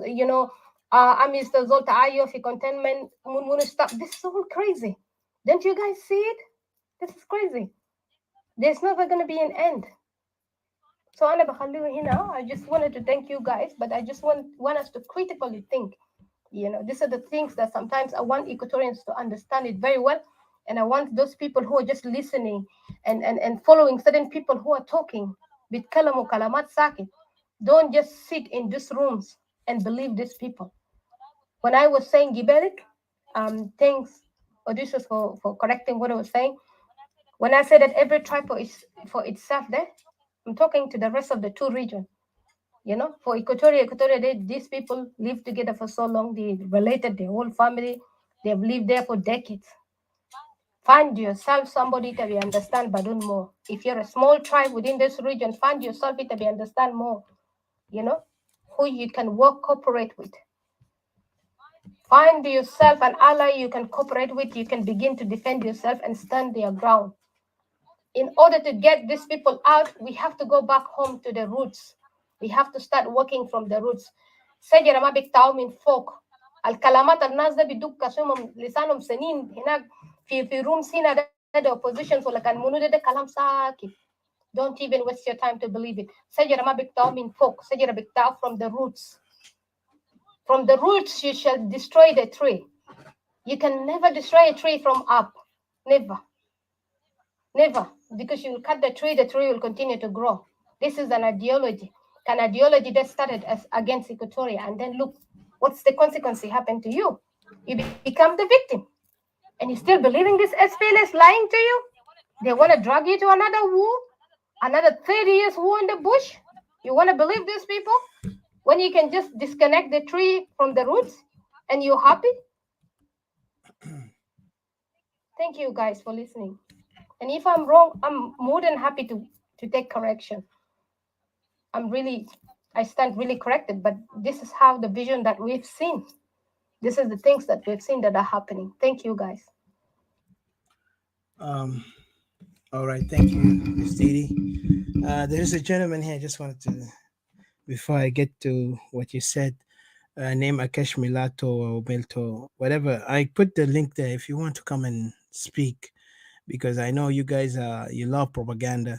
Trust me, we're not afraid to be challenged by anyone because we know what we stand for and we know what is true for us. You can come up here and try to argue us. We're just gonna stop you on your argument on what point are you standing on. For us, we Equatorians, I just want to read this what he said, all right? And then I go there. He said the fact that moderators is censoring opinion of other South Sudanese, all everyone Hex calling for division of South Sudan regional lines in political space. You should listen to different voices, even Equatorian South Sudanese from other regions are advocating. I don't know if I'm sorry if I'm wrong. Please correct me, Mr. Akech, if I misunderstood you here. In political space, you should listen. I don't know if this message direct to us or those who are censoring other um, people who are opposing them, because we're not afraid to be opposed because we stand what we believe in political space. Let me repeat again. In fact, the fact moderator in censoring opinion of other South Sudanese. Let me just go back. Sorry. I hope you guys hearing me. You hear me, right? Okay. The fact that moderators is censoring the opinion of others, South Sudanese, tell everything about these hexes calling for division of South Sudanese in regional lines. In political space, you should listen to different voices. Even Equatorian and South Sudanese from other regions are advocating for unity of South Sudan. If I think he's targeting us, if you have genuine reason for division, South Sudan into region and independent state, you can verbally challenge them and defeat them in discussion. But if you keep oppressing, well, Mr. Akech, I don't know if you ever seen us. We go to so many forums. Some people will not even allow us to speak, but we go anyway. And some people will allow us to speak, and we put our point out in a clear message. And we don't even have to fear if they want to come up to our room and want to challenge us. We also welcome them. We never kind of discredit anybody. So you might try to make a propaganda here, but it doesn't work, because if you have anything, come on like a man and face us. We are here to listen to you, but don't come and write all these nonsense that doesn't make any sense. But let me go back to the South Sudanese political gigolos, and this is why I say we cannot live with people who cannot comprehend common sense and cannot comprehend truth. They would love to twist the truth. It just remind me earlier you mentioned something, Didi. Yes, you mentioned about those Equatorian traders. Think now I remember something that you mentioned. I hope you hear me well. Do you hear me? Hello. Okay, cool.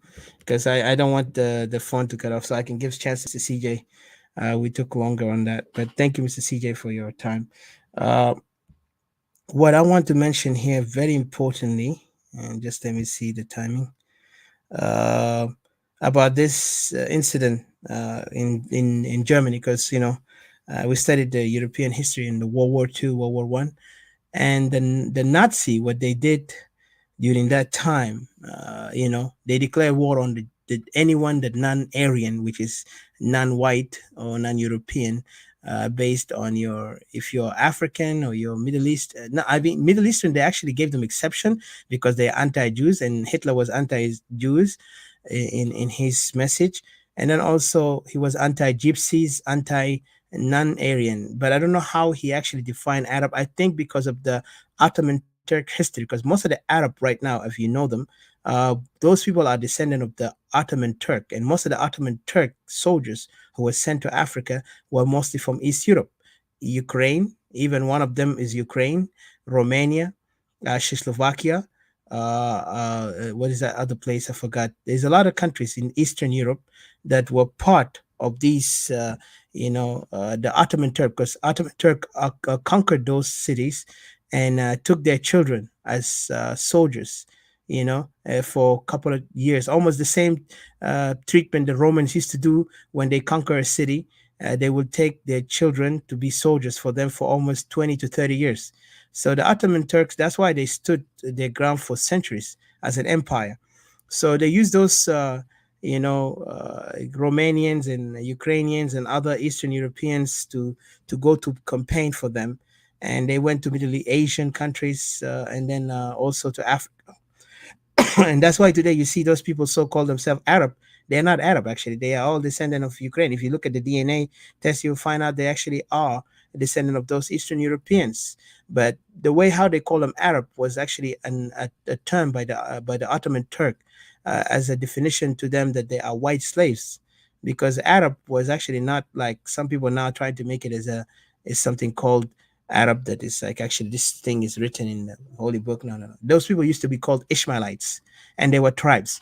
But then they formed them to Arab because that's the Turks. The Turks is the one who abused them. That's why you see till now there is a lot of conflict, and these people will never go anywhere. And like they say, if you don't know your history, you will never know your present. You're only going to live in conflict.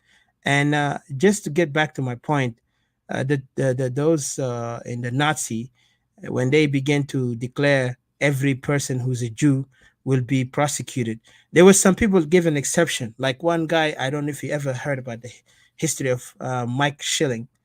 Mike Schilling was a boxer, and there's another lady also. She was known to be Jews, and he was a Jew. He fought one of those great boxers in U.S. I forgot the name, and he just came up, and I forgot the name again. This boxer, before Muhammad Ali Clay, after somebody named Jackson. He was one of those African American who was very much popular in U.S. at that time. That was even during the time of Martin Luther King and Malcolm X. They were teenagers. So this guy played a boxing with Mike Schilling, and the guy beat Mike Schilling, and then later Mike Schilling beat him in a boxing. So they did rematch, and they became best friends. But the guy actually originally he was a Jew, and so what happened is they recruit him in the Nazi army. So he had to ignore the suffering of his people. Imagine, that's Mike Schilling. He had to ignore his suffering of his people. The Nazis were putting people in concentration camp, and he was promoted as a hero for Germany. And also he was promoted as an image that Hitler is not anti-Jews in that time. And then later, to show his allegiance to the Nazi, he went and joined the army, the Nazi army, and he fought in the war. But he survived, of course, and then later he wrote a biography about himself. But one thing about that person, imagine seeing his people suffering, yet he would choose the wrong side because he's afraid. I don't know what you would call this person. So Mike Schilling is somebody that I see Equatorians, some of Equatorians are like that. They know the wrong, but because they're afraid to kind of face it, they don't want to look as they ally with themselves. They feel like it's wrong. I don't know why they feel like that. I don't know, really. You got to tell me. It's really ridiculous. If you see your mom or your wife or your child suffering, abuses by another neighbor, and then you see your neighbor's wife getting abused by another person, the same person that is abusing your wife, you want to go and rescue that wife, or you're going to rescue your wife? So it's just mind-boggling. So what I'm saying is those characters are there. So Mike Schilling is an example of a Jew who served the Nazis. And we have a lot of people today in Equatoria who are serving our new Nazi in Equatoria, in South Sudan, those who are tribalist in a primitive way, who are looking forward to abuse and destroy our culture, even eradicate us from existence. That's why you see they started with the grave of our ancestors up to the eradication of our people to chase them to Uganda. And people think it's likely. They take it lightly. Some of Equatorians, they take it like, it's like, oh, yeah, it's like they are in UN camp, but one day they will return. We vow to that because we're going to fight for South Sudan. But trust me, you will not return them this way. You're actually putting them to stay there forever. Have you seen the Palestinians ever came back to the land they call Jerusalem, or the land they call Haifa? There is a lot of Palestinians right now in camps like in Lebanon, Jordan, especially Jordan is the highest number of Palestinians, so-called Palestinians. Most of them we know they are the Emirates and those also remnant of the Europeans and the Turks. Those people over there, I mean, they claim themselves the Palestinians, but if you look at it, they are there, left homeless, countryless. They have no any place to go. Yet the only thing they define them is they call themselves Palestinians. Yet nobody accept them to have citizenship in any country. Some of them they get it because they know how to manipulate their way, but majority of them they don't have any citizenship. They are taken from. So this is what the destiny of Equatoria. The more we are trying to ally ourselves with people who are trying to eradicate our existence. So tomorrow we will be countryless and homeless in places like Uganda, Congo, and they have already been making contracts in the time that we are calling for. It's not me, not us, the nationalists, but those who are calling for unity.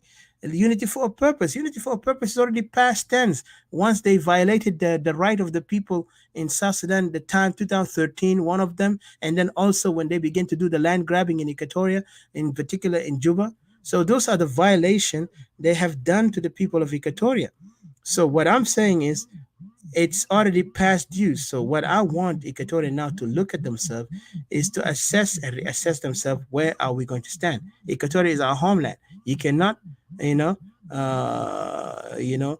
worry about those who are, looking for unity. We have to look at for independent of Equatoria. But again, I don't want to go far. I want to give CJ his point, so later we can finalize in a few. But I appreciate those who came up and listened, because our word, as I say, is bitter, like the Kertimelo. It will always be bitter because we are not afraid to say what it is. I respect a man who stands for something than stand for nothing, you know. And we respect also the people who correct us instead of coming arrogantly and try to act like they know better, because we know they don't know better. A lot of these people who call themselves know better, if they know better, they would never join the SPLM from the start, because SPLM was not even an organization that really looked for the interest of the people. It was only for a tribal interest, and that's what we see today. Yet they can deny, they can try to use propaganda, and they can hate us for it. But regardless to what they wanted to hate and do, the truth is there, and history will judge them, and history will also dissolve us from any wrong, because we never done wrong. And those who call boots in the ground, instead of being hypocrites, let them join part of that, because even revolution, to make revolution, you have to and give the people awareness before you go send people, innocent kids. And who's going to reimburse? Because there's a lot of kids had died. 17 years is enough. Even 22 years is enough. Equatorians have died in those senseless wars that nothing came out, only misery and ignoring and neglect of our people. Today, Equatorians are not even considered. They say, they Dinka say, oh, we are the one who died more in this war. We are the one who actually contributed in this war, and the rest are not accepted. When I say Equatoria, yes, I'm talking about Equatoria, but also we know there's other tribes who have fought from the Upper Nile, Bahar Ghazal, but also they fought in their own. Even some of them, they joined their own leaders. But Equatorians never joined their own leader because he's from Equatoria. They joined idea of that there is a new horizon, and they tried to believe him. They even gave the benefit of the doubt to John Gering, but John Gering have failed them. And when he died, some people try now to say, oh, John Gering had a vision. No, he didn't. The vision that he had is only one thing: how to empower his tribe. And you could see today, his tribe are now in domination. Even the history now in South Sudan, they're trying to rewrite it. Look at the way how they're rewriting it. Even those people of Jin Council, they're now writing a fake history about like they have been there when most of these people were unknown. So you need to ask. And like Didi mentioned, there is a guy, actually, we met one of those descendants of great people who, the British talked about the Ladu Kingdom. And we have already found out a lot of things that we need to, even to give us more, a boost on what we're going to do in the future, because Equatoria need to be independent.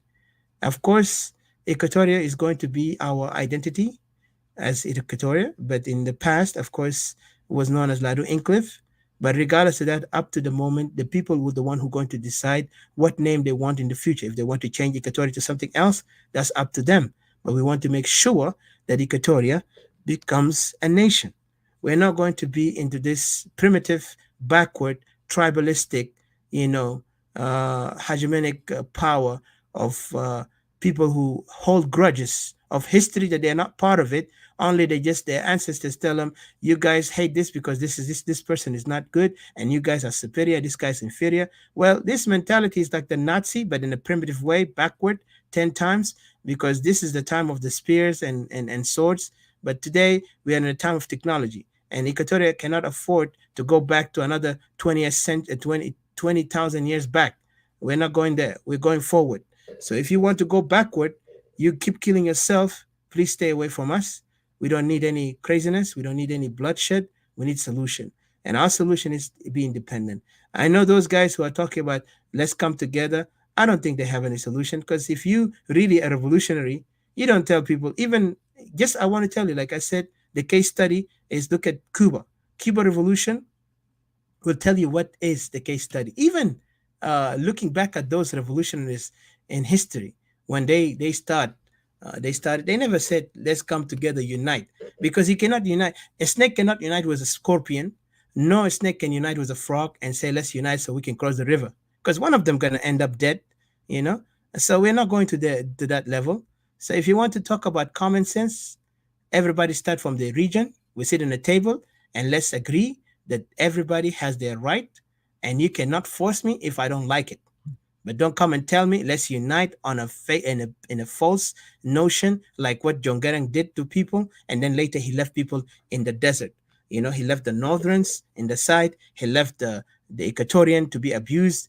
And even he betrayed the other tribes who supported him in Upper Nile, Bahar Gaza. So now people wanted to say John Garang was a hero. And plus, the burial of John Garang is a reason for those people to go and occupy the land. But this is not the topic here. The topic is mainly about the male political, I say the political gigolos, because these gigolos are trying to confuse many, you know, many of people are not to kind of like focus on their real issues. They want to give you these political slogans, say that, we are all for this country, all of us part of it. We all have a connection. Really, we don't. The only connection we had, it was fighting the North, because the North tried to Arabize us, but we're done with that Arabization. Now we are a new dawn, a dawn where we, the people, the native people, decide in what side and what kind of life we want, or what country we want. Unfortunately, you came as warlords, and a tribal warlords try to create tribal anarchy and domination on the others, so you can dominate and say you are the majority, as you claim. Like I said, if you got a lot of insects around the house, it doesn't mean there is a lot of insects. If you combine them, it will be minority, maybe like 20 or 25. And then if you cut them off, it's over. So only if they laid eggs, even it doesn't make that number. But anyway, I don't want to go far. Let me give to Mr. CJ a chance. So CJ, please, if your microphone is perfect, go ahead, put your point, because also time almost done. So please go ahead. Thank you. You hear me, CJ? Mr. CJ? I don't hear you. Do you hear him, Didi? Yes, I can hear you. Can you hear Mr. CJ? I said.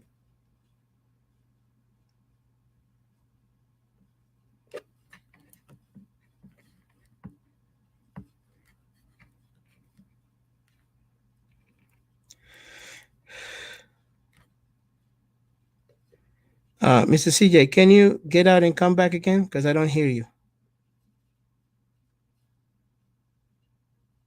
Sorry, can you exit and come back?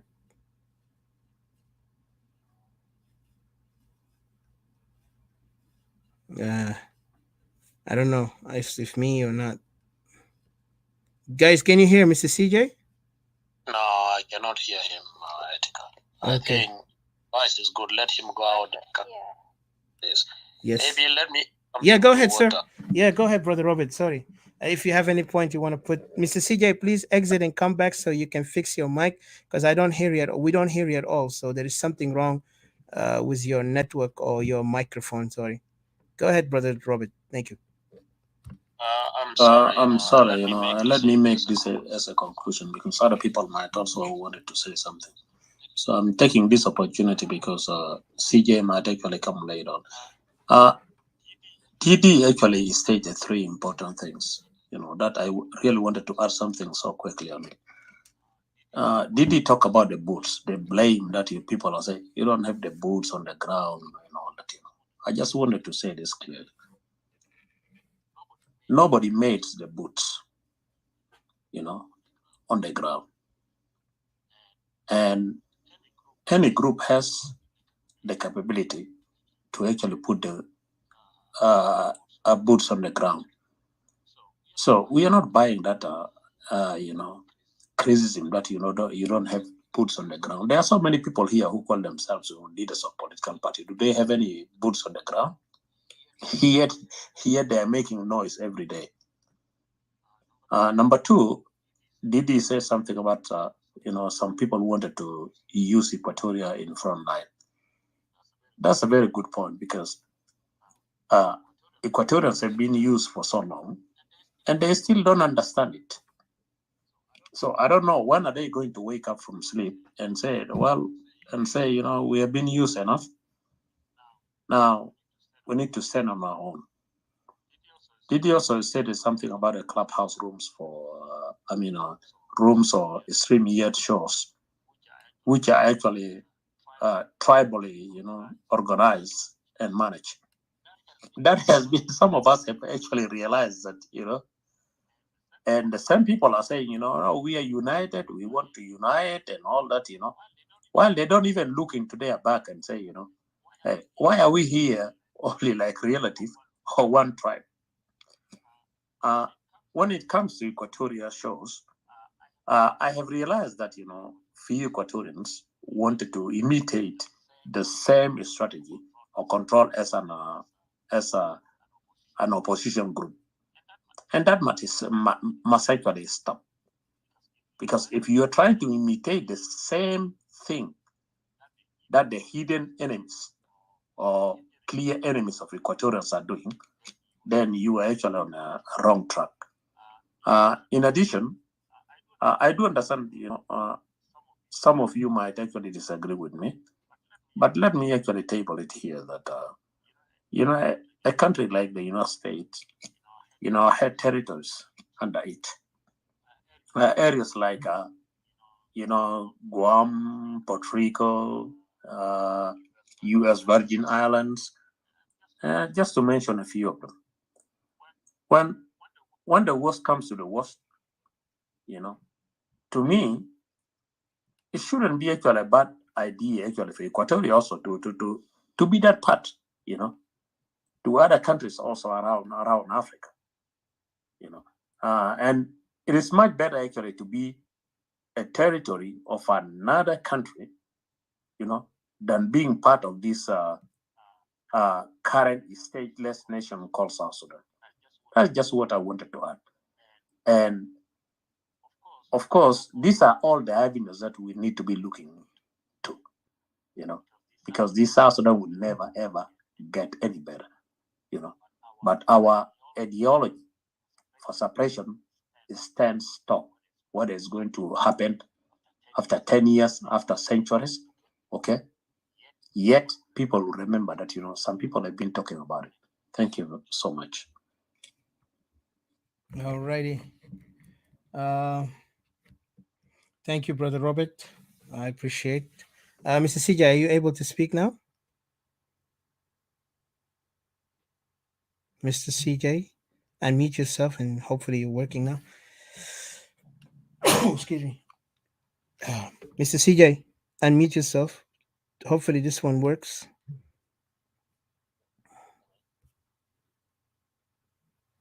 Yes, sir. Yes, sir. Please go ahead. Sorry for the inconvenience. Excuse me to say hello to every one of you guys, brothers and sisters. Yeah, indeed, it has been a long story, but we kept listening to it. Here's my point, actually, concerning what you have said about the levels or male leader supplies, of course, sexual, romantic, and services and all that. Yeah, you mean gigolos? Gigolos, yeah. Yeah. Term would have been, probably political prostitutions that we have just heard it tell last time. And in this clubhouse. Well, the major point is that, those people are existing. They're everywhere, of course. As you can see, back home, there are those who manage to get to that level, but not exactly in a way or another. There are those who become ministers in that country, in that failed state, failed regime of the young. And that's obvious over there. So leave alone, as oppositions, you could see them as well. If you look to them, those who are now shouting, well, let's come together so that, we overthrow or do something for the government. This is not something that, people have to talk about. As Equatoria, we have learned much more, many lessons over the time. We have learned the hard way. Yet you could see somebody coming to you, sneaking to you and says, okay, let's unite and go and throw that.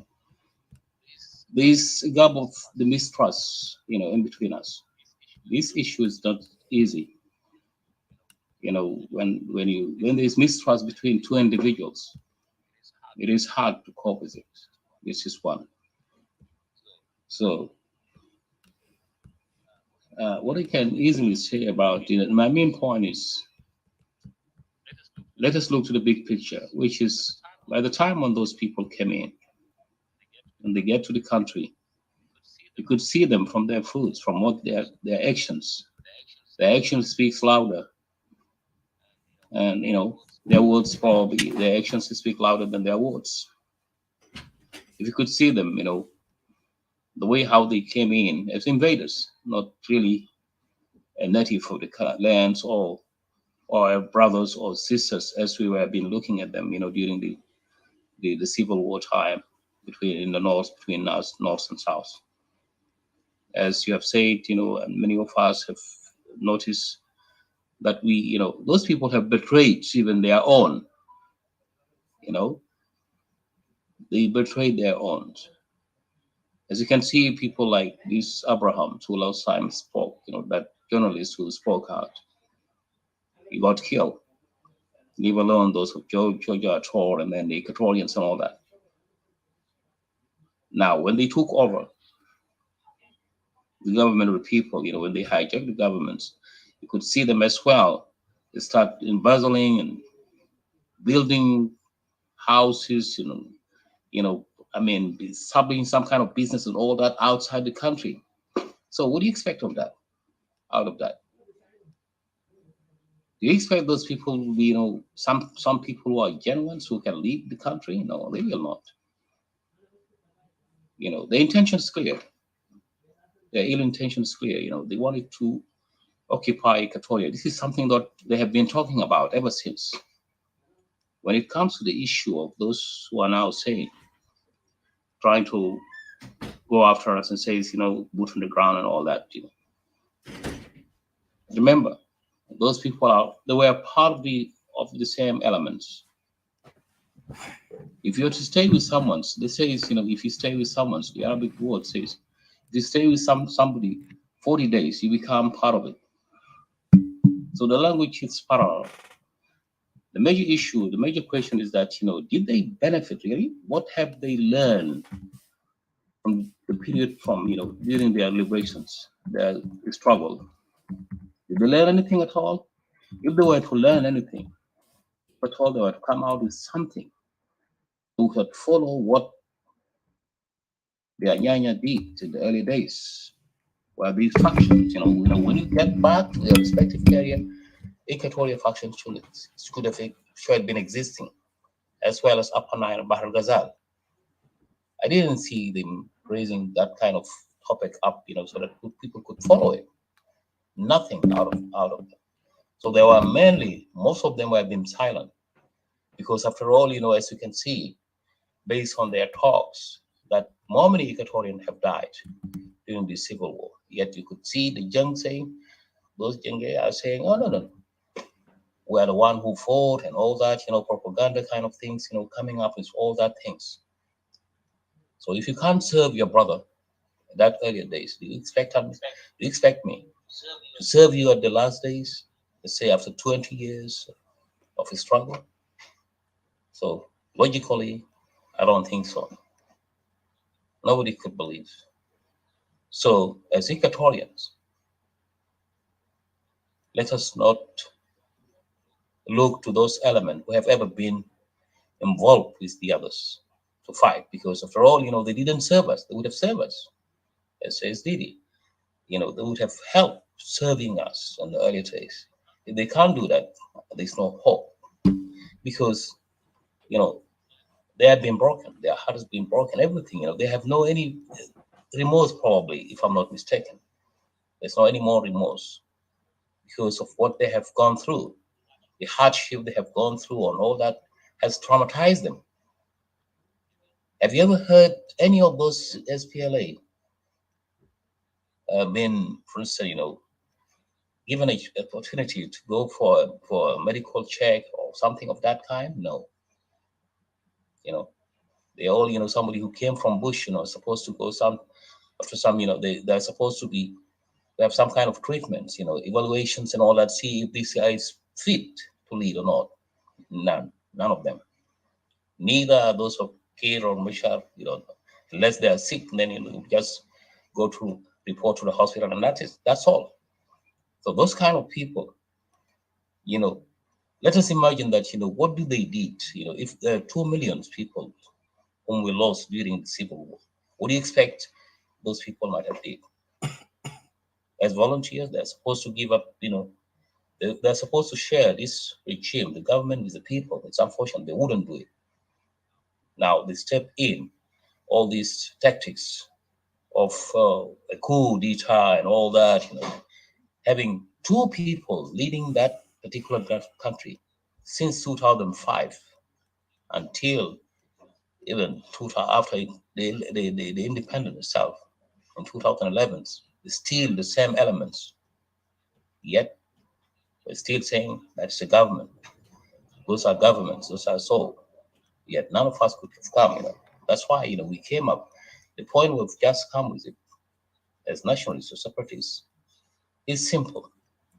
We have been put, we have been placed in, we are in addict, they have pushed us into an addict, whereby there's no way out,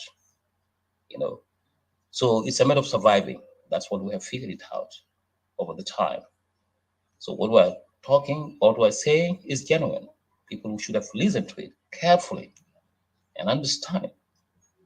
As says Rajab, indeed, our voice sometimes doesn't go far to reach those, who are somewhere in the bush or displaced areas and all that. Remember that they don't have access, unlike those who are in the Facebook today. As you can see, most of those who used to come in and and listen to what we're talking and all that, all the audience is mainly one tribes, for a reason or another, because of they were being settled here.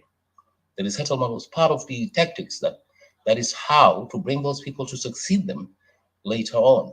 I could remember last time there were people who saying, "Oh, please, it's just a matter of time. Those people will go, will soon leave.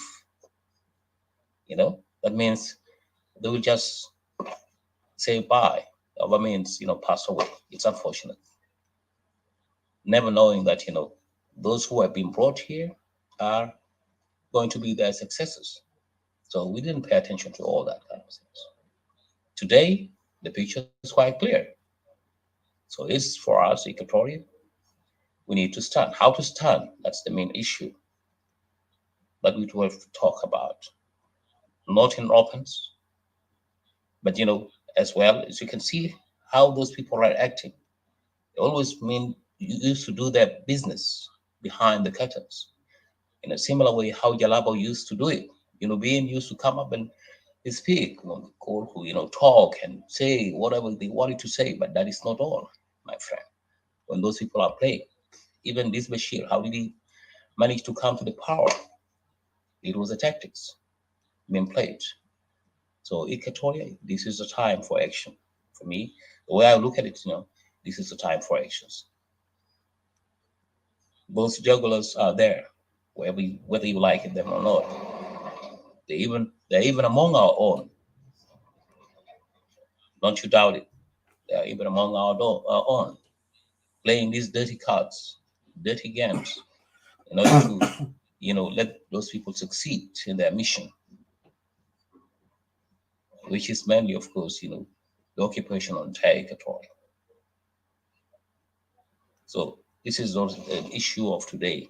It is a long time issue that if indeed, as Equatorian was more serious, we would have ended easily. It is unfortunate. Today, what I'm looking at, the most serious things today is the agreement, is what they call the reprivatization agreement that has been set, and that we have been forced to. Some of us have been forced to sign it and just put it as a picture, as a right thing, as a healthy thing to get us out of this whole crisis of Dinka and Nuer.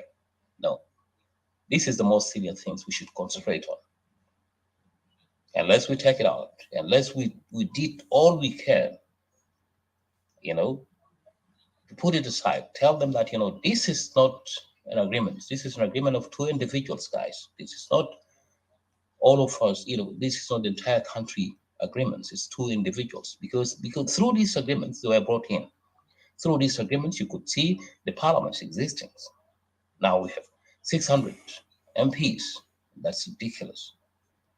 Looking for the government there, from top to bottom, they're taking it. What else are you talking about, guys? Supposedly, if you were to take it, if we were to use the deadly force, for instance, as a force, as a means revolution and all that kind of things. Make no mistake, around you, you have more money, those who are around you, leave alone the AU based on their shutter is that, military coup are not accepted. Anything that has to do with the force, are not accepted.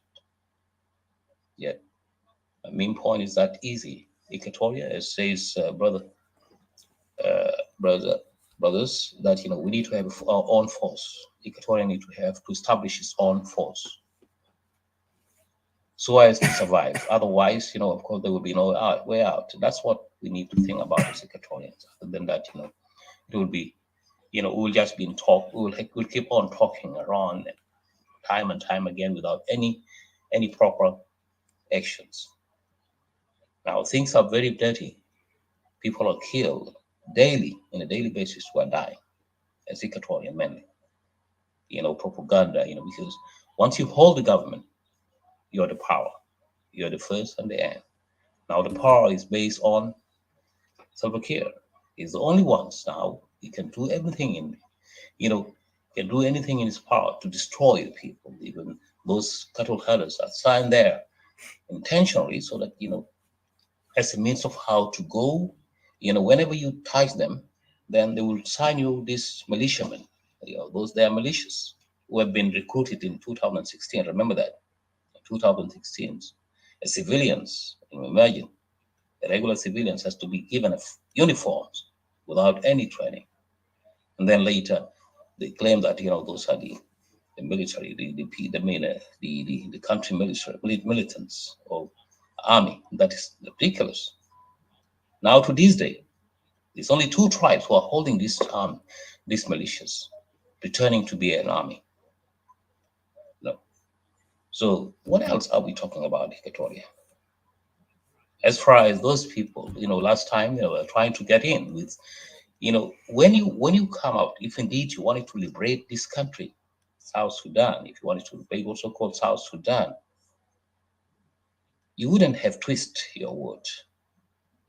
As somebody who's a nationalist, who's really wanted to liberate his country, you won't go and sign an agreement, or means go and negotiate with your enemy when you're in a weakest link. No, you should, when you go to negotiations, you should be in a strong position whereby the other side will listen to you. It's unfortunate they wouldn't do it. Now their hands are even tied, despite what they are saying. Oh, you separatists, you go, you need put on the grounds and all that. And that is nonsense. After all, this cessation hostility, if you are to go through it, it has been a trap, to those guys. It has been a trap. For us in Equatoria, whatever we do, definitely is defense. We're in defense positions. This is all right or legal rights. Those people they're now in our houses. We know how do they come here. We know the reason why they managed to get there. Of course, there was some kind of sympathy. Equatorians were those sympathize. By the time when they decide to call those people home, that come, let's come and fight together. But imagine what happens. Now they know every corner. If you were to ask any of them, they know every corner in Equatoria. And about if Keza, and about if Keza, and about if Keza. What does it mean here? This is a serious enemy. First, he's of course a conspirator. That if Muta Amir, is conspirator in the first place. He's not somebody whom you can trust. Now he knows every corner of your house. Do you still want it to say, okay, let's go and liberate? So here it comes. Our shocking, our setback, as Equatorians. So we need to think twice. We need to come on one board, straightforward, because you have no any chance anymore. You have only one chance, is to liberate yourself. First of all, protect your women's, children's, those who are dying every day, who have been, abused, oppressed, and all that. That would have been the area that you could have played. It's unfortunate, well, but this doesn't make us give up. We won't give up as Equatorians, definitely. Some of us definitely will go to that direction to say, oh, okay, we're for unity, but we'll stand firm in our positions as people who are calling for self-determination. So we will do it. As we used to say repeatedly that, Equatoria is a nation itself. Equatoria is not South Sudan. Remember that. Those people are sticking on what South Sudan, if you could recall, why are they sticking on this name, the title South Sudan? Because definitely they are not from here. So we need to realize that those people are not from here.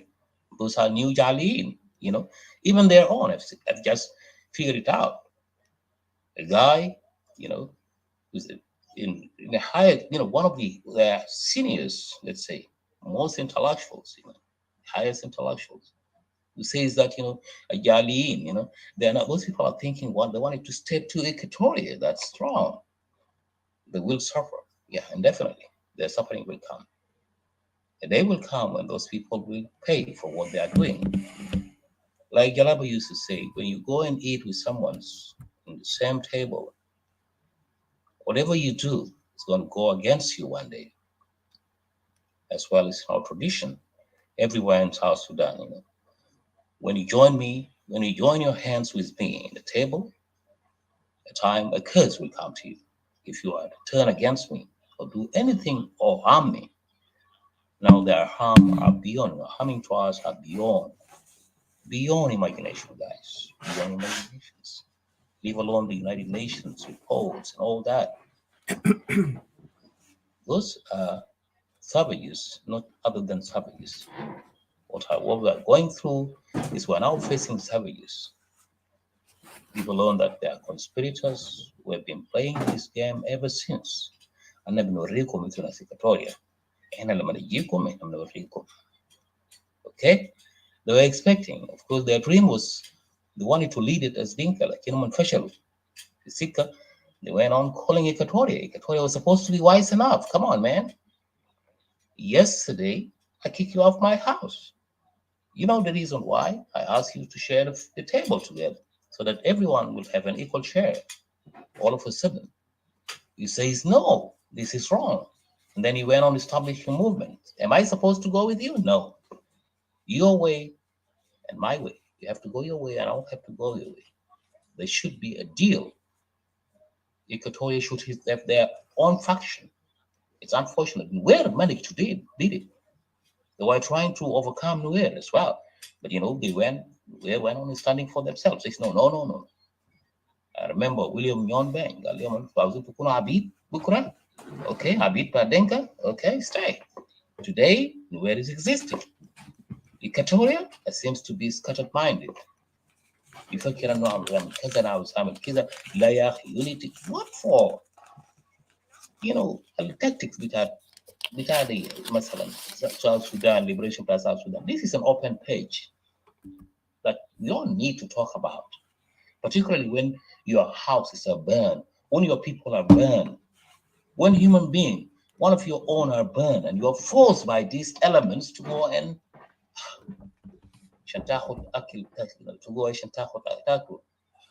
This is horrible. What are we talking about, guys? We shouldn't have been talking. We should have been acting. So that's the reason, that's what I can think about day and night. We should have been acting, guys. When we act, we are acting on self-defense. Whoever's acting in self-defense has a legal right, particularly when your house, when there is an abuse to your wife, your children, yourself. What else do we have in Equatoria? Let's have a conscience. Let's have that feeling. Let's have that brevity. We're brave enough. We did it when we can do it again. Believe me or not. We did it and we can do it again. By God's will. Those people are cursed to us. Those are cursed. Nightmare. Not other than that, guys. So Equatoria, wake up. Wake up if you're listening to us, if you're hearing us, because there's no time. Time is in essence, time is not for us. So I will leave you here. Thanks for the opportunity, gentlemen, ladies and gentlemen, and thanks for listening. So if at all these any questions, I do have some questions to other brothers, of course, that I'll come up in. I'll come with it if you allow me. Thank you. Thank you.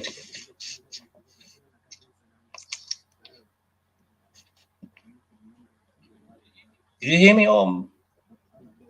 Have you been hearing me, guys? Hello? I'm sorry. Yes. Yeah, sorry.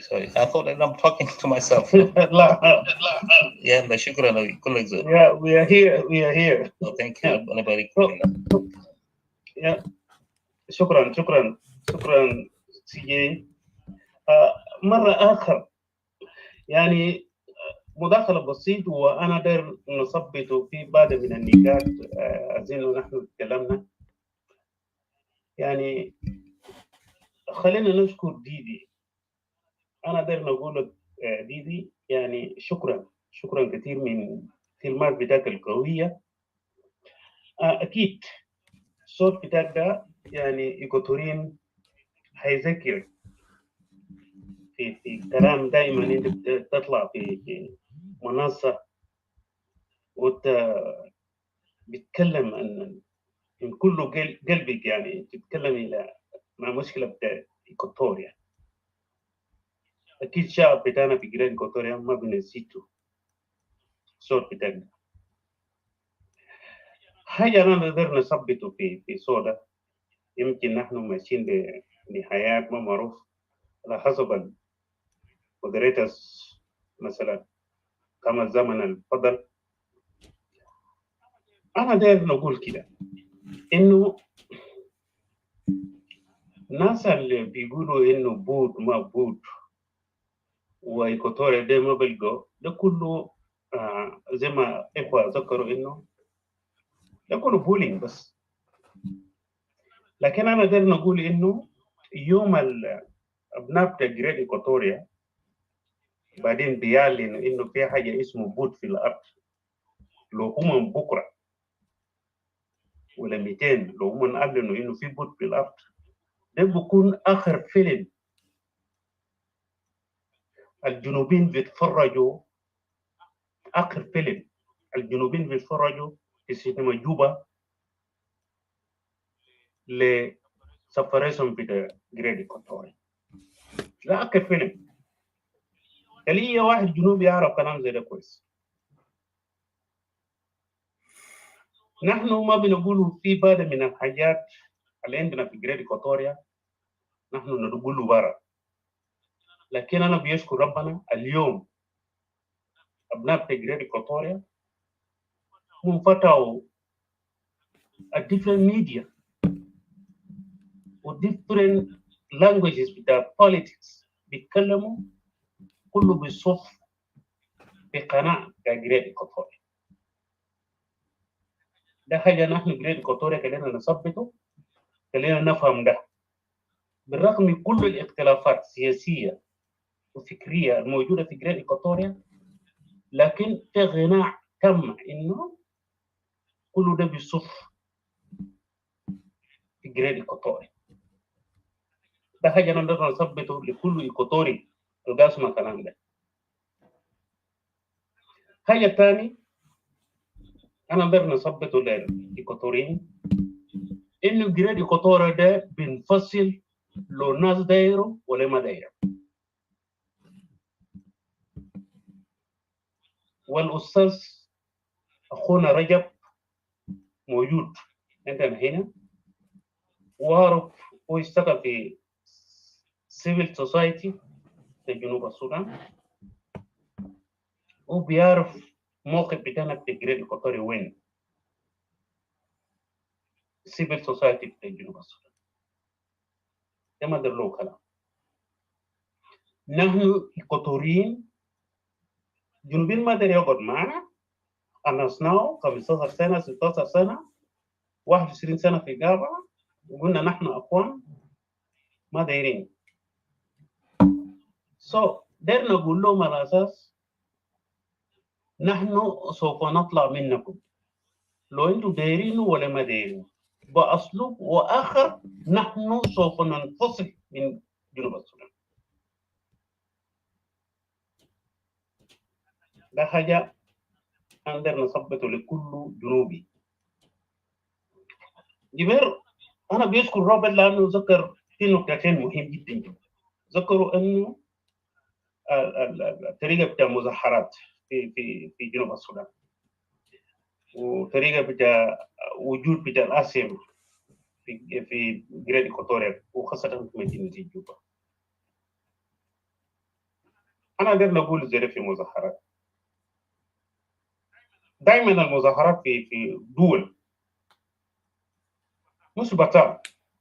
ده واحد من العوامل اللي بيقدر يستخدمه لتغيير النظام اللي ما قادر يكتو بلد أو شعب يعيش كويس، أو غالبا في النظام الديكتاتوري.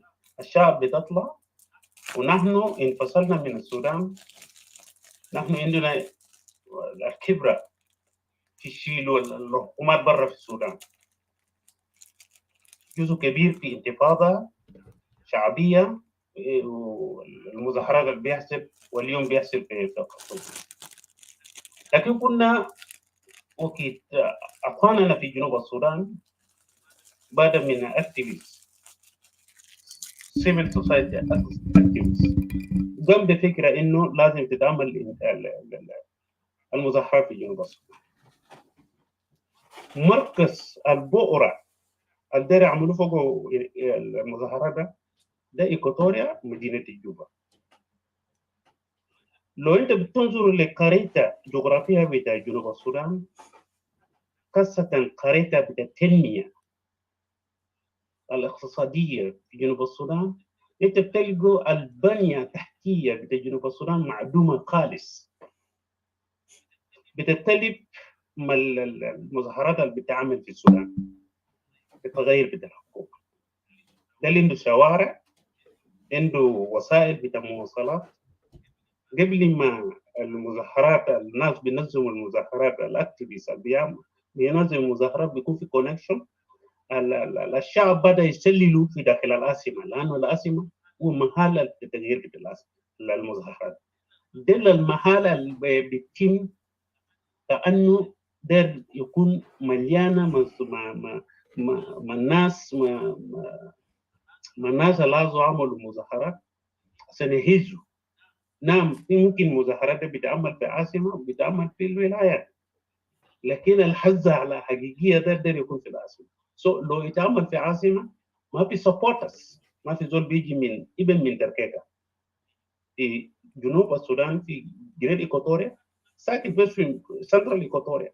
عشان تطلع من تركيكة لجوبا 25 كيلو بيجيبك ميت. دل نحن رابطين إنه أبنائنا بتاع جريد إيكواتوريا ما يطلع من المظاهرات لأنه ما في تأمين. نحن لو كان جبر حكومة ده بيحترم رأي أو مشاركة بتاعنا فعالة في حركة جنوب السودان، للانفصال بتاع جنوب السودان، للشغلة بتاع جنوب السودان، كان من الأفرض الحكومة القاعد في جوبا في جريد إيكواتوريا، في عاصمة جريد إيكواتوريا، كان الأفرض الوزارة الداخلية لو كان في احترام زي ده بيحترموا حقوق بتاع الناس، مشاركة بتاع الناس. العاصمة ده كان بيمسكوا واحد إيكواتوري يكون وزير الداخلية، عشان هو بيعرف أبناء بتاعهم بتاع جريد إيكواتوريا، بيقدر يتصرف مع أبناء بتاعهم بتاع جريد إيكواتوريا. لكن ده كله جريدوا مننا. إبنا دول القاعدين في حكومة عنده مناصب وهمية ولو مراقبة بتاع unknown government هو حرام. اليوم جبر أخذنا دي يذكروا إنه ما في زول بيتكلم، ناس مطرودين أهالهم ما ممثلين في حكومة، ما في زول قام فوق عشان يقول إنه يدينوا هذا عشان يقول كحكومة بتاع ولاية بتاع سنترال إيكواتوريا بتاع ويسترن إيكواتوريا. ونشكر لويس لوبان الحمد لله والله مشى لحد زيارات، مشى زيارة يمكن ده حاكم الواحد مشى زيارة حتى لو ما عمل حاجة وري نفسه على أساس هو ماشي في محلات الناس قتلوا فيه وطردوا فيه ويتكلم عن الأرواح.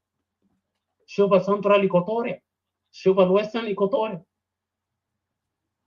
ما في زول بيتكلم عن المواطنين. انتم الليله في السوشيال ميديا ده انتم يا بقى اللسان بتاع جماعه ده هي حاجه بيعملوا طبراء منكم كان حاجه كان منو عملوا او انتم يا قاعد يتكلم ما في زول ثاني. ده حاجه كلنا نثبته في انفسنا كابناء تجرين القطور انه انتم يا اللسان بتاع جماعه ده. ده حاجه انتم بتاع انتم يا اللسان بتاع جماعه ده. اما كلام بتاع اسمه ده وفعلا وده من الاخطاء، من ضمن الاخطاء اللي مشينا في غابه بدون ما نعرف انه السبب شنو. احنا مشينا في غابه نتمرن في 83 ونجي نستفيد فيه شنو؟ سبب شنو نحن مشينا في استبتا، جدنا في استبتا عشان يعمل لنا شنو؟ السفاره بتاعنا شنو؟ نحن ما سالنا انفسنا وما غطينا خطط استراتيجيات اللي احنا كنت اذا مثلا جاء قلب علينا زي بتاع 83 ده نعمل شنو؟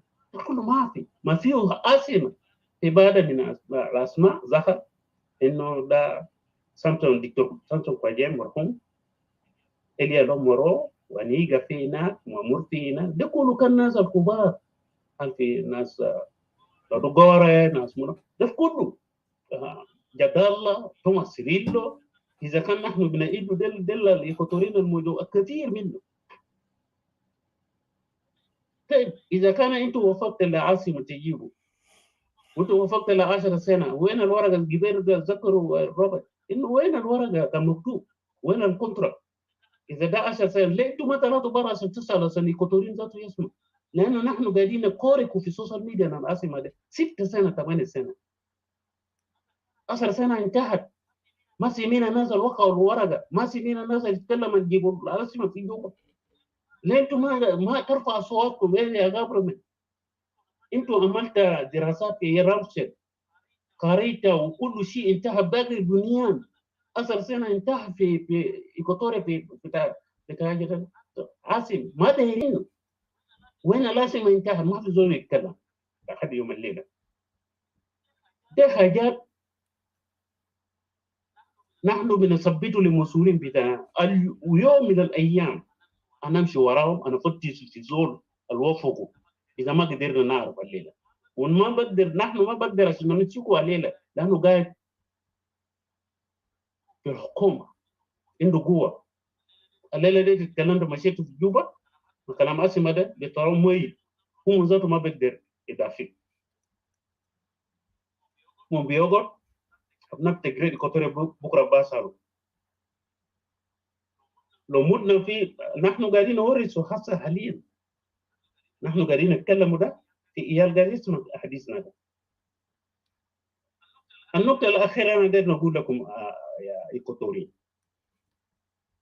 شوف يا جماعة نحن وصلنا في غناء في جرين إيكواتوريا وصلنا في غناء ونحن قاعد يعني كثير مننا قاعد ينذروا أبناء في جرين إيكواتوريا إنه يا جماعة السياسة بتاع نحن نكون followers مشينا في حركة شعبية طلعنا بمولوز جزء مننا مشى في IO طلع بمولوز أخذ يوم الليلة سياسة بتاع جنوب السودان مشينا فيه طلعنا بمولوز ما قاعد يحترمونا الليلة روبرت ده بيتكلم عن مشكلة في تجريد إيكواتوريا انفصال في تجريد إيكواتوريا روبرت ده ما بعينه عشان يكون حاكم في تشكل السوية أبدا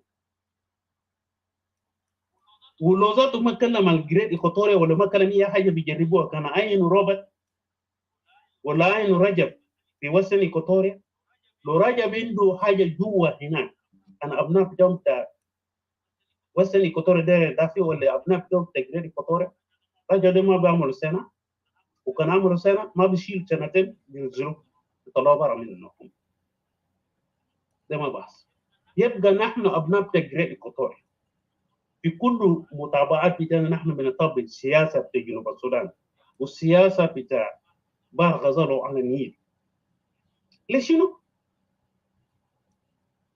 إذا ما بقدرونا ليش شنو؟ نحن بنطابيه وذاته أنا استفيد فيه شنو؟ ما بقدروه كسياسي كمتعلم محلك بيمرجوا فيه حكومة بيقتلوا فيه أنت ما بيحترمك والله شكرا بل بعصرونا هم بعصرونا على أساس نمشي في وحدة هي إيكواتوريا ما تنفصل هل تكون في وحدة جرب لنا الفيدرال سيستم جرب لنا ده لو ما نفع نجي نمشي في ده وشعبنا بنقتل وأرضنا بيحتلوها وبقينا الدرجة الثالثة في جريد إيكواتوريا أخواني نحن ما قلتانين إذا في سياسة نحن نكون عندنا سياسة مستغلة في جريد إيكواتوريا نحن سياسيين نحن عندنا بنعرف سياسة بنقدر نقرأ الكتاب بتاع علوم السياسية في مكتبات أبوات بتاعنا سياسيين سيفل سوسايتي بتاعنا حديد لحد يوم الليلة بتحدى هي مؤتمر القايم في جوبا كلام بتاع سيفل سوسايتي عنده صوت قوي لكن وجود بتاع أنهم قال ده نحن واثقين فيه يبقى نحن ما عندنا خوف ما عندنا إنه نتابع سياسة بتاع على نيل وبارة غزال خليهم يتكلم سياسة بتاعهم في بارة غزال وفي على نيل يتكلم سياسة بتاعهم نحن أبناء تجريد إيكواتوريا نحن نتكلم السياسة بتاعنا إذا هم دايرين نحن نشيل جنوب السودان في بيس جيبوا سياسة بتاعت بارة غزال وخلينا يجيبوا سياسة بتاعت تجريد إيكواتوريا وتعالى نيل نخطه في دربزة خلينا نتفق كجنوبين غير ده ما في داعي نتابع سياسة بتاع زول ثاني ابن ده الموجودة في روما سومرا في جزء هناك من أبناء تجريد إيكواتوريا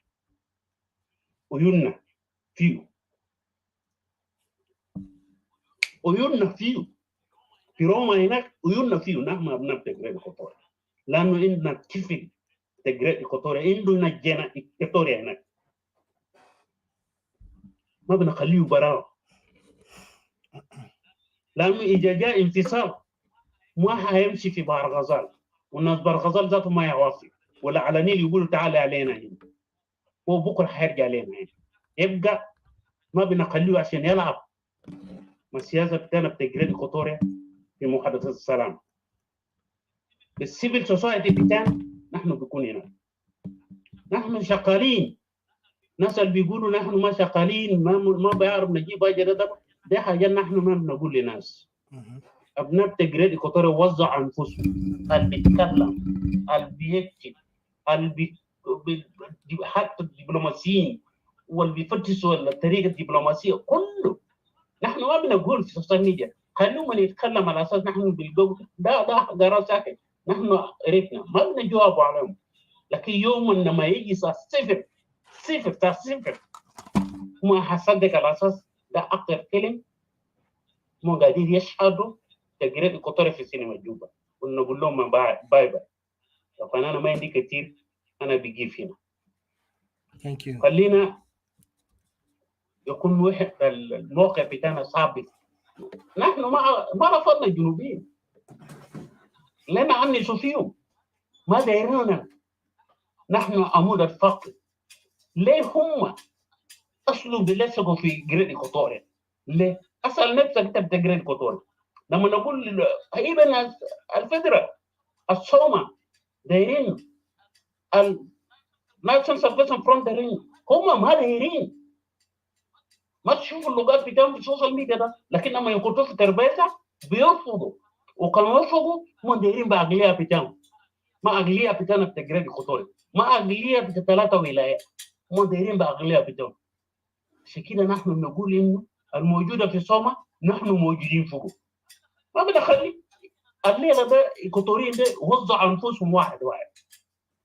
اما جنوب السودان نفرتكوا في يوم واحد، كل واحد يجري في الدوله بتاعه مع ارض بتاعه، اما حاجه ثانيه بيبين في جنوب السودان والا سلام ما. لكن 100% Equatoria will separate itself from Great Equatoria. شكرا. من خشمك لله.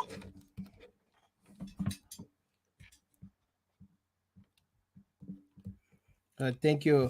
Hello, not this morning. Thank you, Uncle Sylvia. أنا جاي دي فرصة طبعا 3 minutes so we can conclude. But I appreciate. طبعا it's very important to hear your message. We're good. A lot of people agree with you, including me. طبعا the topic we're going to continue next time, inshallah. طبعا there are a lot of topics, but this topic is very important for Equatorian to kind of delve into many things. يعني يدخلوا ويعملوا تحاليل في اشياء، لانه عشان يقدر يوعيهم لما هم واقفين على حاجه يقفوا على حاجه منطقي، مش يقفوا على حاجه وهمي وشعارات وهميه اللي بتطلب منهم وحده وبتطلب منهم احنا جنوبيين وما في مفهومه في الفكره ده. زمان كان قاعدين يقول لنا جنوبيين، حتى كلمه الجنوب ذاته كان عملت تحليل فوقه في القواعد العربي. الجنوب هو زول بقى في الجنوب. I don't know, maybe I'm not good at قواعد anymore, but you know, somebody who live in the south. And then the same time أخذنا بقى ك identity، مع إنه ده ما identity بتاعنا، إحنا عنواننا ما جنوبيين، you know، لكن أخذناها. إحنا أبناء استوائية، أخذنا الشعار ده وكلمة ده بأساسه وحذافيره على أساس عندنا تاريخ، وبعدين حتى إحنا افتخرنا بالنوع بتاع الكلمة ده، إحنا أبناء استوائية لأنه إحنا بنقع في الخط الاستوائي.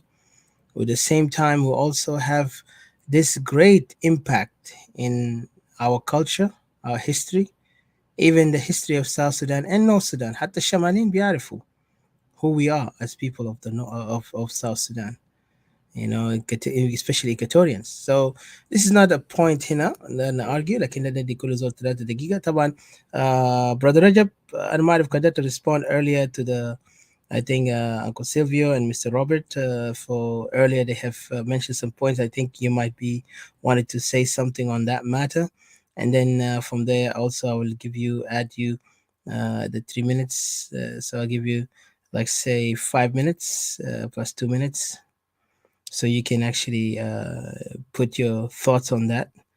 You know, what you have said. If you want more, we can give you more, no problem. Just we want to make sure that we save the recording here. Wanna come and also welcome the newcomers who just came in and those who have been here. فاتفضل my brother رجب لو انت عندك اي شيء تقعد. بدأ الكلام واضح، بس في حاجة كان hold on انا ذات نسيت. في حاجة كلمة كان قالوا سيلفيو. I hope you get to hear me. أنا كتبت تحت بس أنا check. Let me see. There's something he said very interestingly. It says oh, I think that was Mr. CJ, sorry. Talk about the hostility of secession. Well, That by itself, maybe I will respond to it later. But yeah, I will respond to it later. I don't have to respond right now. That would because actually I agree with Mr. CJ, but I just wanted to add some things that maybe I'll say it later at the last word. So, Mr. Rajab, please, further. Welcome and thank you so much for your time and also your contribution. Welcome, brother. Thank you, Odysseus, and the rest of the speakers, Robert, Uncle, and CJ, and Didi. Good. Well, I followed these conversations, and maybe just a couple of responses to some of the issues raised. Number one is the issue of peaceful demonstrations being impractical or quite unrealistic in South Sudan. That, yes, the situation in South Sudan, the context of South Sudan makes peaceful demonstrations appear really quite unrealistic. But it's not only peaceful demonstrations alone. Quite a number of other approaches, including the armed resistance, which has been applied by many different groups, has also proven to be quite challenging. South Sudan has a unique context. The unfortunate part we have at the moment is that the state in which we are as a country is very beneficial to many people. Cartels who benefit from the resources of the country, and some countries in the region who benefit economically from, especially, mainly economically, from the state of South Sudan today.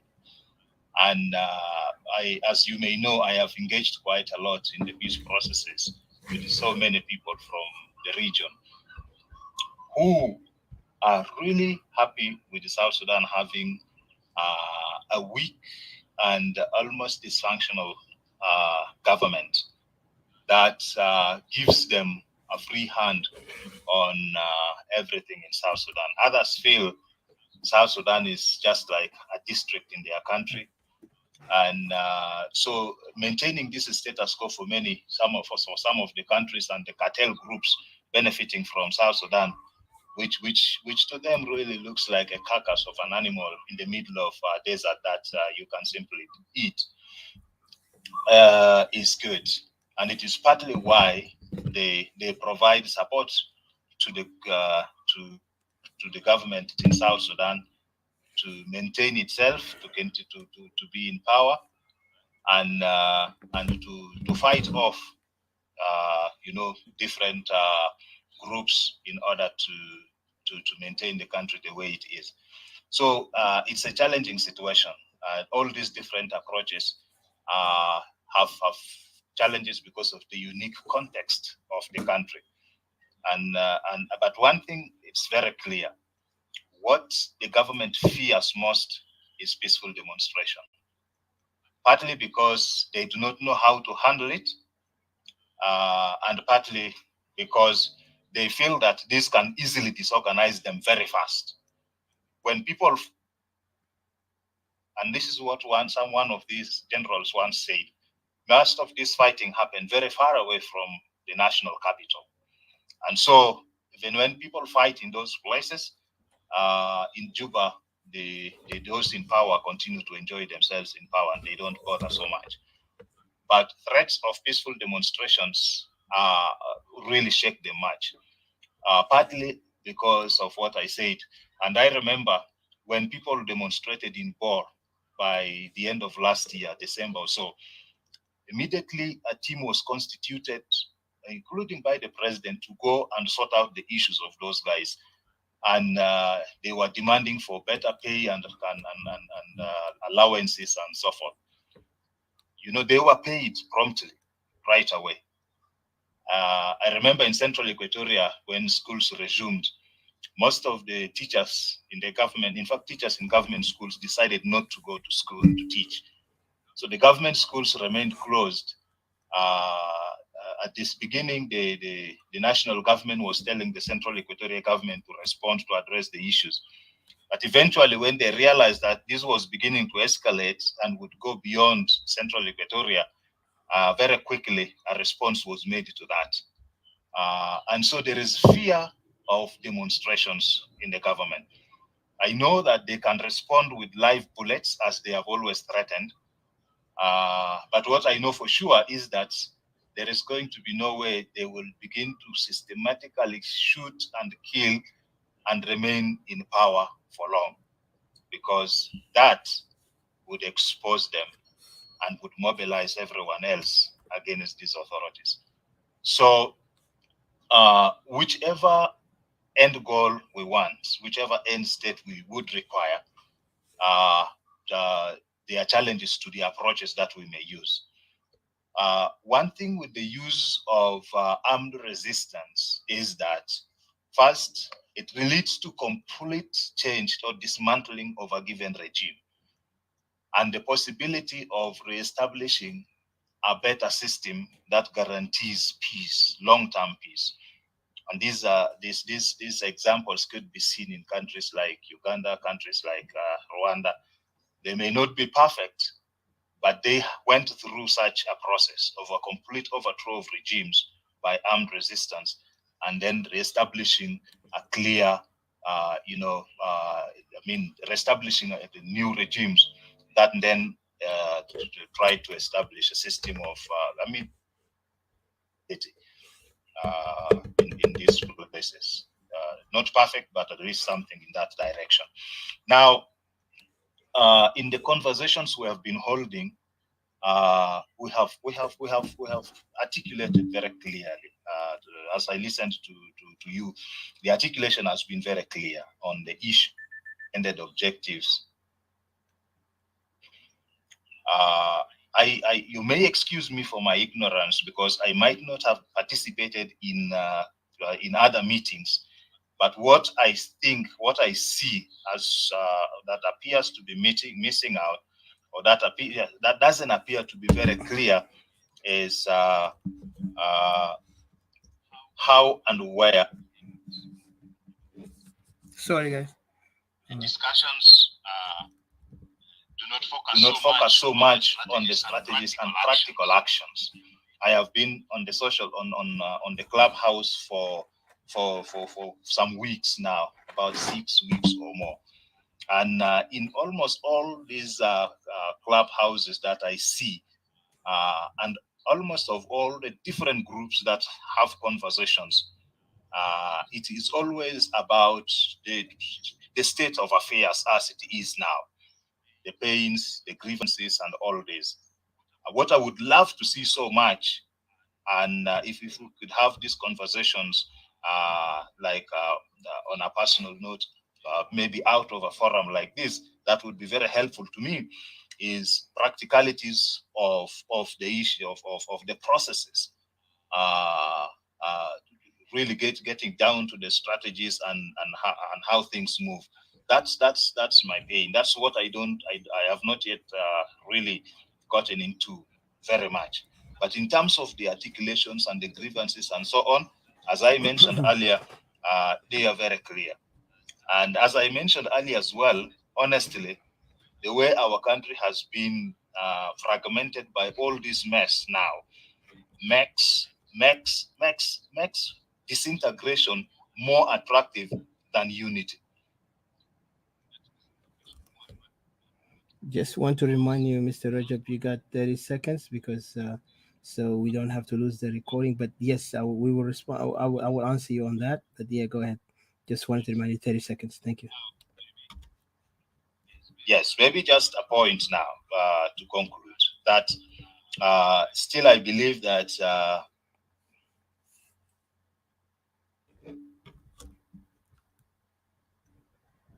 Hello.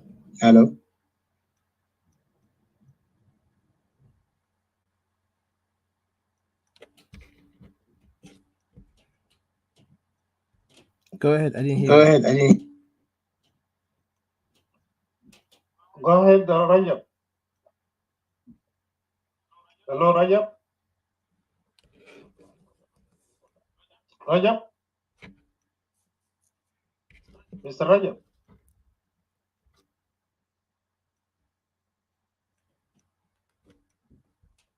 I think the network, if I'm not mistaken. But I think his point is clear. Um, but yeah, I will give a chance to Mr. Robert. Uh, Robert, you can add your point. I give you 5 minutes, and then from there, go ahead. You can add answer him too if you want to. But I have my answer to him too. So go ahead, sir, Mr. Robert, please. Welcome. Thank you again, Tika. I'm just so sorry that, Brother Rajab, it seems like his network is not okay. But based on what he has actually stated, let me respond this way. I know, Etika, you may actually add later. We do understand that, the series of anti-government protests in some Arab countries actually started around 2010, as we know it, and it started in Tunis, in Tunisia, but of course we saw it in Egypt, Libya, Syria, Yemen, and so on. It was a response, of course, to corruption, including economic stagnation in those countries. So I'm so glad that Brother Rajab accepted that a peaceful revolution in South Sudan is unrealistic. That is the point I really wanted to dwell on. Brother Rajab, I hope he's hearing to my response. Okay. Brother Rajab, I really do respect you. And of course, when you people started with that, peaceful demonstration and all that, your name came out several times. And people were calling Equatoria, like Rajab is Equatoria, And that actually gave me a red flag. Why are you dwelling on? It was, Rajab is from Equatoria, but he's not, he's just a tiny part of Equatoria, But people were saying, Rajab is there and all that. And I was like, like some people are saying, if you're not going to bite people, you should not say, like, I'm not going to bite you. That means you have some intention, that you're going to bite people. So some of us actually visualize that deadlock of a peaceful uprising. You have mentioned that the government fears a peaceful uprising the most, and you have actually indicated the demonstration in Bor, in which Kir quickly formed a committee to address the issues, and the institutions were paid in Bor. Now, brother, honestly speaking, I'm speaking to you from my heart. How many incidences happen in Equatoria? And the same Kir did not form any committee to go and address those issues.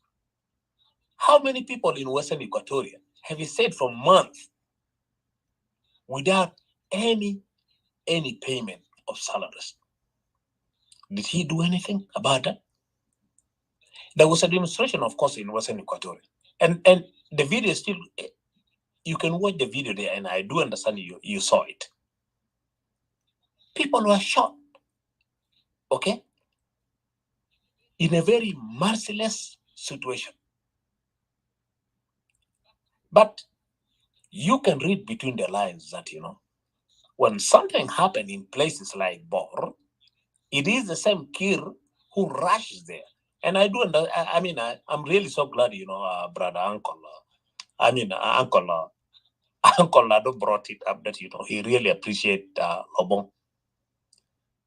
Obong was able to go to the places, where the victims lived. Have you ever seen Salva Kiir going to those places? You might have watched actually videos and all this in the Western world. Even a tornado, a president goes there and talk to the victims. If somebody's child is shot dead by the police and all that, the president goes there, call them and talk to them. We have never seen this from Salva Kiir. And there was, I think it was this guy called Awak Tenyos, you know, when that fire happened in I think it was in Upper Nile, they exaggerated it. They actually lobby for the international, assistance. Salva Kiir contributed money and helped those people. How about other tornadoes or other famines, famine of droughts that happen in other areas? Have you seen him done anything? Nothing at all. So if this demonstration that you brought as an example in Bor were actually to happen in Eastern Equatoria, okay? Anyway, it is good that that one came to my mind. When the people in Eastern Equatoria, the Bonyomiji, were demonstrating about unequal employment, what happened? So Nyandeng rushed there. She warned people. People were arrested. People were intimidated. People were actually thrown in jail, until some of us need to step up and say, okay, let us see what are they talking about. Okay. So there's a kind of segregation in addressing the issues in South Sudan. To put it crystal clear, that is not the South Sudan that we wanted, brother. So when your name was coming up every time, Rajab, and I was like, oh, okay, let us see. Okay. Rajab is from the same people who actually fought years and years, and they did not get any credit. We ended up being victims all the time. And our previous heroes are not recognized. That's just I wanted to tell you, brother. Yes, let's go. If any demonstration is going to happen in Juba, even the bullets of that government should. Not everybody, brother. Their bullets will go to the people whom they will target. I mean, they will actually target. Not everybody. And the people who will be shooting will be the same people who wanted that group actually dead. It is not going to be materialized in South Sudan. It's not realistic, as you have put it. And of course, there are also consequences of armed revolt or armed resistance. And of course, that is much better. You shoot me, I shoot you, and that is it. But you don't want to be killed like a snake. I'll stop here. Thank you. Thank you, Brother Robert. I appreciate. Definitely, as like I said, we're going to have a continuation to this topic next time. But I appreciate a lot, because there's even some questions I was going to ask, but we will definitely have another time for this. The question is still the same on the main topic. Like I said, South Sudan political gigolos. Where are they taking South Sudan? I know everybody know what gigolo is. Maybe some people don't know, but gigolo is a term for a male prostitute. Unfortunately, we have political prostitutes, which is really sad. But this is what exactly is going on, because you could see them promoting themselves. Tomorrow they will say, "Oh, I'm for freedom." The next day they will join Kir and drink tea and maybe even vodka or whatever whiskey they would drink with him, and say, "You know what? Let's give peace a chance." That's what they do all the time. So we know these guys. They're not new, and they all come from the same tree. So let me give a chance to Mr. CJ. You got, let's give you 5 minutes. Hopefully we don't lose the recording in Clubhouse, but 5 minutes, and then from there, Didi, and I'll conclude my last point. Thank you, Mr. CJ. Unmute yourself. Thank you.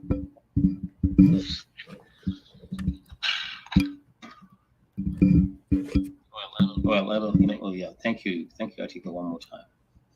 Yeah, I don't want my issues to be controversial anyhow. But to some extent, concerning what Rajab said, well, Rajab, wherever you are your ear has been listening to our voices. Our voices came out probably 2 years or 3 years, 2 years ago, probably. It was clear that, things were not working okay. When it comes to the issue of course, uprising, that's clear. With people like, for instance, a country where there is no constitution.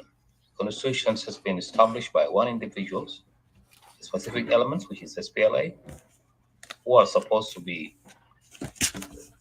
step aside and give the country to the people, if indeed they were honest. It's unfortunate it didn't happen. So leave alone, the rights of, there's no freedom of right of speech, of course, down there. Neither of gathering, as you have said, you have once been locked in, nearly locked in, if not, you've been locked and released and freed after all. I think things are clear. It says, more many of us, it says, brother, listen, let's see. Oh, excuse me. Yeah. It says, brother Robert, it's clear. We don't want to be some kind of, we don't want to be hunted like a snake or rabbits or anything of that kind. Definitely, we need to stand. So the issue, the subject is there. This is not a country. This is not the country that is now existing. But means the regimes that is ongoing. For me, that is a coup. Those people, that would be considered a coup for me, because the way how they stepped in and took over the government of the people wasn't perfectly right. Leave alone that they have enjoyed the 6 years, the early 6 years, since 2005 to 2011, to 2011 years, and then comes followed by the referendums. All these things shows us clearly that those people have stepped in and took over. What as an ethnic, who took over out of 64 tribes. You could see two people leading the country ever since as if they are the best of all.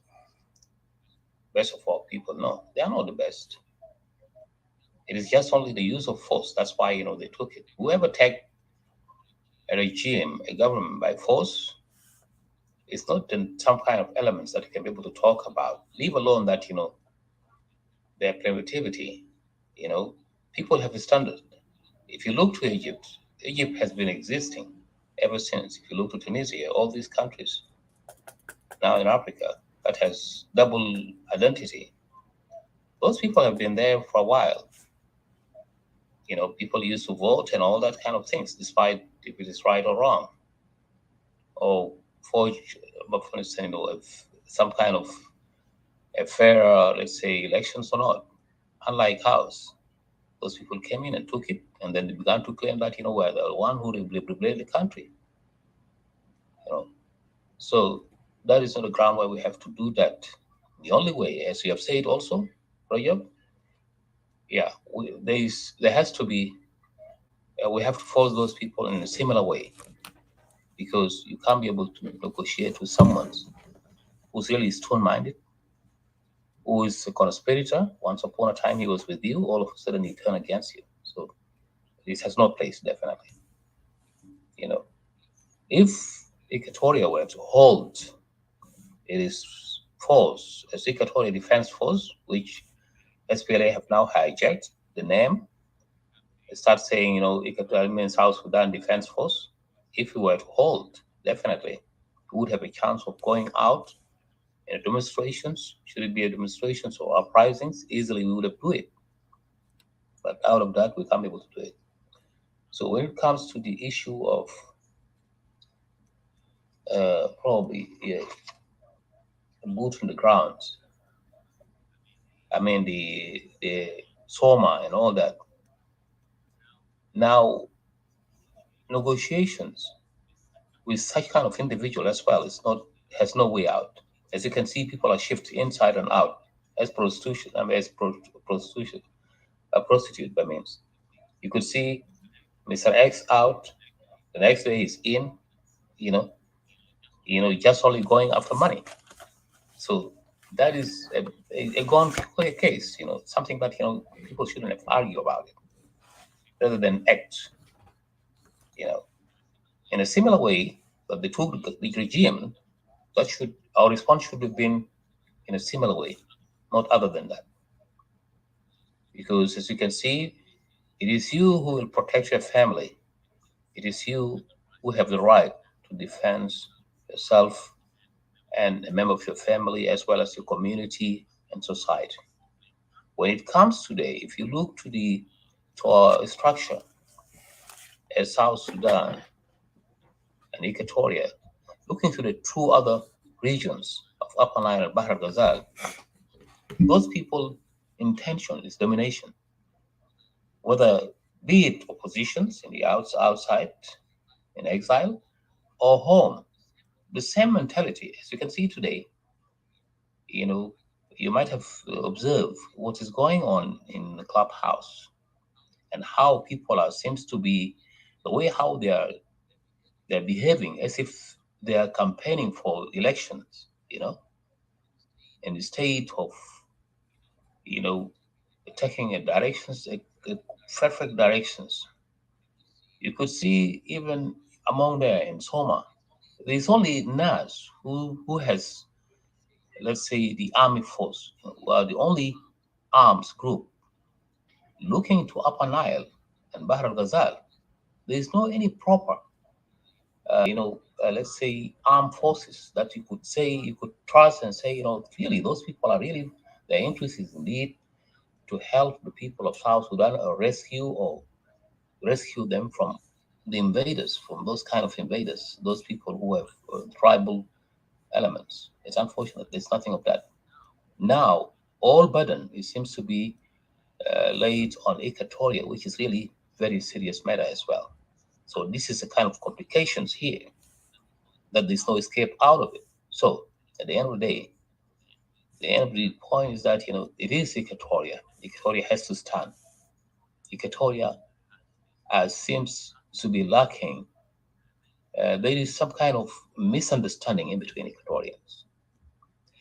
If at all they were to come and line up to one point, which is clear everywhere, in every corner, if you were to go and ask a child and say, what do you want exactly?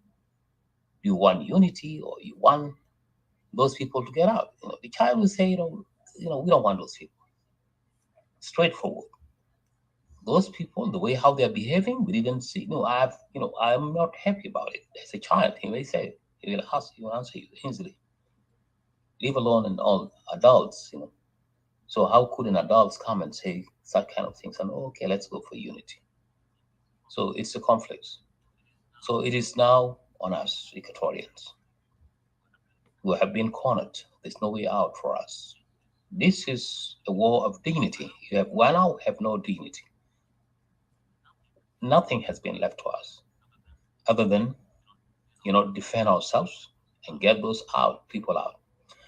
When I look to the United Nations itself, the United Nations troops who are there, those people all would have been, if it's at all, they are really serious and they are really for the people, for our people there to protect them. Nobody would have been died. Nobody would have been chased out, displaced from that country. But because of sovereignty, that's why they are restricted. Yet my question goes to the 4,000 troops that was being signed. There was a collective 4,000 troops that were with full armors, to protect the people. Where are they? So that's the question. We should also, as Equatorian, we should ask ourselves, why wouldn't those people act and help Equatoria in 2016, where they got subjected to a genocide? None of us could respond. I don't know. You say you have contact with those people. I don't know whether you have raised these kind of questions. But guys, Equatoria was a safe place, a secure place. Why wouldn't you at least, as Equatorial civil society at the time, wouldn't you, have you ever come across those people and asked them, guys, Equatoria was one of the safe places. Upper Nile was burning, as well as Bahr al-Ghazal. Equatoria was one of the secure places. Why wouldn't you at least do something to protect the Equatorian civilians to be displaced? So it's unfortunate. In the state, they kept on pushing for what? For the revitalizations, for the agreement of the two guys, the agreement of Kir and Mashar, pushing it toward us in the state of, leaving it aside means, because the agreement should address the issue of the conflicts of Nuer and Dinka. It has become clear when Salva Kiir stepped in and start saying that, he's siding with what? With the Dinka to kill the Nuer. So that is by invading, bringing the neighboring country to come and go and side with them. That is nonsense. That is not acceptable. In a state, the neighboring country would have come up and say, okay, he wouldn't have sided with anyone other than say that, take a neutral positions. They didn't do it. So you were there in Equatoria. Do you have any attempts at all? Did you say anything? Of course, as Equatoria, I know how your life is. Your life is, you're in danger as well. I believe that. So everything is clear. The picture is clear to every one of us. It is a duty for every Equatorian to stand. We have no time left.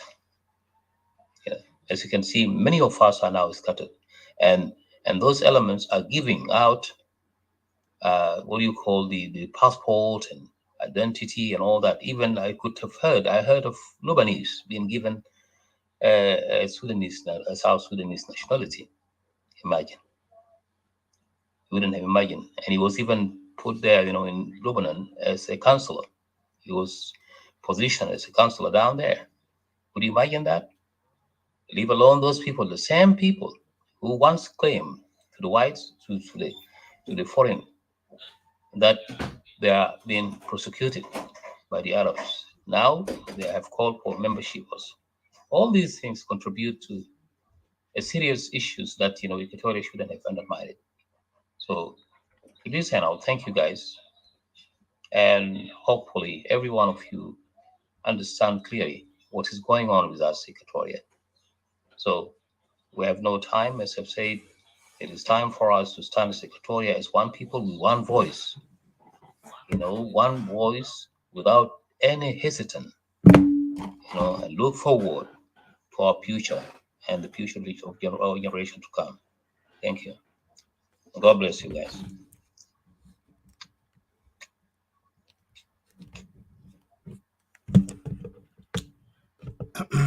All right, thank you, Mr. CJ. I just wanted to make sure we be on time.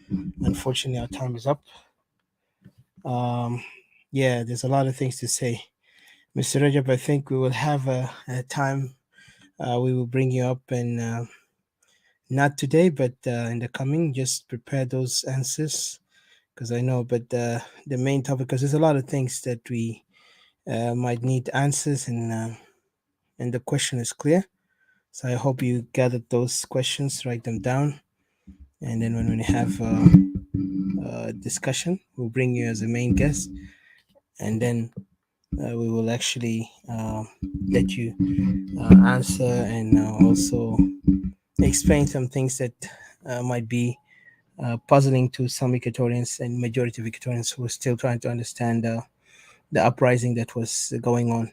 But at the moment, let me give a chance to Didi. Didi, please put your final thoughts, hopefully, if you can, 5 minutes, and then from there, I will put my final thoughts, and then we end up for tonight, next time. Thank you. Are you there, Didi? Yes, please. Thank you.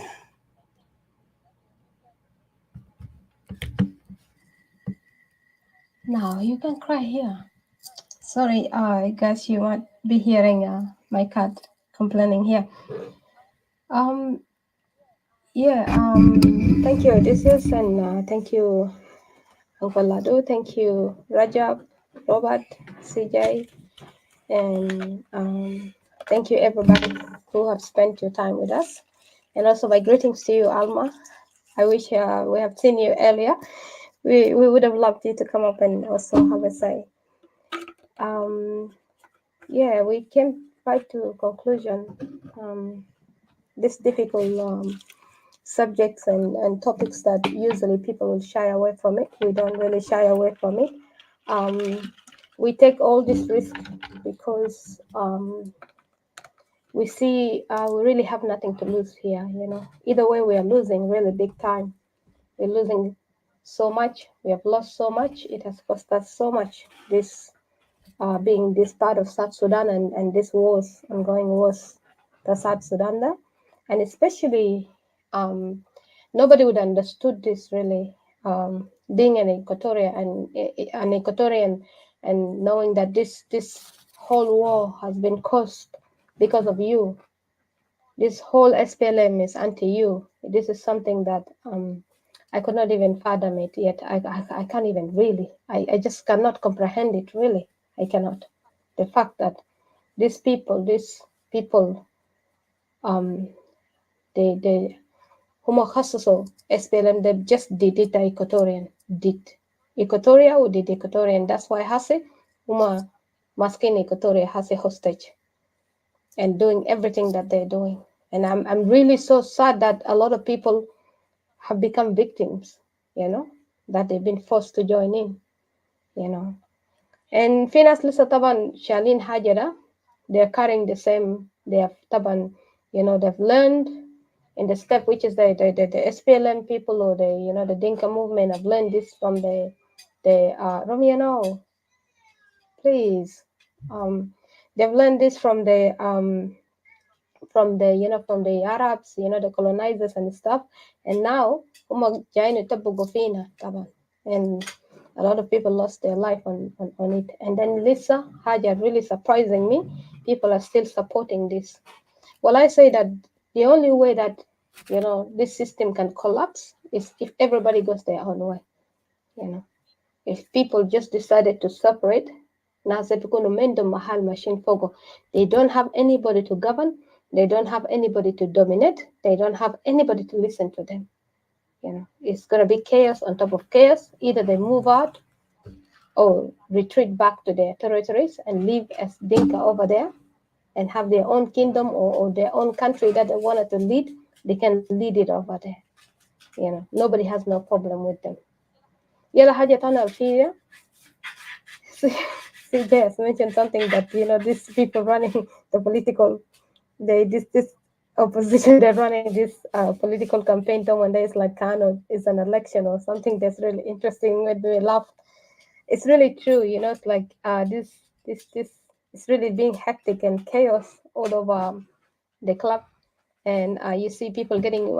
One thing that really makes me sad that you could see really people getting confused, people getting deceived. They're even the most funniest thing, they're using people who are illiterate even to deceive people. That's how you know that these people, even they're not even they don't even have their minds are not really political, have the political awareness of what they're doing. They're just following in the same track of the SPLA system.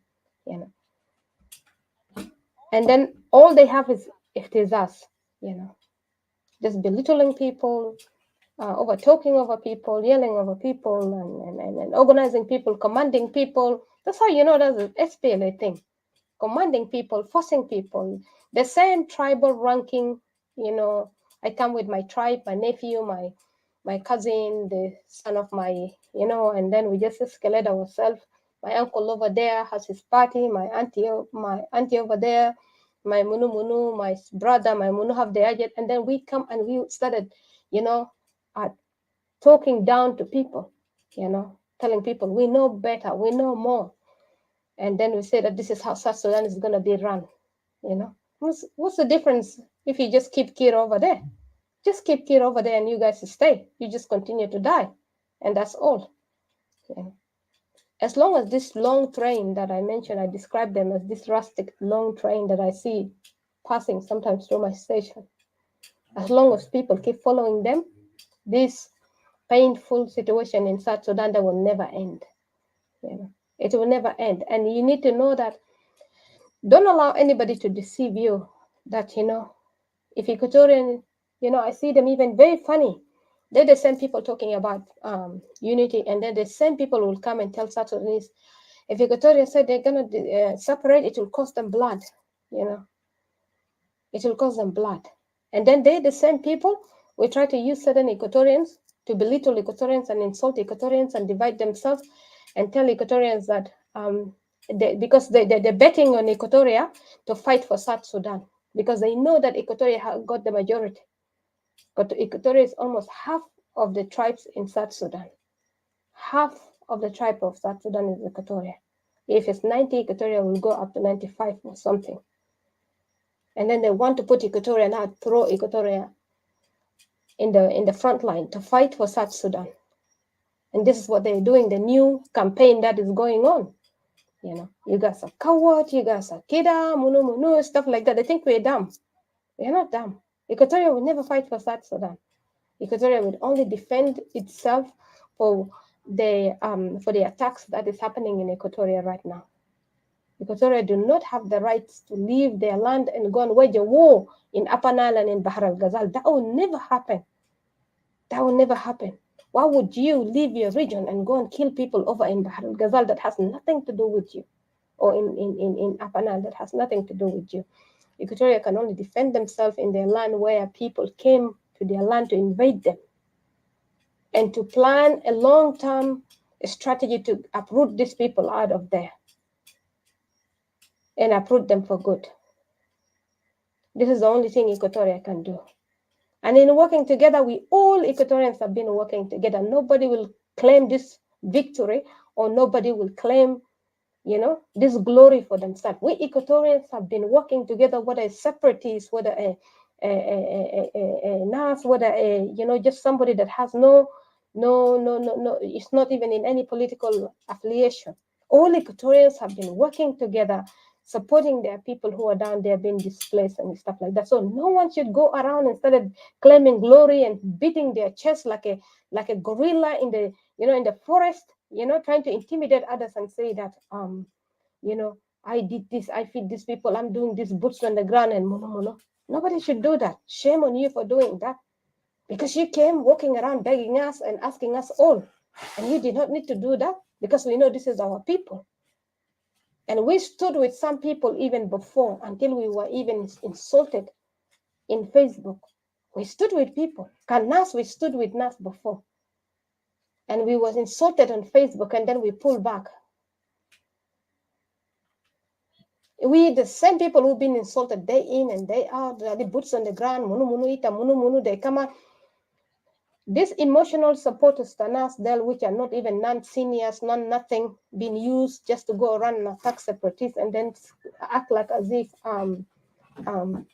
the burden of the movement is upon separatists, and separatists is the reason and why people cannot progress and stuff like that. So we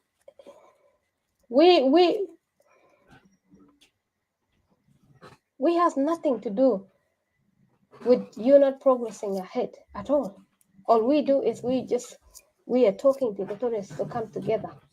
We want our people to come together to think, a strategy that is better for Equatoria, that we do not go back again to war. We do not have to be invaded. We do not have to be attacked. We do not have to lose our people for no good reason. And then in my conclusion, I will say that Aizol, Algali Fekir Gali, they want to attack Equatoria. This is the line that you will regret. Because you got a bigger problem. Sorry. sorry, حاجة جايكتا الشريط قال طلع أحمر. So let's end this and then we can continue on Facebook. Go ahead. So I end this one, okay? Yeah.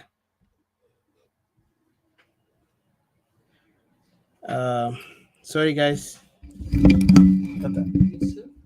Sorry, hold on a second. I will.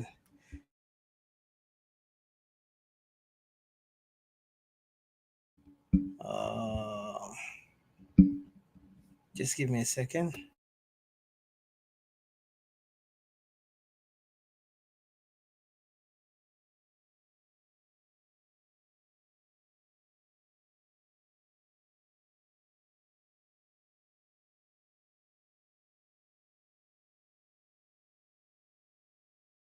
Didi?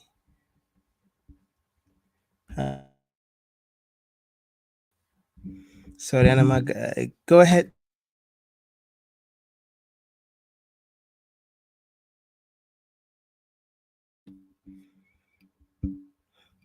Hello, Didi. Go ahead. Continue your point here, please. Sorry. Hello, Didi. I can't hear you. Can you hear me? Oh my God. I don't know why. Didi. Okay, guys. I hope you hear me. If you hear me, please say write down you hear me. Itu kan testimonial. I don't see Didi speaking.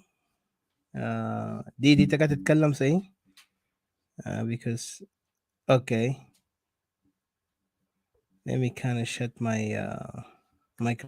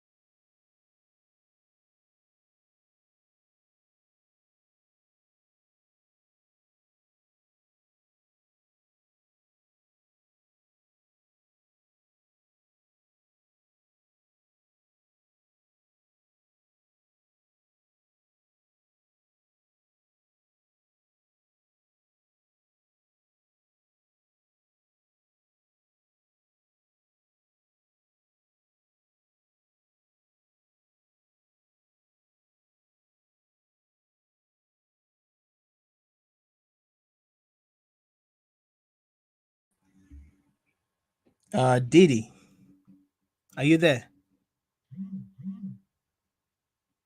Oh man.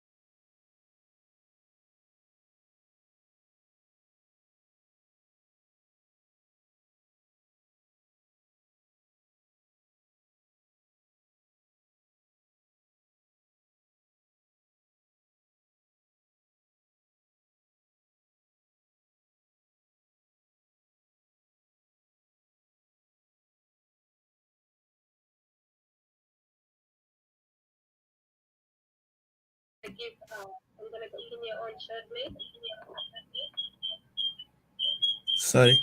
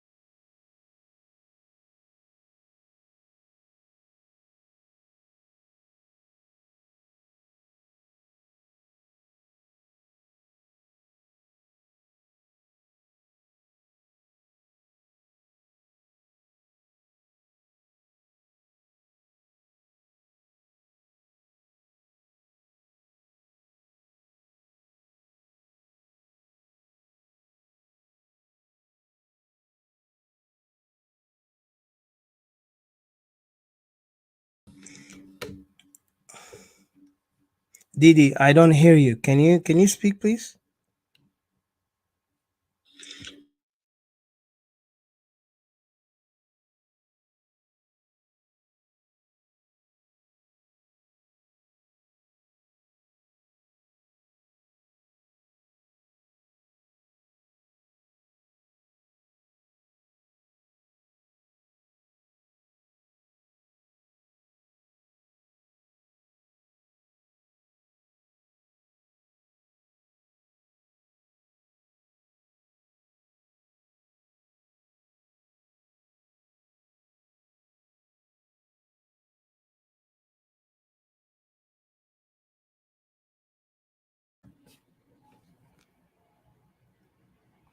Hi guys, just hold on a second until Didi comes back. She had to exit and come back, exit from the Facebook and come back again, or from the StreamYard. So I apologize. Of course, there's a technical issues. This is what the technology. Well, we're getting used to it, but bear with us. Be patient, and we'll be with you because that was our final conclusion. Because in Clubhouse, the timing you have to be very much fast. Yeah, we have to tell people, unfortunately, we have to kind of interrupt it quickly by ending it. But in Facebook, she will conclude here, and then from there, uh, then I'll conclude my last word. Thank you. Bringing in Didi, please go ahead. Hopefully, be able to speak now. I can hear you. Unmute yourself so I can see if you can speak.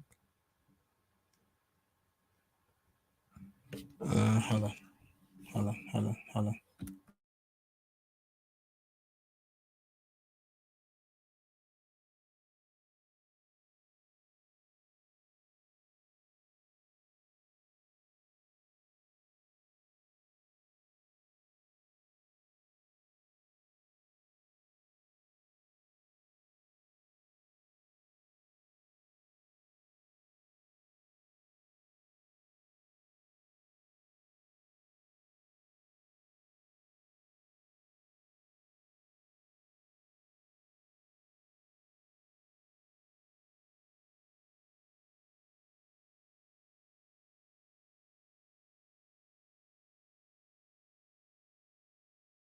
on. Guys. Okay.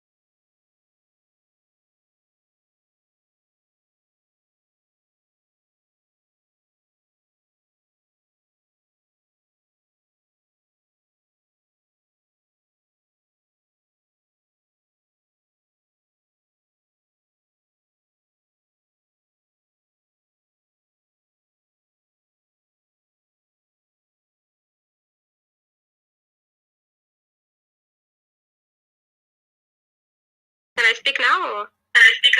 Yes. Speak, please. It's doing echo.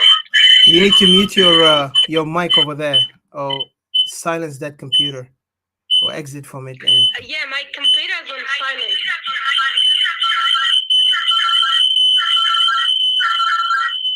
It's muted already. no, you need to exit from the StreamYard, please. Exit completely so you can speak there. Wow. Hold on. You speak now? Yeah. Yeah. Oh, okay. Maybe I need to. Yeah, that's why I said exit from the computer so it doesn't echo. Oh, okay. It's gonna be weird that I don't even Because see when what's you going put on. two devices, it will always make a different echo.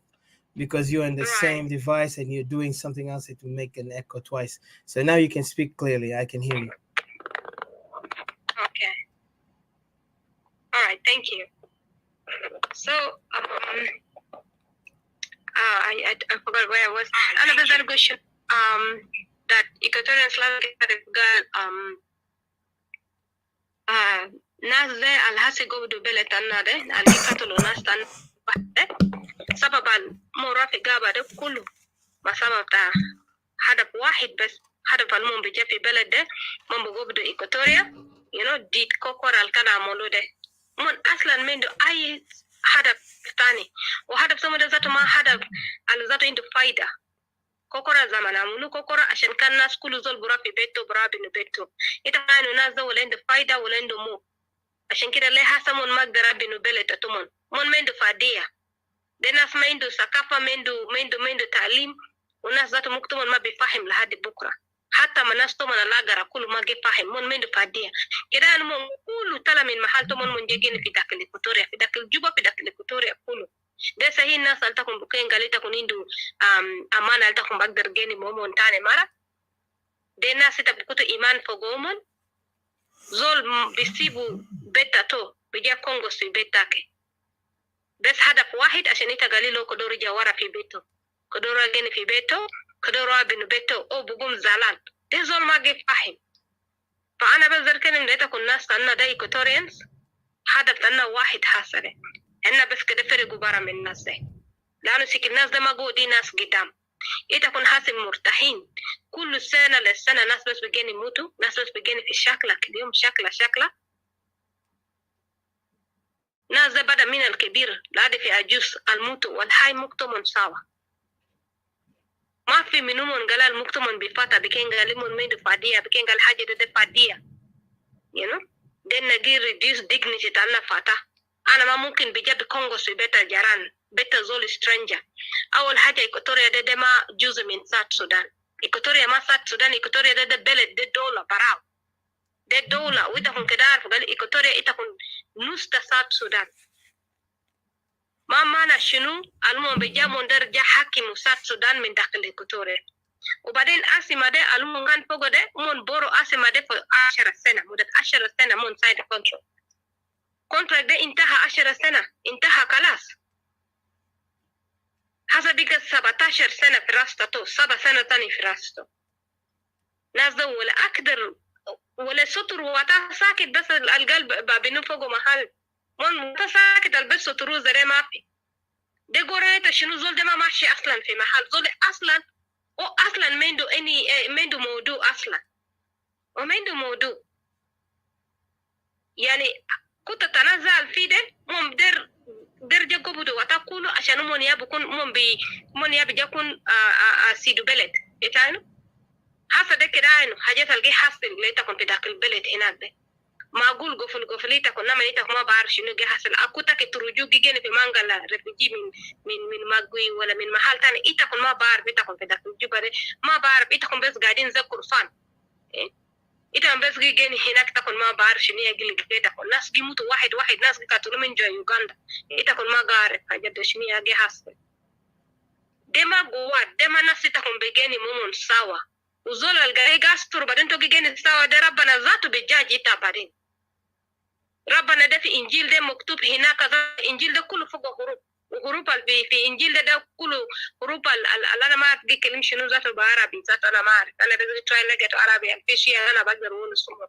تايم ده كله adjust wo حروف العملو ده حروف الناس الظلم يا كتومن دي شكل ل اسمه شنو لحقوق توم ita kun kana gara injil da kullu wo ya fi injil de unaza kullu gi fight a holy war شكل وول جهاسل في إكواتوريا ده نفعل جد ديديتا وجد درجة نيكا مبلتك ونجي كاتوليتا قطرو جناس تاكي بارا ده ياو شكلات الفيديو إنجيل ده كله فوقه يا تا إكواتوريا تكون جاجيني فاتا تكون سيبو أول حاجة تكون قدم الناس نقدم ناس فيديو غابا نرى فيديو غابا نرى جيب ناس كده جاجو إكواتوريا عشان جامل حاجة المونغاملو ده أنا أعرف في ناس تنا تانين جوين حاجة ده طبعا كان ما فاهم مو فكر قال فينا منقرا شنو عشان مندر بروتكت جسم تومون ولا أهل تومون حاجات اللي جينا عملوا لأهل ده أنا أعرف في ناس اللي جوين في ناس اللي جوين مون صغار مون صغيرين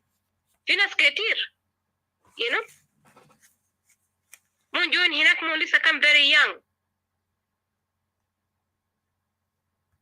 ما بعرف هم ما فاهم حاجات القى حصل ده شنو كمان من كوف الحاجات القى عملوا لهم من هناك شباب ده كتير كل ده جوني ده يان لكن في ناس تانيين الناس كبار دل فاهمين وهسه في زمن تهاسر انت كان جوين زمان لقيت يان إتجي فاهم هسه في ناس كوركت جسم تومن بس تهيل من واحد ناس الكوركت جسم تومن فاهم حاجة ده شنو يجي حاصل هسه في إكواتوريا ولسه في ناس نقدر جني نقدر كم اسفل اوي اسفل اوي اسفل جي كاتل ناس تاكي كل يوم ناس تاكي في جو بلو هاوس إتجي كلم اوي اسفل اوي كده أهل تاكي جني جو بلو هاوس إتجي كلم اسفل اوي كده دخلوا كسب في جبات أهل تاكي في جبات نسوان جبات رجال ده كيف ده ناس بيجيني زي لحد 200 يعني أنا بقدر سيبي نقدر كلم قالي Equatorians separation تقسيم تا إيكواتوريا برا من ساوث السودان ده ياو حالة لنا ده ياو حالة الوحيد إيكواتوريا بقدر مو بعيد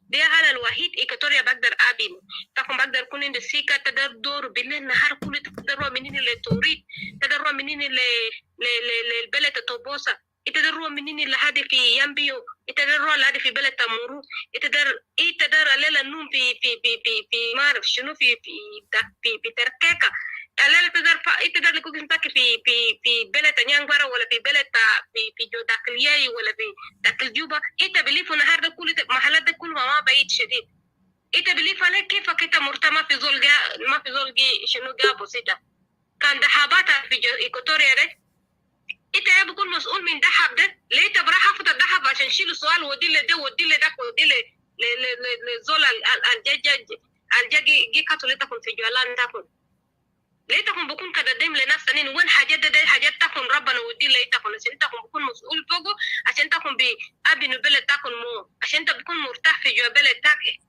كده عين تكون بلد تنا ده كده عين تكون بلد ده جميل كيف imagine كان تكون يقب دو بلد ده يتكون ما بكون مرتاحين ناس ده كان عند موك سيتكون غانغاني ده ناس جيني مومن زول بسيبوا بلد تاتو ده أجسين تومن ده بسيبوا بلد تاتو برابنا أمارة في ذاك الجوبا برابنا أمارة في ذاك المحل تاني في إكواتوريا ده سيد ناس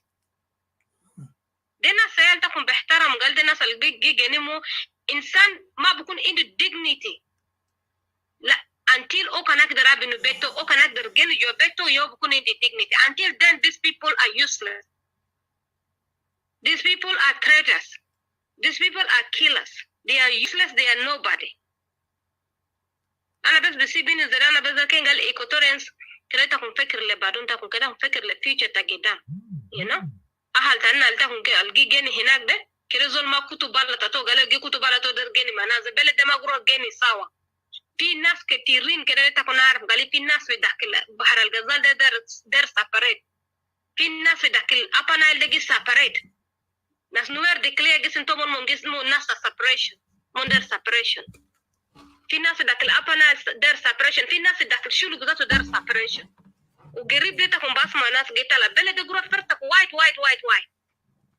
ما تكون فولو ورا باقي ناس أنا تانينا الجي فولو ورا ناس ذاك بلد كل زول كده أمشي في سكة تاتو بلد طلع جاكم سات السودان بس 17 سنة إننا كان ما ناس واحد وده زمان الإنجليزي يا أسرع سرنا سوا ويلا جسي بينا لعرب إنما ناس سوا كل زول عند الدولة تو تكون ما إنه ناس شلو عنده مملكة تومن عنده كينج تومن you know في داخل الإكواتوريا عنده كينجز كتار في عنده هيستوري تا كينجز كتار في داخل الإكواتوريا عنده سلاطين عنده ناس ده كله so بعد كل واحد كده مسكوا كل زول كده مسكوا أجرادو سكا بيت تاتو ممكن ما أدرب حسابته من كويس زمان من جانك من بعد كاتول ناس مرادة كبسوا ناس فإذا كن إكواتوريا كده تكون فتا أنا تكون كويس أنا بس قرأ سي بي نزرع عشان أنا كده سي بوديشس كده conclude thank you so much عشان تكون جانا أسمعنا thank you Odysseus thank you Didi. I hope guys are listening very well. I want to welcome Brother Robert. He's here with me in Facebook. Didi, try to get back if you can. That'd be great. Try to come back if you can hear us from there. Good. Just wanted to put my thoughts in this. في حاجات كتير قالوها and really it's very important. And I really appreciate all my brothers who were there, including my brother Robert. I hope you guys are listening. Those who are listening, please write down you're listening. عندنا issues مع technical issues But one thing I want to say here on this matter, موضوع استواية ده, it's really it's a challenging one, لكن ما معناته it's impossible. It's a challenging because in نلقى a lot of you know what they call it, bumps in the road, bumps in the road. ديدي I hope انت قاعد تسمع كويس من هناك من فيسبوك. Okay. Okay, good. Well, I just wanted to say this. Okay, Brother Robert is back. Let me get him back here. Yeah, so أنا جاي بس نقول حاجة للإخوة والأخوات في Facebook and for other areas. I want to say thank you for joining us. طبعا the topic there is really, we're going to continue it. Like I said, we put this main topic, the gigolos and all that, for a reason. Because there's a lot of challenges for Equatorians right now. Wallahi, there's a lot of thoughts. But one thing I just want to mention, Gibelik Fikan Hajat important, Mr. CJ mentioned, and also Uncle Silvio. I think I wrote it down here. Just let me see it quickly. One of them, he said, Mr. CJ talked about hostility, cessation of hostility. These things really, yes, it's a trap. But the problem is, thank you, Brother Silvio. Or Sylvia Hakim, sorry. Is female, sorry. And Sylvia is sounds like female, so I apologize if it's Sylvia. But what I want to say is that we as Equatorians, in the cessation of hostility that happened, that was a trap, and that was irrational from my stand as an ex-military. I say this again, as an ex-military. I'm no longer a military, but as an ex-military who understand military do not go in a rational way like that, especially if you have you have an objective and you have to achieve that objective. If you look at, I can give example, a case study of Korea, North Korea and South Korea. North Korea and South Korea never got into cessation hostility until they achieved the objective, and that was because they saw where they can actually put their strength. But to just go there irrationally because you have found yourself among the Europeans or those international community, and suddenly they tell you, "Come on and let's go for a cessation hostility," it just shows weakness in the command and also irrational. Hello? I don't know what is this. Sorry. No.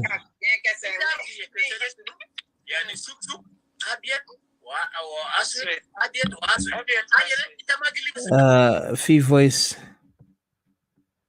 Sorry. Yeah. So I'm going to yeah. So the cessation of hostility. This was a mistake. But anyway, that's not our problem because that's their problem there. Those who belong to the SPLM, former SPLM, and now they are in the side of the opposition. They need to figure out where they stand. But the one thing that will redeem them if they stand for their people, and the people is Equatorians. Well, I'm not calling them if they want to change or not, because I don't think we even have a hope on them for them to come up to their senses to know that they are Equatorians. For us as Equatorian civilians who are suffering from the burden and the mistakes of many of the so-called leaders, now it's time for us to rise up and to go against such, ignorance of so-called the elites, because a lot of these elites are the one who are causing us to fail, because they are coming here with propaganda and agenda. Purpose of the agenda is they want to let us listen to their song and not contradict what is wrong and make it correct so they can actually get us to victory. They would like to use our people, our young men and women in the field, but they don't have any chance, to bring solution. Our people will die, our young men and women will die, and then they will just say, "Oh, those are warriors, heroes," and I bet you when they get into seat of power, they won't even help them. Let's go back in the history when they were in the SPLM. What did those so-called Equatorian leaders who work with the SPLM demand from SPLM to reimburse, or to also, at least give something for the families of those young Equatorians in the time when they were part of the SPLM and they died? Remember, during those revolutionary time, as they call it, during the time SPLM was in the bush, a lot of Equatorian joined SPLM, and a lot of Equatorian died. Where is the names of those heroes, and where are their families? Are they compensated for their death? For those young men who died, the young women, and all these even children, because remember, John Garang even kidnapped children. So these people have died, and yet we don't see any person from the leaders inside or outside spoke about those guys even before the independence of South Sudan, to say that let's, reimburse, let's compensate those families who they lost their sons and fathers in this conflict. Instead, we see the only thing happen is that one tribe made sure their people are compensated by sending them to the West, where they can get a good education, get a good life, so tomorrow they'll be the leaders of the country and they will become the majority based on the claim they're majority. They played it well. They played the card well. But for us, our Equatorian leaders failed to play the card well. And now they're still doing the same mistake. They want to send us back to Upper Nile to be, again, hostages because their ignorance and their fear not to stand up for the voice of Equatorians. They see Equatoria as unable. I've seen those people who join IO, the same language they used to say. Oh, ito Equatoria mam nagdar na Equatoria khawafin, na Equatoria jabani, na Equatoria nas ma bita shakla, Equatoria ma biarif fight. This is how they use. Imagine, this is an Equatorian man. Betulu ardu, Equatorian men with their height and their strength. Equatorian men will have the audacity to come to another Equatorian man and talk like a coward and say Equatoria ma bigdar yishakil. Khalina weri yishakil lena. Let's join them. هم يابوا يجيبوا فدرالية لأنه هو الناس هم fighters. Imagine today you see them, they sing a different tune. In Equatorian. Yesterday they were mocking Equatorian, and I know these people personally. I met them. I was disgusted by them. They are cowards in a way that you cannot imagine. That's why when I say it bluntly. But one day there'll be a time those people will be known. They're already known around us, but they're not known to what extent I have seen them, what they've spoken. They disturbed me when I saw them, they saying that word. Even there was witnesses, not only me, there was witnesses, just to tell you that a person will come in front of you and tell you, Equatorial mabik dari shaklu, na nazama dari shaklu, nazama dari gote shejera, nazama dari nidkhul fi jesh. They forgot, this regime was only recruiting dinkas. The regime was abusing and land grabbing. Even I remember I advised the brother, said, my God, just check out what you're saying. Do you know that Dinka and we're in the conflict, tribal? This is a tribal conflict. Let us not involve ourselves in it. Let them, or let all the tribes in South Sudan kulu tehet, guide Nazda, Igolomitu, solve this conflict in the best way. Condemn the criminals, arrest them, execute them, and reimburse the families in a better and a proper way so it cannot get worse.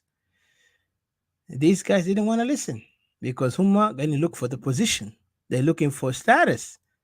Joru Sari Bigade convinced a lot of Equatorians fell for the IO because of this nonsense. Nuere Abu Shakilena, Nuere Riak Mashar promised federalism.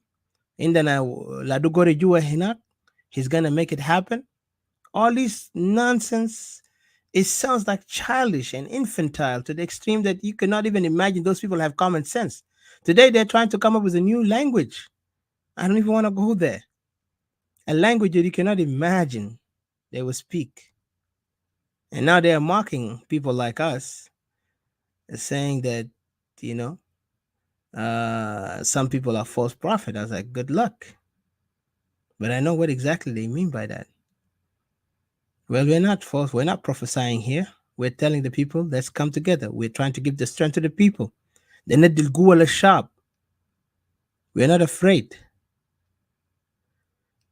Those cowards before, they come out and mock Equatoria, and they are sons of Equatorians and daughters of Equatorians, saying that at least the women of Equatoria never spoke like what I've seen from the men in front of other men of Equatorian, telling that Equatoria cannot fight only لأنه ما نازل ناكما جديين ناس في بلد ناكما they don't want to fight. So let's join this IO. IO will get us there because they didn't care. They were looking in the position. They didn't calculate the outcome of what they're doing. Even I remind the person, I was like, you know what? There is a crime gonna happen. There is a genocide. This is a tribal conflict. Tomorrow, anybody who joined IO will be prosecuted based on they have supported that. It's almost like you're supporting a Nazi. You're supporting, those of the Tutsi and the Hutsi, that tribe that killed the other group. Why you want to support such group? So we were speaking. I thought they have common sense. Now today they are changing their language. Now they are more in their senses, at least. They talk about sense. They have sense now. But one thing I want to tell you, and let them not lie to you, because sometimes they come up when Kalas can fee, they doubt themselves. They begin to talk, oh, let's give the country to United Nations. What are you talking about, guys? United Nations for what? This country, United Nations is not responsible on it. This country has bigger power than you can imagine. But anyway, what we want to do now is the people of Equatoria is to stand their ground, and let's abstain ourselves from any disassociate ourselves from anything about South Sudan.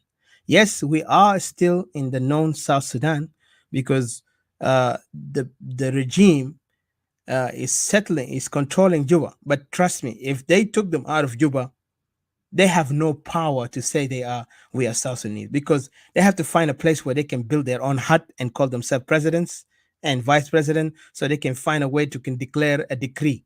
Because انا متاكد ما بيقدر declare decree في بوندو بتاع جنجوليه هناك في تحت مويه تحت شجر. These people have nothing. I'm telling you, they are capitalizing in Equatoria for Juba. And I even said to those brothers in Nas, they can take Juba militarily if they want to, if they have the capability to do. ما تقول لي سلاح، ما تقول لي ما عندكم قروش. يا أخي Vietnamese didn't take money عشان conquer, عشان defeat America. Cuba did not look for money عشان defeat Batista, the dictator that later ran to America and died in America. These guys fought out of the will and the sheer audacity that this is their land, this is their cause. They're fighting for a cause.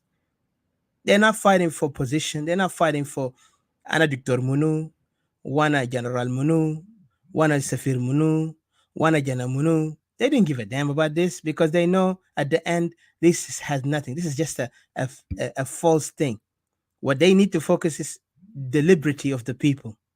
Hatta America, liberty to America, those guys that they call them founding fathers, they came from a humble beginning. They had nothing. But because of their sheer will and audacity to challenge the tyranny of those superpower or superior, or they think they're superior, like those imperialists, they defeated them. Because, that's when we heard about George Washington, you heard about Jefferson, you heard about Adams, you heard about many, even Alexander Hamilton, all these people. Because of them, they came because they actually proved themselves to the side, and they mingled and they built themselves and they built a society among them. And that's why they were recognized around the world, and America recognized them today. They are called the founding fathers of the United States. Like, what are we having? Hasa kan salo founding fathers of Equatoria when? Nebes nerja Joseph Lagu, nas Joseph Oduhu, and Santinino Lino, and others. Lakin kana shenugul fit the time bita SPLM, trust me. Equatorian dakal of SPLM, they're my founding fathers. They are the disaster's fathers, because they created a disaster to us. I'm not trying to put them down. Like in Humama was any correct themselves up to this moment. Anyway, forget them. That's why I said, let's look at this.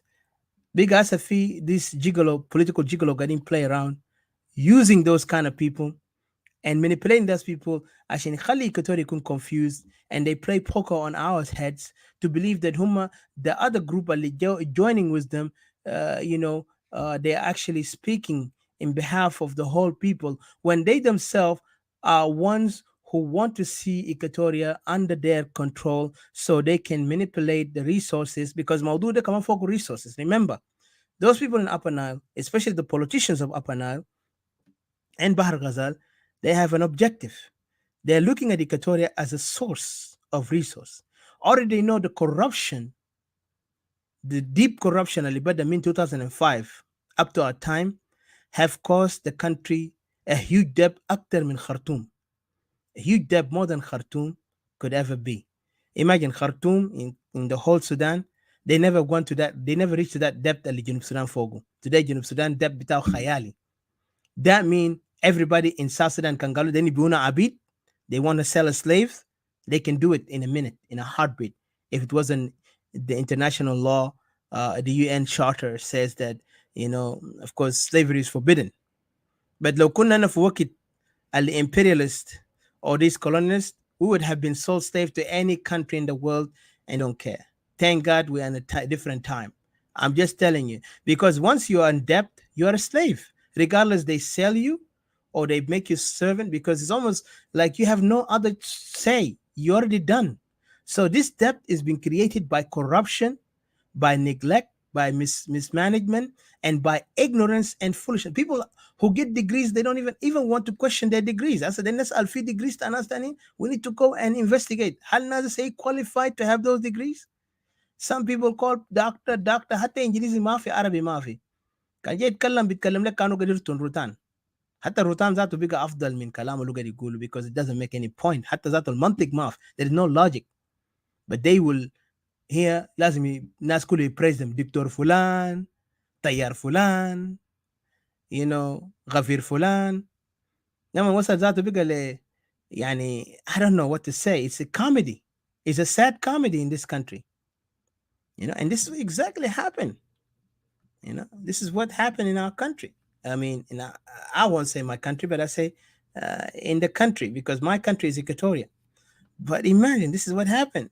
Yalla Taban, we are combined with this unfortunate people to be called, we are one people as a nation, but we are not. So this is a point that I want to articulate here, and I hope you guys are hearing me. Did you hear me? Oh yeah, okay. What I want to say here at the end of my conclusion, Jesus, what I want to conclude here and the thought is that we Equatorian must take heed and be careful. It's time for us to rise. And I know Mr. Rajab asked, we are very articulate in our point, and how can we get that? We know how we can get there. We don't have to say it, and we're not going to say it to anyone, because this is a sensitive process that does not need everybody to know. Well, we are well prepared and well sure that once the time right, we will come up and speak on what is happening and what's going to happen in the future. But at the time, we do not have to disclose every point, and we're not going to disclose the mechanism, what are we doing and how we're doing it. That's not their concern. Our main concern is that Equatoria now need to come together and speak one word, because the world are watching.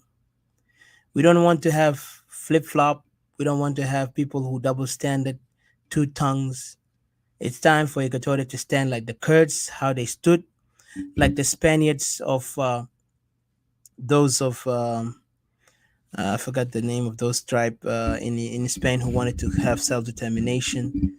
The FARC, they call them the FARC, the ETAs. I forgot those people over there.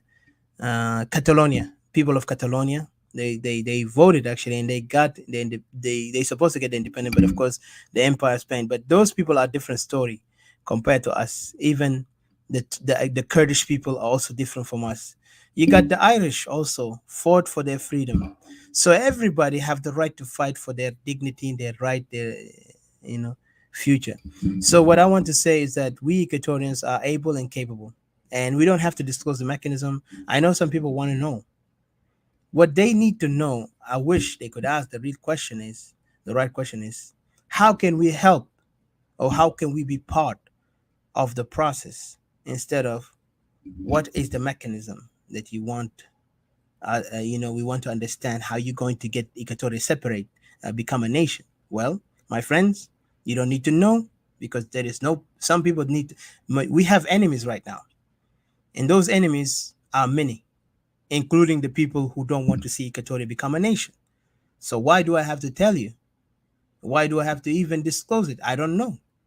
Right now, if we could see people in and people out, we have to be very careful who we bring in our among ourselves.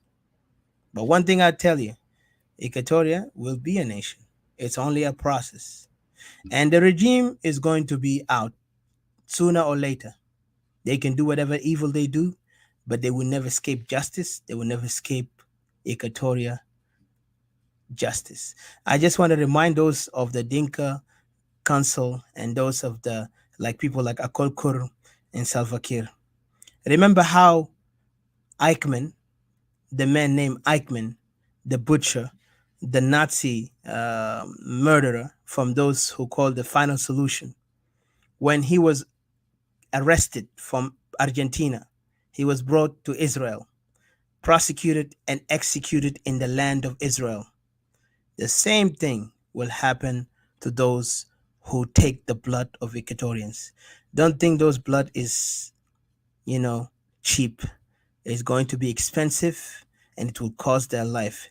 Every time Kir, I call Kur, Jin Council, all these who are supporting this damn regime of Dinka community, if you continue to, spill the blood of Equatorian, if it's in East, West, or Central, I promise you, only if Equatorians' blood is not, you know, like if not but created by God, like those people are not created by God, then I'm telling you, you guys will feel you escape free. But your blood, your life will be, you know, prosecuted. What I mean is that you guys will be caught and prosecuted. If you run wherever you go, you can run anywhere in the world. Trust me, your crime will hunt you, and we will find that you will be prosecuted in the land of Equatoria, because you guys have sit in our capital city in Greater Equatoria, murdering our people, raping them, sending your sons to do that, creating fear among our people, and we will create fear for yourself and your children. We will never leave you, not even your children, because you have committed crime against our people. And I'll tell you this, in the name of the God of Israel that we believe in, you will be hunted once Equatoria become a nation. It's better for you now to prepare running, but I promise you, you will get prosecuted. We will not let no blood, and we will tell Equatorians, well, any traitor in Equatoria also will pay for it. Any traitor, those like Waniga and others who betrayed Equatoria, will pay with it with their life. And I say this, and I'm responsible to it. Your life will be caught on that matter, because you have allowed your people to die. Those children, those women who are crying, they are not animals. Even animals have dignity. You have killed them. You have allowed them to die so you can gain money from their blood. You begin to feel like you can chase them from their land so you can dig the gold in their lands, just because you are coward and you're greedy, and you let the Dinka to be your boss. At least the Arab, we always say that, at least the Arab never done what you done, what those people done to us, because the Arab, at least they were looking for an ideology to build on us so we can deny our African heritage. But you guys will pay the price if you want it or not, because none of you will escape. It's better for you guys if to go to church, at least go to the Pope and say, I repent. But don't expect that you're not going to, escape justice, escaping justice, because you're going to be escaping. You're going to be arrested, and you're not going to escape justice. So I don't want to go far. I will end it here. I thought Robert was here, but unfortunately he's not here. Didi, I want to say thank you, and those who are here with us. But let us continue to fight, and let that message get to them. Let the national security of SPLM take this video, analyze it, listen to it. I don't care. Don't think we are weak people because we just few people here. Doesn't mean that we don't know what we're doing, and we're not going to reveal what we're doing until the right time.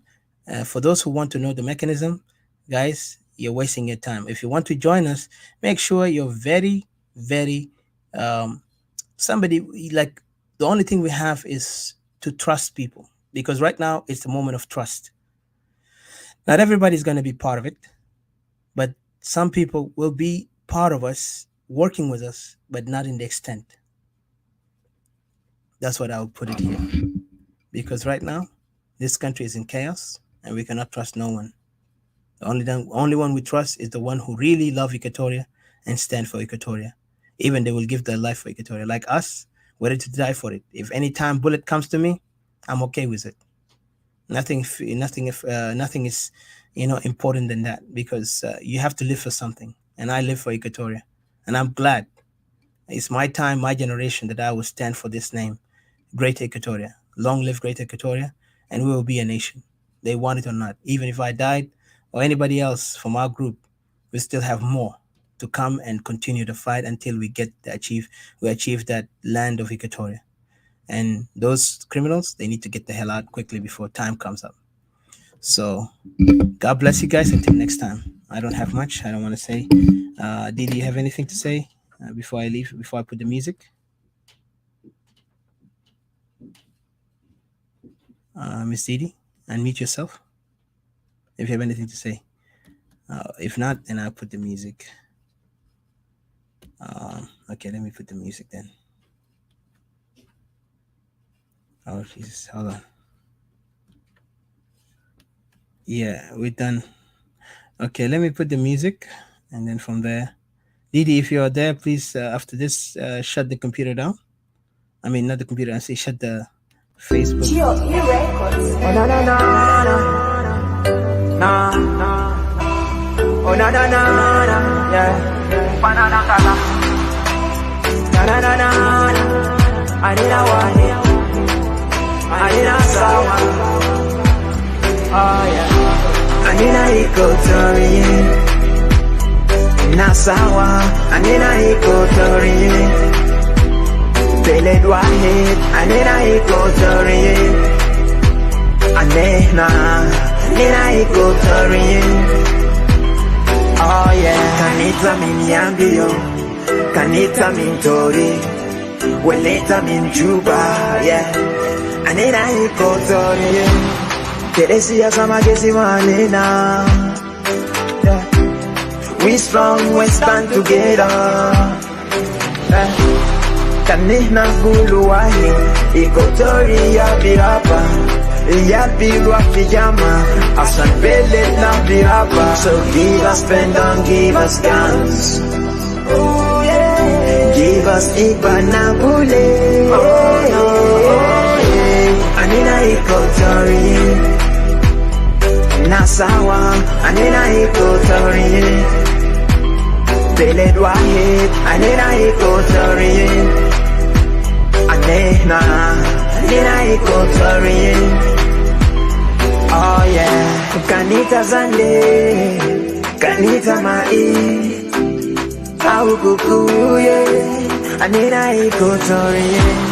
Kelenina Hibona Fusina, Kebilia Kedema Feriganina. Salam wa sahaba, behaja derino, Hassan Belena Biraba, Arif Mabisaido. So give us pen and give us guns. Oh yeah. Give us Ibanabule. Oh yeah. Anina Equatorian. Nasawa, Anina Equatorian. Beled Wahid, Anina Equatorian.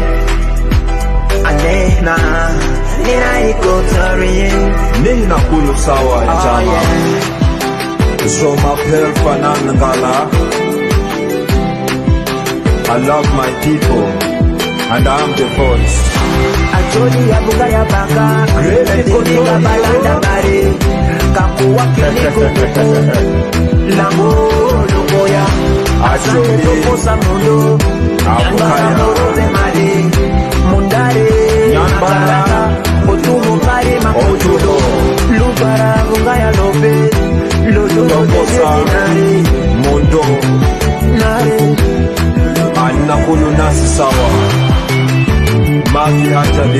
manena siasa mabigezi manena anena wahe.